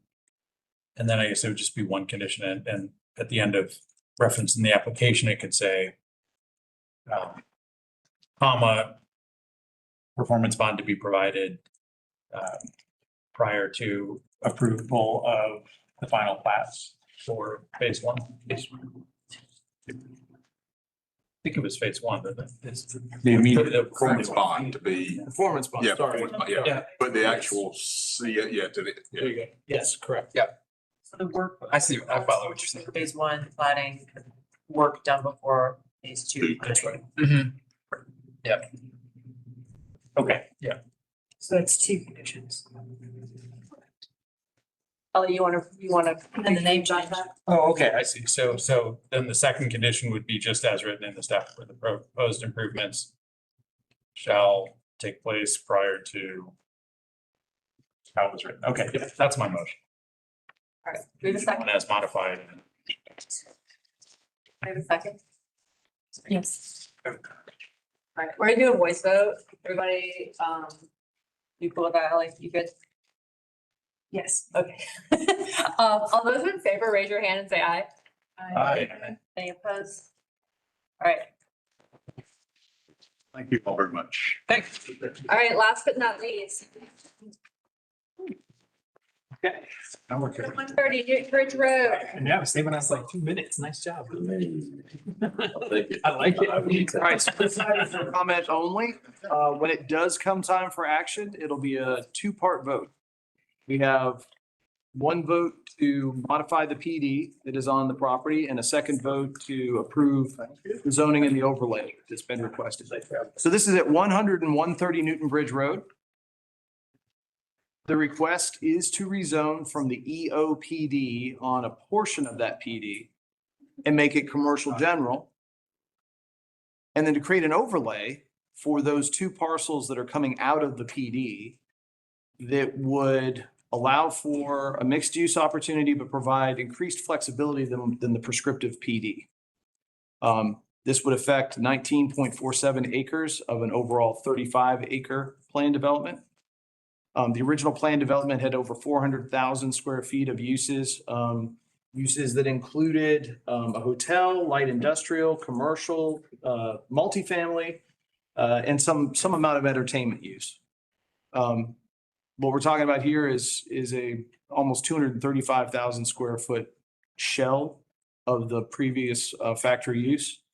The applicant is asking for the ability to use the existing paved areas to create 462 parking spaces with a cap of twice that, 924. And then to preserve 3.5 acre plus or minus of green space along the frontage along Newton Bridge. So here's an aerial view of the property. The area is shaded in aqua, for lack of a better way to describe that, is what would remain in the plan development that is already built. So that aspect of the plan development has been executed. So we have multifamily construction there that fronts on Newton Bridge. And we have warehousing use that is largely used by Terrapin, but we also have Wayfair, I believe, in there as well. So the southern part would be what's coming out of that PD. And then a little more context of where we're talking about here. So everybody knows the general time site. Future land use is town center. That's in the 2045 future land use map. That's not being altered by this. But this depicts the change in the zoning. So on the left is what we currently have. On the right would be the end result if approved. So we would have CG zoning plus an overlay on the south. We would have existing PD, EOPD on the north. Depiction of the environmental areas. We have 100-year floodplain very nearby here. I believe this depicts both 100 and 500. So the blue is 500-year floodplain. The green is the 100. So nothing impacting the subject area that we're talking about. And then the applicant provided a survey of the property that shows existing improvements as the site plan for the submittal. So some photographs of the site. Here you can see that existing parking, the existing factory structure. The applicant also provided photos that are in your packet of the interior also of the building and some of the state that it's in presently that they're hoping to address. Here's the rear of the property. And then this photo kind of shows that transition moment. The photograph on the lower right, the side of the image is that sort of finished portion of the PD, the implemented PD. And then on the left-hand side is the wall of where part in the overlay, if approved, would begin. Some photographs of what we have out there in the existing executed PD. Overall, what's gone in there has done what the PD was intended to do. Stormwater facility, so a relatively attractive stormwater facility. This is the area of the front lawn and some of that parking area that would be opted to remain as part of this overlay approval. And I'm going to show you a series of images that show the PD as it exists today. So this is the entire concept plan for the PD as approved. Here, these images, these drawings are the architectural treatment for the buildings that would be in the proposed overlay. So the PD presently has this architectural treatment for those structures, keeping the bones in place largely, but then there was some facade work, some modernization, so that larger element that you see in the top image was an addition and then kind of a refreshing and reimagining of the openings. And then here's some renderings of what that would look like. So this is the corner as it would face the intersection of Newton Bridge and Chase. And then kind of pulling back from that view, the existing factory structure with the remodel is still in the center of the image, top and bottom. And then to the right is what is proposed in the PD is a hotel. So comparing the existing PD versus what's proposed in the overlay, this is what this chart is intended to summarize. What I want to make clear in this summary is the existing PD numbers that you see on the left are just for the portion of the PD that would be in the overlay. So this is a one-to-one comparison of acreage because we kind of removed the stuff that had already been built. So the existing PD area, 181,000 square feet would be anticipated. The proposed overlay would increase that by another 50,000 plus. Residential was not proposed in this portion of the PD. This overlay is seeking to allow for those things, and not just residential, but ground floor residential is one of the things. Communal and event space provided in both. In the PD, it was a little more specific, which is what PDs are, more specific. The overlay is flexible. Parking numbers, so 662 in this portion of the existing PD. The overlay would have minimum of 462, but the potential for 924. The plaza and the pedestrian areas, again, flexibility versus prescriptive. There's no hotel included as part of the proposed overlay, but the CG zoning would allow for it. Maximum building height, the request in the overlay is to increase by 15 feet. Tree management plan, again, PD is prescriptive. The CG zoning would call for a tree management plan if code requires it. So the code would do the heavy lifting on that. Stormwater infrastructure, in the overlay, that would only be needed if the triggers for requiring stormwater were hit. And so that would be 5,000 square feet of new or 1,000 square or acre of disturbed. All right, got it right. And then connection to the future greenway. So the original the current PD showed a connection to a rail bed across the northern edge. That was not developed as part of the multifamily or the warehousing. Instead, it was pushed down to be implemented when the other half of the PD was built. If that PD designation goes away, we have an unbuilt future greenway connection that is part of the PD that would remain in some part. So resolving that is still a conversation to be had. The applicant has proposed even an abbreviation for the overlay, which staff appreciates. So the WCX, the West Clocks overlay. This is a summary of what those elements would include. It would only be on those two parcels. It would allow for CG zoning to do most of the work in determining which uses for, in the overlay. But there's a number that the applicant is suggesting should be prohibited. Those are listed here. They're also asking to kind of expand the list of uses to also include commercial outdoor recreation, wholesale nurseries, light manufacturing, sale of products grown on site, and the ground floor residential, like I mentioned. They are requesting that this overlay have the ability for 50 bedrooms per acre, which is the RM3 density. CG zoning without the overlay modification would be 24 beds per acre. So slightly more than double. Maximum building height of 80 feet, floor area ratio maximum of 3.0. So floor area ratio is the amount of building as a ratio of the amount of square feet of lot you have. And then a unique allowance to allow for up to 12 special events per year. They have parking ratios that they've requested as part of this that would be unique. So one space for 1 and 2 bedroom units, but for 3 bedroom unit and up, be 1.75 spaces. Code right now would call for 2 spaces for the 2 bedroom units and up. So that's a reduction in that residential parking calculation. I mentioned the ability to double the current amount of parking up to 924. And then the request is also to not have to meet the standards of our parking chapter other than providing for ADA compliance. So those standards that are in that parking chapter are inclusive of parking lot trees. And, you know, the dimensional requirements to make them safe would still apply, but all of the other facets of 930 would not. The goal here is to keep the existing paving in use. So some considerations that staff found in looking through this, we do have some code compliance things to think through.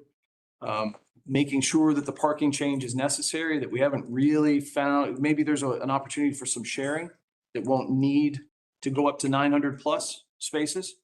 There are no additional transportation options that are being recommended with this, but this is in a site where presently transit doesn't serve.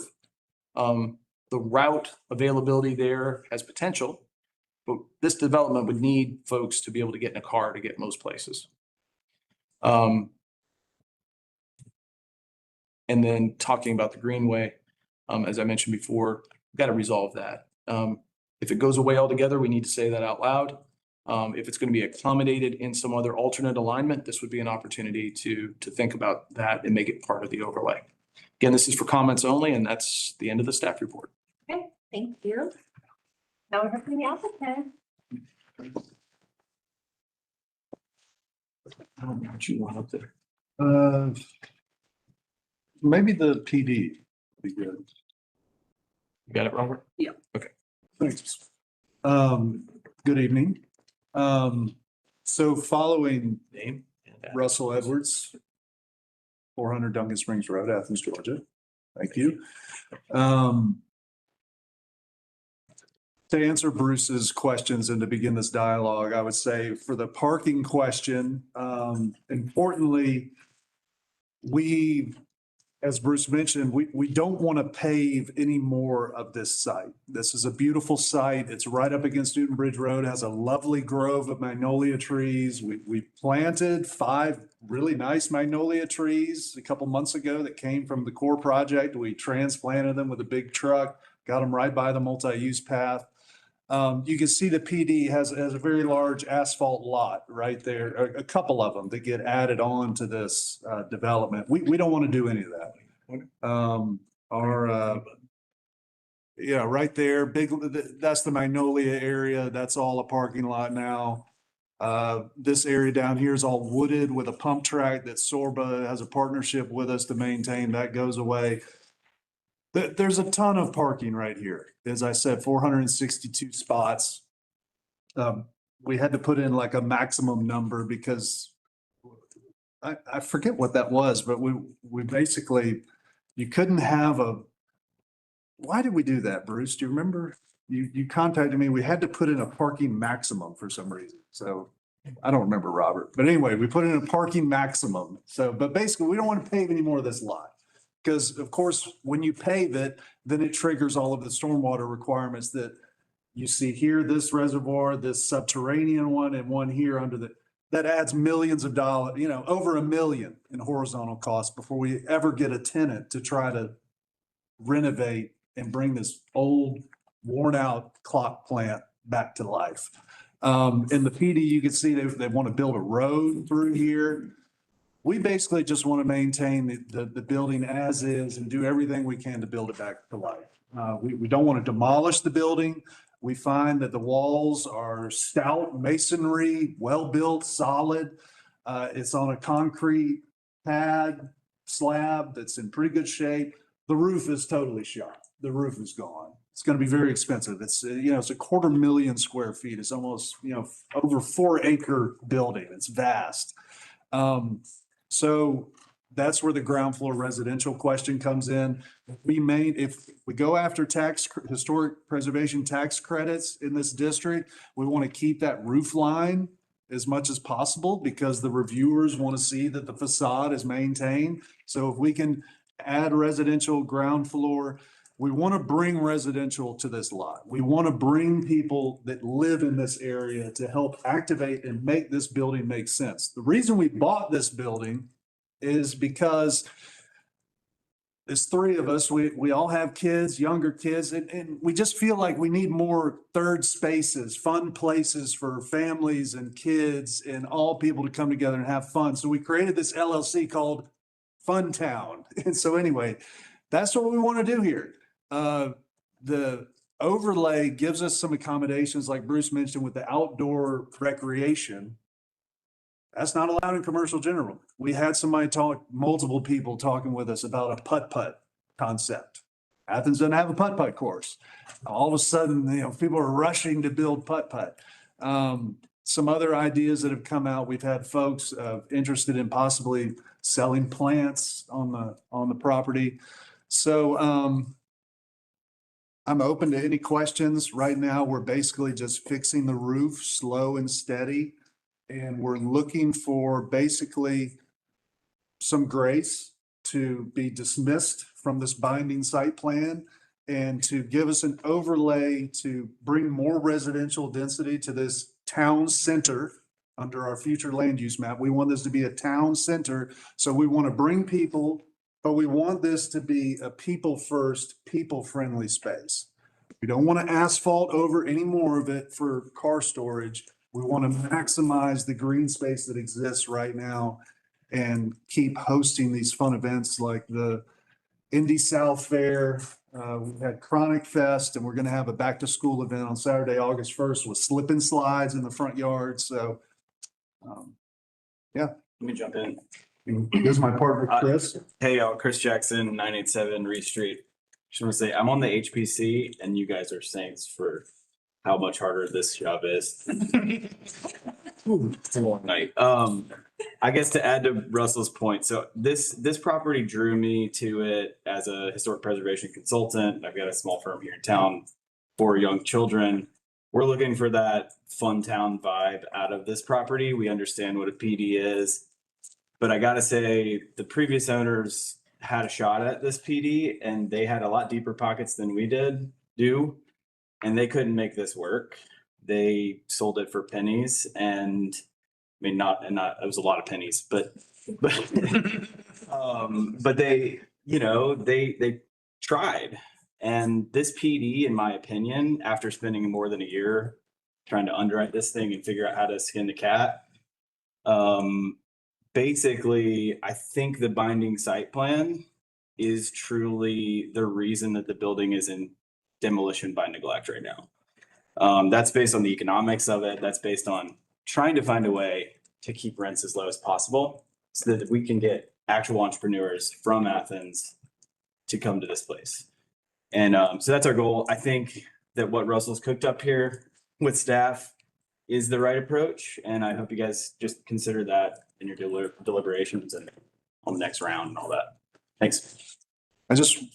Chris brought something to my mind that Bruce raised some of the staff questions about there is some bus service here. There's a bus stop that was built at the PD sort of along that driveway connection between the Newton Bridge has one. Newton Bridge and Dairy Pack and up at the entrance to Wayfair. Also, we've got some brewing plans with the Newton Bridge corridor, hopefully right sizing that road, slowing traffic down so we can put crosswalks to Terrapin. And also there's the plan to build the multi-use path from Oneida to Newton Bridge Road, and hopefully there's going to be more improvements that go all the way to Prince. So Prince, down Barber, past Boulevard, you keep going through the chicken plant all the way to this spot. So in the GDOT project. And the GDOT project bringing two roundabouts and new sidewalk on Chase. So it's our position that we wanted to build this as a people first transit, bicycle, autos, if you have to, in this one designated place that already exists, and go from there. You want to speak to the easement for the connection to the Greenway? So the connection to the Greenway, I love the Greenway, like absolutely. We want this thing to be built. We want this place to have that opportunity. We don't own that land. So, I mean, we're open to discussing how that connection how that happens. Where's the survey? Right there. Yeah. So that is, that dog leg that goes out towards, I mean, for one, you gotta cross the river and you gotta cross a railroad track that's owned privately. But that's not our land, right? So we only own those parcels, the 19.5 acres. Versus, so you can see that line kind of, So from you go. that's the easement for that multi-use connection to the Greenway. It's on the PD. Our land stops here. So we didn't buy any of this. So I mean, it does need to be resolved, obviously, and we would want it more than anybody, probably we'd want it. And if you guys can figure out a way to like get over a railroad track and Well, I mean, but in a river, Bruce, is this a thing to that rail line, Yeah. right? It just goes to the rail line, then go over the river to the Greenway. No. Just to the rail line. but ultimately. Future we're connection connected to is- Greenway. Okay. That's right. I mean, We would support that. something that jumps out to me is TAD. You know, this is in a TAD district, all of Newton Bridge TAD, that would be a beautiful TAD proposal. 100% support, yes. All right. Anybody for? Anybody against? Okay, all right, so I get that out of the way. Okay, so. Thoughts? I have a question. Yeah. Who does own that land, that strip? Previous owner? Yeah, the previous, yeah. No, it's not the previous owner that we bought it from. They sold, so the folks that did the 30-acre PD sold both of those other two parcels. Yeah. For us. Yeah. So, but I think this would be the Terrapin people, Yeah, it's a guy that Terrapin guy, lives in Texas or something. Texas guy. But they own they own that strip. You're talking about, like that, that We don't. strip that's being Yeah. shown Yeah. up there. They do. Does anybody own that or is that? Yeah. an easement? Yes. Yeah. There's not an easement on that? It's part of the rest of the property that's still under the PD. The part of the parcel. Parcel. Yeah. So the Texas guy. I don't know if he's actually from Texas. So just to clarify that, Bruce, that green strip up at the top is part of the original PD and is that right? Yeah, part of The original PD required the owners of the original PD to provide access to a future Greenway extension. Well, I would say this, it required whoever was developing the PD, whether it was the current owners, next owners, didn't matter. That is a binding element of the PD to be. And so we can enforce it. The county has the right to connect over that land to a future extension of the Greenway. Is that right? We could look into that. We don't have. It was a private obligation to provide that connection. It was not a public obligation. Private meaning the owner. Private meaning whoever, the Yeah. developer. So when they sold it, that went along with the land and they. So it is a Whoever owns binding it element now. of the PD, Private and that binding element is not going away. Yeah. As part of this proposal. And so did I understand the applicants to say that sort of long stormwater fjord thing that ends 100 feet or so before you get to the easement or? That's property line. Yeah, your property line ends there, Yeah. but presumably the county under the PD zoning has the right to get from there to the railroad tracks across that green strip. Right? If and when we find TAD money to extend the Greenway at a. County doesn't have the right to do that because we don't have ownership of it. We have a zoning obligation for the private owner developer to build it. But the county doesn't have any obligation or right. They just haven't done it, right? And we didn't condition that PD. It was on punted to waiting. later phases of the PD, Yeah. which are in the properties that are part of the proposed overlay to come out of the PD. But it was pushed off until those phases were developed. Got it. But all we could do for this proposal is like expect them to go to their property line with access to connect to a future Greenway extension across this other person's Texas guy's property. So the issue at hand is what's left in the PD has been built. So there is no other aspect other than the Greenway connection. And those current owners of what's been built weren't handed that obligation as part of that sale. So we have a private understanding and we have some zoning expectations. And so the zoning expectation for completing that connection was with the completion of the area to the south. If that comes out, we have some choices to make.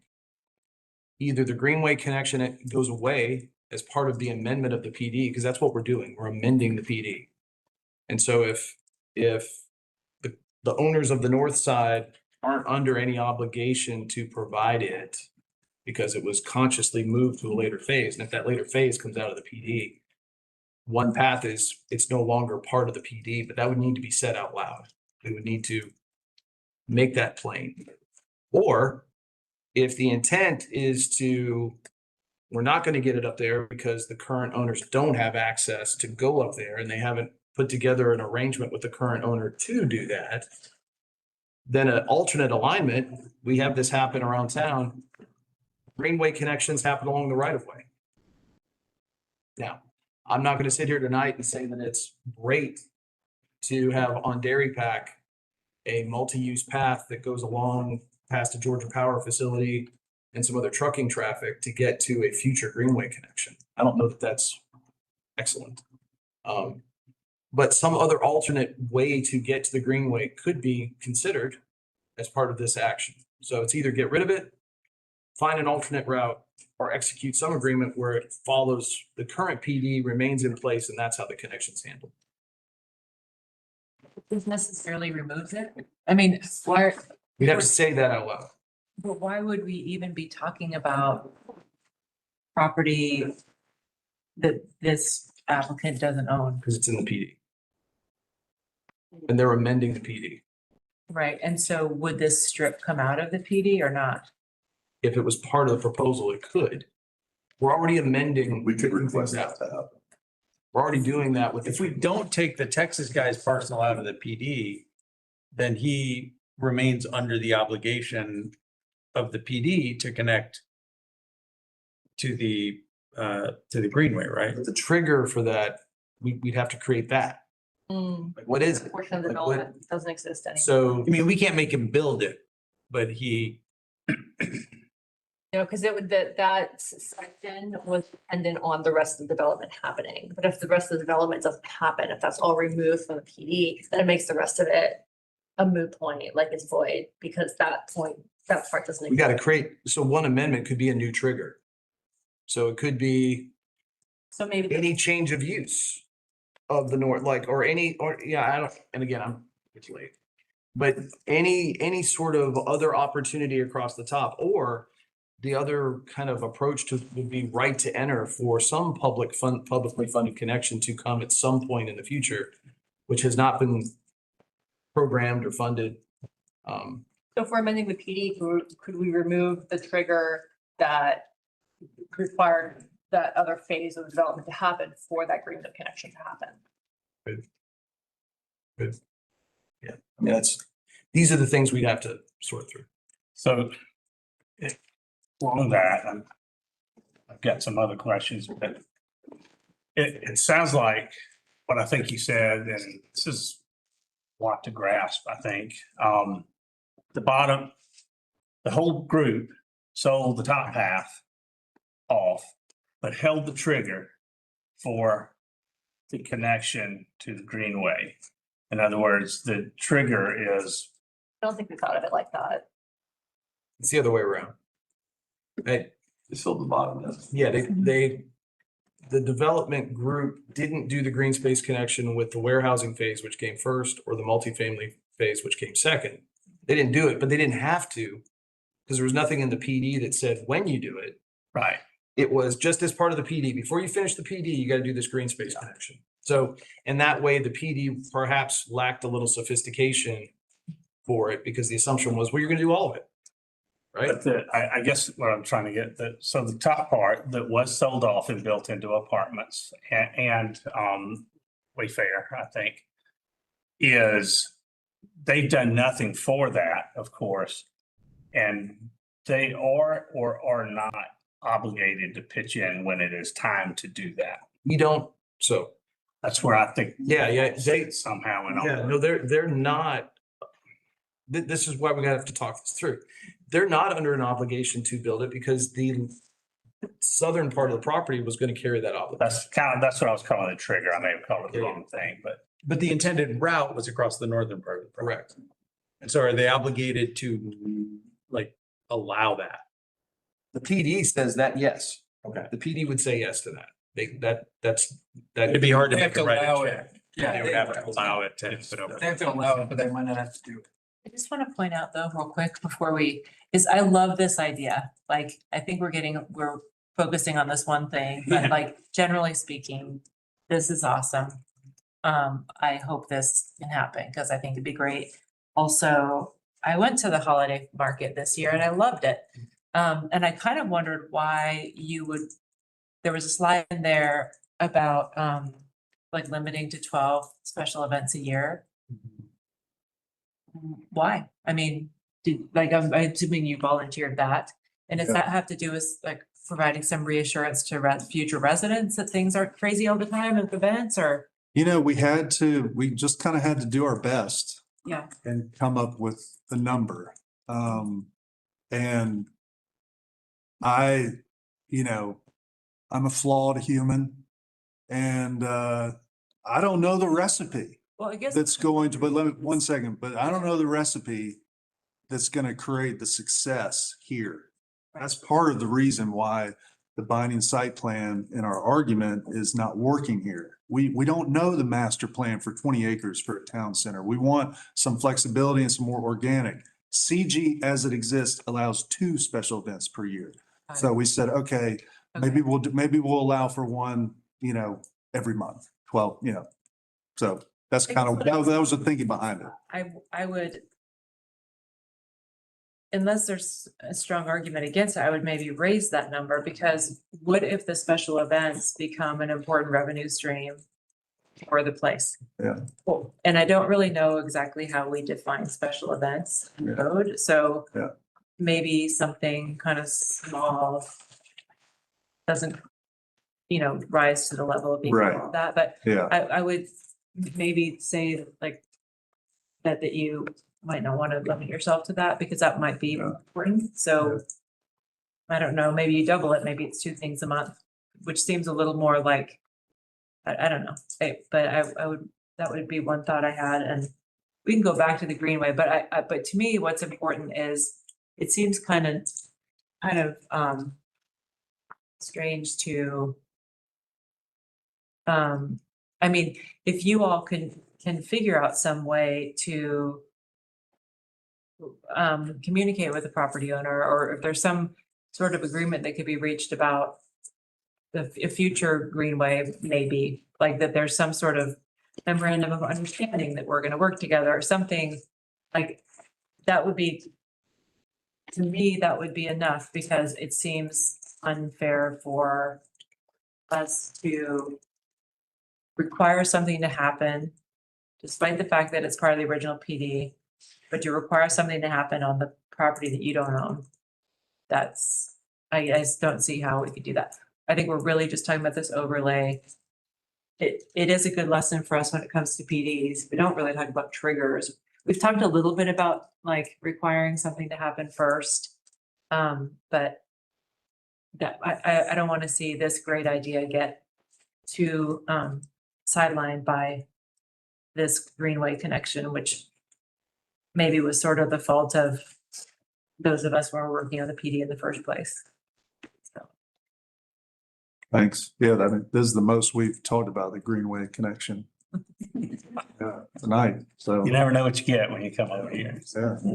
We can really dig on some details. I was gonna comment on the Greenway, but I'd be okay with it just going away, I mean, the Greenway's not there yet and it seems like a hassle for for them to have to deal with because it's not their property. So honestly, that might just be one to cut a loss on that one. I would get rid of it. I mean, yeah, you're in a possible situation. Yeah, Bruce said there's other ways to connect it if we had to, you could go down. And the who road knows how many years it's gonna be before Yeah. that happens. If there's ever a At this greenway. point. Yeah. Correct, yeah, Yeah, so I wouldn't let it get. that seems unreasonable to expect Yeah. to even to adapt it. It seems like you just gotta get rid of it. I totally agree. Yeah, no action on the greenway would be fine for me on this. You have no idea what it will Yeah. be. What are your thoughts?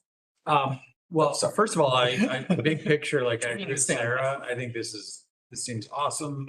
It's obviously not buildable, or the folks that did the first half would have built the second half, right? So the PD, when a PD is not buildable, we gotta fix that. So getting rid of the PD makes sense. I love the idea and the use of an overlay district to provide some zoning flexibility is a really good way to do it.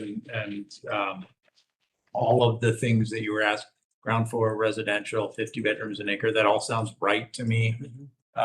So I'm on board with all that. I agree with Sarah that, why not do 24 special events a year? I bet when you start doing them, if they're successful, you're going to want to do more. So, a couple a month feels like, oh, there's always something going on out at Funtown, and just people start to think of it more. So, more regular makes sense to me. Just spent more than enough time probably talking about the green, but I'll just add 2 cents on that, which is, you can't be responsible for connecting to a greenway across adjacent land that you don't own.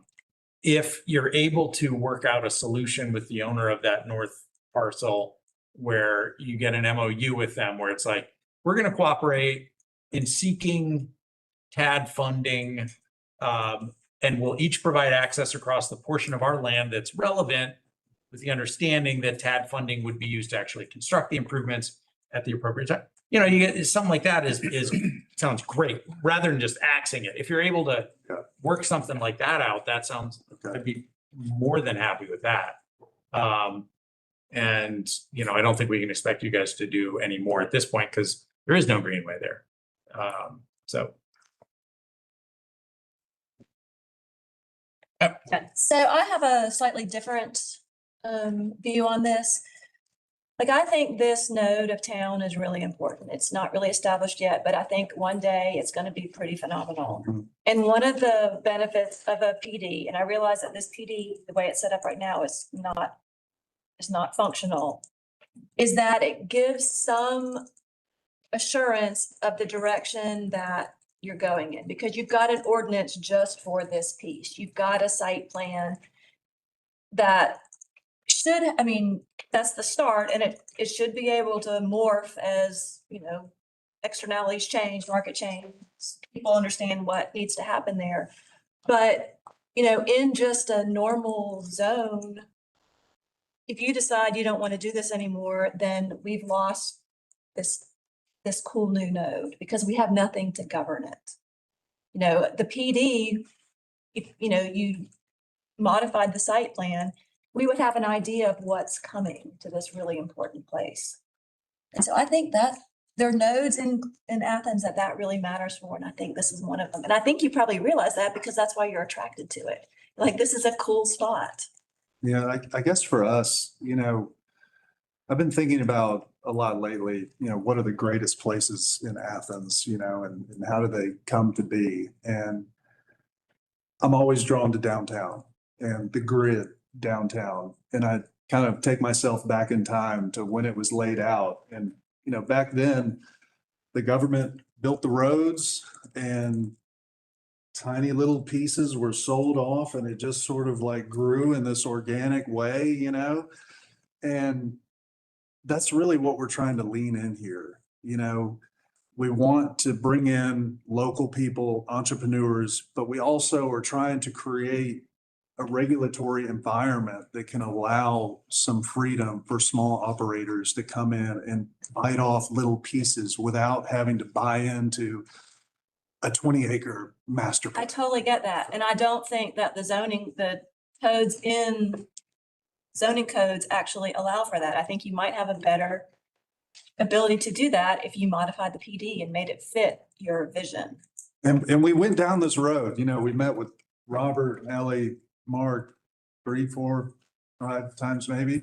And one of our positions is that, as I said to Sarah, I don't know the recipe. I wish I did. I wish I knew what would work here, you know, and that I had $100,000 to hire, you know, Buck Bacon to get on board Newton Bridge. Come on down Newton Bridge, Buck. You know, we got another one for you, you know. But I don't. I mean, I really don't. And I wish I did. But the scale and the vastness of this project and, you know, 250,000 square feet, you know, with a roof that's caving in. I mean, it's a complex project. It's complex property. It's also a brown zone. You know, it got remediated by a prior owner. There's monitoring wells. I mean, there's things with this property that they clash up against this sort of controlling document. And when you get into developing it, you will find things you never expected. Yes, yes. They're there. Absolutely. It's very hairy. But I do think PD is a tool that, last thing I'm going to say on it, it's a tool that you can design flexibility into much better than you can with, you know, pick your other zoning code. I'll get you in 1 second. To your point, which I think is interesting because, you know, when we deal with PDs, I mean, there's this sense of like, we can kind of ask for things and we can get things in exchange for you promising to do a certain thing. I mean, I can see how it can also be overly prescriptive, right? And overly restrictive. I think my biggest takeaway from what I like the overlay concept. I think we should do that more around Athens. I think my only big thing though, I know that when we first saw the proposal, this whole idea of like Pond City Market, but in Athens, and we were super psyched about it, and we're willing to like give it some room to do stuff. And so maybe the PD was like this goes here, this goes here, but there's part of me that feels like the overlay is a little bit too loosey-goosey. And I'm not saying it needs to be as prescriptive as but maybe like what, you know, we're saying there's a maximum of 85 feet. If y'all were folks from Atlanta coming in saying this, would be like, great, we're gonna have towers there instead of this old West Coast building. So like, what is the 85 feet tell me about this project? I know you want flexibility, but also like, how does that preserve the building? Right. So I think that's my only like disconnect with it is like, how does this translate into, I get the concept, but also how does it preserve the space that you clearly want to preserve? So with the building height, again, doing my best to prescribe a number there to come to some place. And where we are with commercial general, maximum building height is 65. Thank you. 65 feet for refreshing my recollection. Commercial downtown zoning is 100. So part of what we were going for here is to try to thread this needle with missing middle, which is what we hear a lot about, talking about missing middle housing, where you have, you know, single family residential, and then you have commercial downtown, you know, 200 bedrooms an acre. And there's like very little in the middle. And even with commercial general zoning, 24 bedrooms an acre. So the gulf from 24 to 200, we thought, well, this is going to be a town center. We do want some density. We want people living here who can recreate here and enjoy it. So let's try to get somewhere in that way towards downtown, but not completely maxed out. So 64 feet, we add a couple of floors, you know, 24 bedrooms, we add another 26 bedrooms per acre. You know, we're not commercial downtown, we're not 100 feet, 200, but we're somewhere, we're just on this route trying to find this town center future land use, and we sort of landed on missing middle. And so where can we go with these numbers to get somewhere missing middle? So the West Coast building becomes the shell of something, and then if things sprout up inside it or something, then that's the way that goes. I don't. Well, that's what I want to say. Yeah, It's like, go. that I think is the problem with, right? And it's our problem because we bought a PD or a portion of. And what we're seeing is like, we can go spend 6 figures or more, like Ardent, the previous owner did, to go redraw a site plan. And we can put 80-foot buildings here, West Clock saved here, lawn here. But ultimately, when we go to execute on that, we don't know if it's going to work, right? Like we have to go strike all those deals and do all that work. And if we're stuck coming back here every single time, it slows the whole process, costs more hundreds of thousands just to like understand what the possibilities are. This was somewhere in the middle, so I'll let you keep missing middle. Well, I want to reinforce what I think your question is. You're saying you want to preserve the West Clock building. Right. And get tax credits for doing so, which helps with Hopefully. financing and all that, right? Yeah. Hopefully. But then where would the 80-foot tall building go?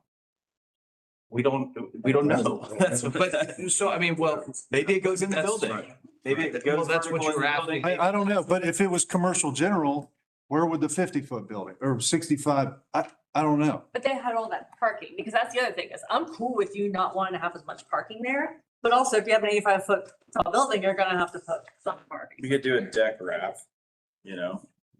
I mean, yeah, so, but it's all sort of eating up the space around the building, which was all like the experience of being on the site, so. Alex. Okay, so I'm hearing more and I'm understanding more. And I'm gonna lean more toward Jennifer. She was saying some things I was thinking. That's looking like it's trying to attract a lot of apartments, and one way or the other. That's great. That's where the money is in this town. The two questions I have, which I won't go over much, where? And this is a question for Bruce, I suppose, because this is my first overlay like this, I believe, and this has been a tough, I mean, we were tough on those other owners that sold to y'all. So if in the current PD and or the overlay, are those buildings protected at all? Current PD, they are, correct? The overlay, are they still? Not as proposed. Right. So that's one reason. Intention, but it's not in the Right. wording. And the intention is, I believe your intention. I wouldn't sell it to anybody though. If I had to broker that intention, I'd be laughed at. So my fear is that adding all of this is going to bring in an apartment builder. You're going to sell it. You'll make money. Yeah, that's great. But we have totally lost that beautiful gem of a place that the current PD threw out. And that's why we held on to that and wouldn't let them change that. Sorry if I'm talking loud. I'm not talking. Not at all, no. But I want this for you to hear. And that is extremely concerning. But you bought the land and you monitored where they've gone and haven't been able to go. This just sort of peels that away. And it would attract, the first three are attracting apartments only and more, a lot more than even the zoning would allow. So I just know if we did this, my feeling until I see differently is that it takes all of the protection of this really cool idea that the first developers tried and realized they couldn't. That may need to be changed, but it may be changed 100% is what I'm feeling from this. Like 100% could be changed. I don't see much of anything once you start doing that, if those buildings aren't protected. If the buildings are protected, then I think somebody's question, it might have been yours, Bruce, where do you put these apartments? You kind of almost don't put them. So then that runs that idea off, but the buildings are protected.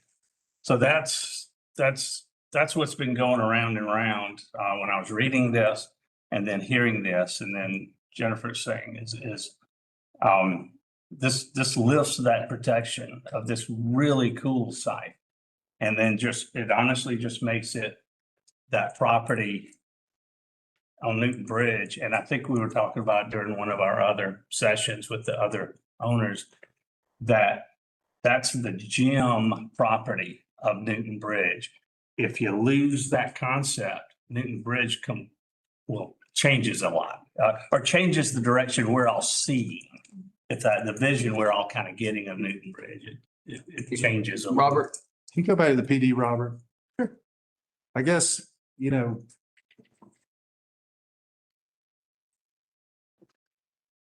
I guess for me, it is a nice looking picture. It is. But I think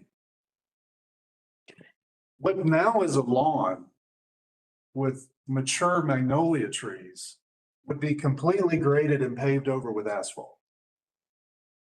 And this forest down here with the pump track, all of this gets paved completely with asphalt. They have one little allocation here, but I have looked at this PD and in my opinion, I'm not certain this saves the building. From the time we purchased this parcel, when we looked at this PD and we look at the layout of these buildings that are constructed on the footprint of the old clock plant, in our mind, it called for the demolition and the scrape and grade of this lot and the construction of these 4 new buildings. I don't see them keeping the existing clock plant, which has like a 14-foot ceiling and is like a pancake. These are new buildings in my book, and that's how I've always seen them. But Bruce, are they new buildings? I thought they had to save the old buildings. So there's no requirement to save the building, right? the architectural renderings that went with this were showing the profile of the existing building with some modifications, like the taller corner element. But that was the part of the PD was intended to retain and punch openings. Now, to your point, when this was first adopted, the condition of this building was not great, but it was better than what you've got. So as this has been allowed to decline, that masonry, that's the alarm. Oh, God. Oh, yeah, 11 o'clock. Yeah, yeah. And so just to be clear, like I have no allegiance to the site plan for this PD. Like I wasn't part of looking at it, approving it, whatnot.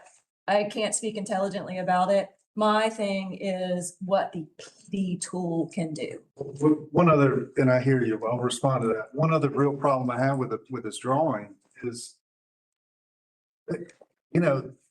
they asphalt over the whole front lawn. They asphalt over the forest here. They've built a road through the building. And for me, it's just, it doesn't work for the vision I want to bring to this building. I would much rather, which is what I'm proposing in the overlay, park it here, period. That's the parking. You come, you park, and then all of this, right in this area, there's parking along the back that's existing. Park here, there's some here.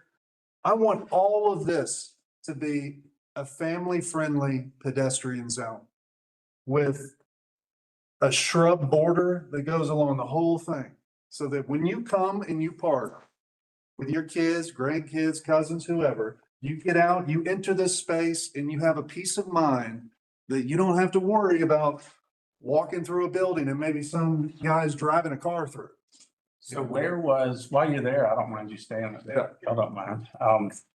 But I thought we were adding parking spaces. No. We're not adding. No. All right, I was thinking we were taking it Net from. possible is greater than the PD for the same area. So the overlay is asking for the possibility of 900 and how many car parks are there? some. And the PD had 600 and some. But but. No, not the whole PD. Just this. Just that portion, Okay. same overlay portion. But Is it 6? Yeah. But I will revise that number down. That was just something that we came up with because in the code, there's a parking maximum that must be codified. So I had to throw a number out there. If we want to lower it, let's bring it on down. That's all I want, you know? Park here, activate the old building organically with a low cost of entry because we didn't have to do all this horizontal work before we ever got a rent check. We just parked here and we slowly activated this old clock plant with a putt-putt green, a music venue, and maybe a pickleball club, hopefully. Well, is that not the revision to the site plan for the PD? I mean, draw it up and. It's just gonna take us a lot of effort to draw it up and then we're stuck with that. Well, don't call it a pickleball park. Call it recreation. So my fear with, I mean, and wanting to go, hang on, with the PD is and y'all hadn't learned by now, I am a worst case scenario guy because that's the life I live. You have to do that for your clients, but so if there's no, if the best use is just apartments, and somebody's gonna come in and do that, and you're not gonna get the pickleball anymore. You're not gonna get any of that because we've gone to 80 feet and 50 an acre and all of that. And so if you did another PD, I think like Jennifer is talking about, it gives us something to actually see, because otherwise it's just going to go to best and easiest use in this case is what somebody's probably going to do. And it's going to be an offer you can't refuse. And I'd call you an idiot if you didn't take the part of that, but if you didn't. Yeah, so let me ask you this, or let me just say the thinking behind the commercial general is that, look, 3 local guys bought this old busted clock plant. That's a brownfield with a collapsed roof. If we scrap this binding site plan, it has cars all over it and retention ponds that bring your horizontal costs up to $1 million. If we scrap that, it goes back to the base zoning of employment office, which is not in accord with the future land use map. So that took us down the route with staff, commercial general. Well, commercial general doesn't allow a putt-putt course. You can't do commercial outdoor, right? And so it took us down this road of creating an overlay. And as we're creating an overlay, we thought, well, it's a town center. It needs some more density. And I know that the GIG committee and Mayor Gertz, he's already talking about increasing these limits for commercial general to about what we proposed here. So yes, what we're proposing increases the value of this parcel, undeniably so. But our hope is that that increase in value will help accelerate the development of it. Because it's been sitting there for well over a decade, rotting away. But the value will likely, and I'm not debating, this is comments. So the value will come from apartments. I mean, undeniably so. Housing that's what you can get a loan for housing. Absolutely. And, it's not the end of the world for me in that regard, because I mean, Athens has a housing crisis. Our housing costs are way out of control. I mean, we do need some supply of housing to bring online. This is a town center on the bus line, on a future greenway, bicycle connections, a major intersection with Chase and Barber that feeds into one of the most, sought after residential areas of town. What better place to put a little bit more density?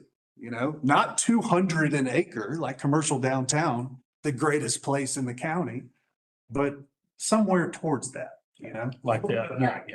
Yeah. Russell, is there a version of this where there's some protection for the building built in? Because it sounds like that's some of the concern that we're hearing. And it's a great point that the existing PD does not preserve the building. if they didn't want to. If they came in and wanted to build what's shown on the pictures and they were like, actually, no, it'll be a little cheaper if we scrape it and just rebuild to look like these pictures in our PD, they could 100% do that. There's no historic preservation easement on that building or anything like that.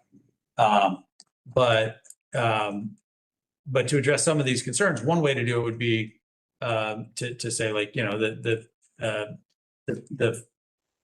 footprint of the building where it is, that building will be preserved, or even will be preserved. I mean, so the roof's caving in, it's raining inside and stuff, so like will be preserved to the maximum extent practicable, or something like that might address some of these concerns. And as you say, it would be more preservation than we're assured of. I mean, I can tell you right now, can we get a, Robert, the bird's eye view of the existing, please? We've spent $270,000 to put the new, Chris is like this, to put new TPO roof on the front office suite. Roofs are expensive. Roofs are expensive. It's concrete deck, thankfully. All the rest is metal deck. So we've taken off this first little piece here, and we've just done another investment for phase 1.1, where hopefully we're going to be putting some more roof section on this part right here. And the hope is that we want to do a music venue here that has a louvered door for indoor, outdoor recreation. And then we have a few other office tenants possibly. So I say that to say that, yes, absolutely. We are totally interested in giving you whatever assurance you would want. National landmark status is something we've talked about doing with the plant. We're, you know, part of the reason we acquired this was absolutely historic preservation. One of my partners is a historic preservation consultant. He goes after these tax credits, but the credits just got vetoed by the governor about a month ago. So the well is dry. We're hoping in January, when the legislature's back in session, it might get filled back up. There's still some federal benefits, but I can talk with Bruce more later about what sort of assurances we could maybe create in a overlay, et cetera, whatever, to give y'all some comfort about our absolute intention, not just intention, but cash that is flowing into this building right now to keep it. Okay, that's helpful. The second thing I was going to say is just on the Jen's point about the maybe just modify the PD.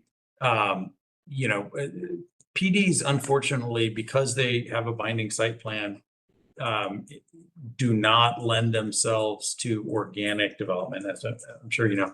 It depends on how much flexibility you build into it. But our site plan is binding, and so there's that is a straitjacket on how much flexibility you can build into it in Athens-Clarke County. And you know, so I'll just say, since we're for comments, I'm sympathetic to your point that like the more planning we have, the worse public spaces we've gotten over the last 75 years. No offense, Bruce, or any other planners in the room. But the more we've had planners planning everything, the worse everything has gotten. Not you guys, other planners. But Don't worry about it. just say what you feel. Yeah. But my point is the downtown example is a great one. You know, like if what I hear you saying is like, we want to like have an entrepreneur who buys a space from us and then does what they want to do in that space and just let it organically develop. And that is how you get authentic, great spaces. The other option is, you know, the mall thing is 75 acres. It's as big as downtown Athens, and they had a master plan and 9 figures of financing behind them, and they still couldn't get break to where they could break ground on it because they had a very well-developed binding site plan, and for a whole bunch of complex reasons, you know, weren't able to get going on it. And so planned stuff more often than not winds up back here saying like, our plan doesn't work. Can we, you know, do an amendment? And, you know, so the organic way of just like smaller entrepreneurs being able to do things, I think, you know, makes sense. So I'm on board with that for what it's worth. I think that's a great vision, and also a vision where might get traction fairly quickly rather than coming back to see us once a year. We want to offer cheap rent. Local first is how we've been oriented from day one. You know, we want every Athens local entrepreneur to know that there's possibilities here. Come see us, you know? Well, I think I just kind of echoing what you're saying, Matt, I think this is kind of exactly where an overlay makes sense to me, and maybe something does need to be addressed in there related to preservation of the building.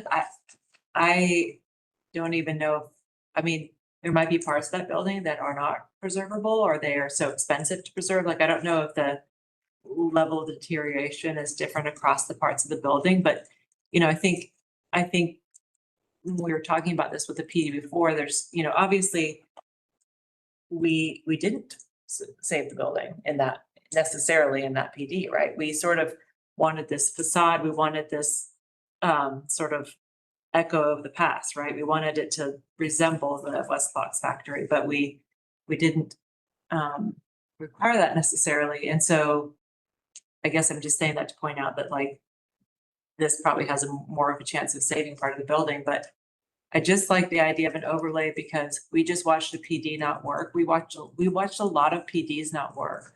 And so I'm kind of interested, you know, and maybe we need to, between now and when it comes back to us, there are some assurances you all kind of need to sort out. I think some of them have been expressed tonight, and you know, Alex is saying, like, we don't want to end up with 80-foot tall apartment buildings only in here.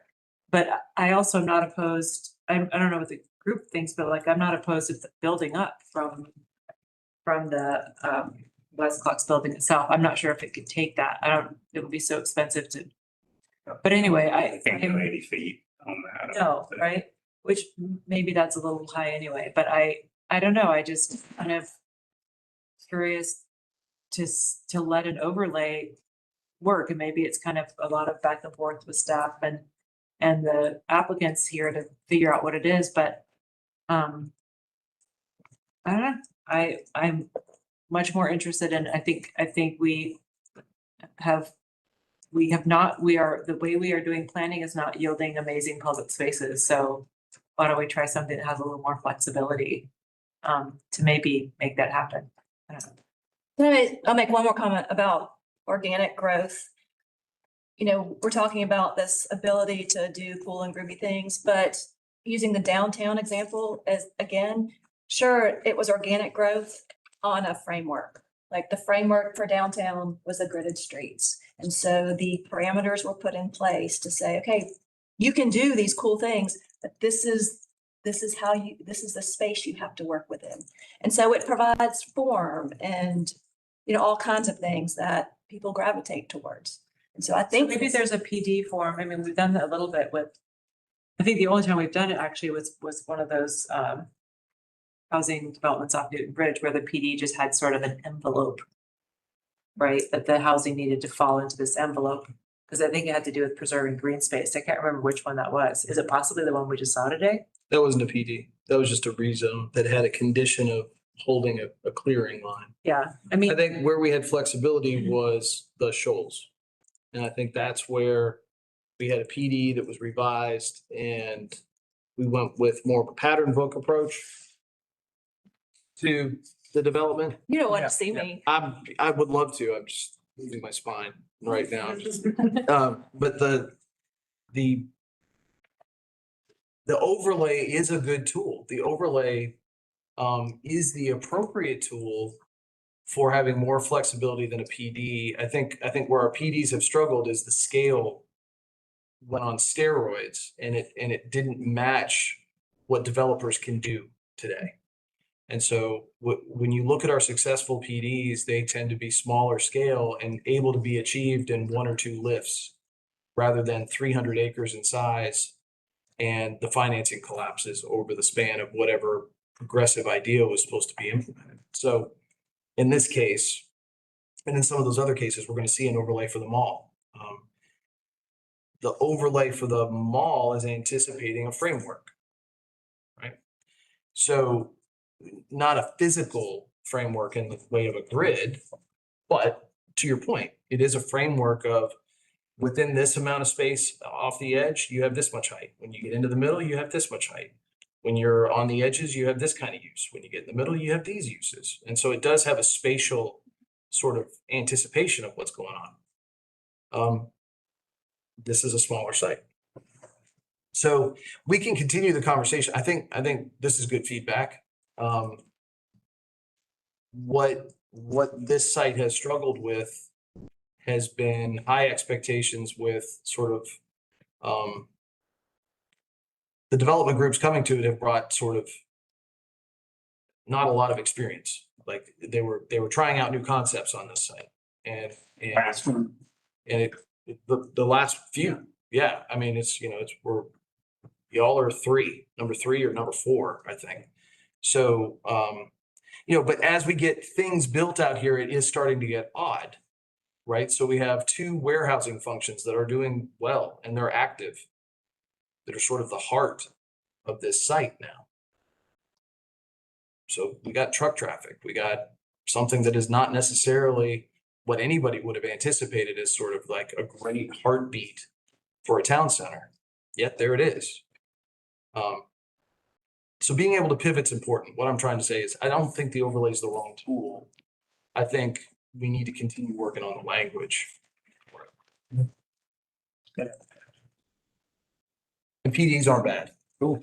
I agree with you. PD. I mean, I think that this place is so important that we need to see the form that it's gonna take. Like, we need to have some, I realize that you don't know, but you actually know more than you say you know, because you stood up there and you were like, it's gonna be this here and this here and this here. Yeah, and I say just like sell us on that, even if it's like literally a napkin drawing of here's the putt and here's the thing. And maybe you have 3 or 4 different ideas that could be on 3 or 4 different napkins.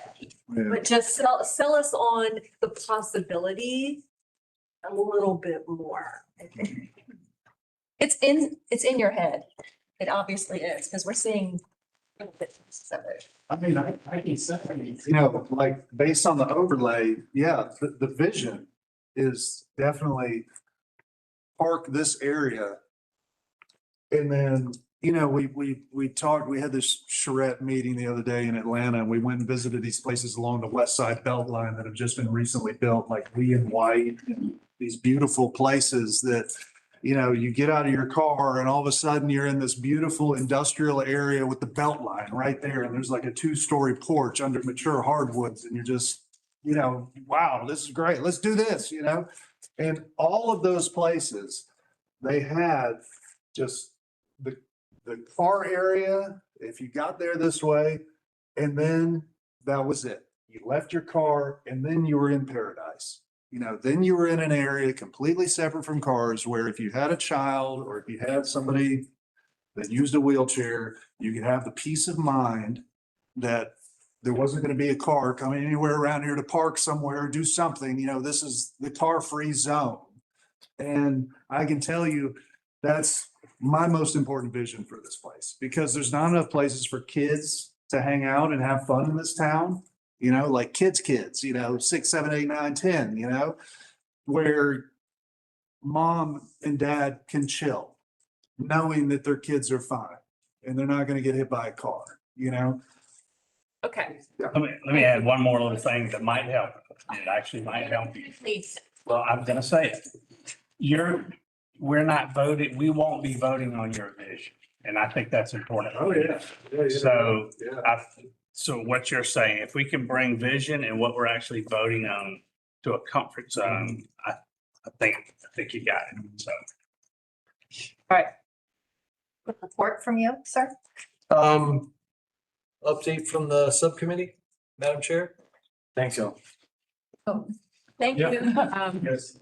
Is everybody who's reading on the subcommittees? I guess not. Totally. Anyway, things are progressing. I don't know if I can go into real detail. You can say all you need. All right, we are working through, there's subgroups of the subcommittee who are working on. I'm sorry, forgive my ignorance. I don't even know what the subcommittee was. Okay.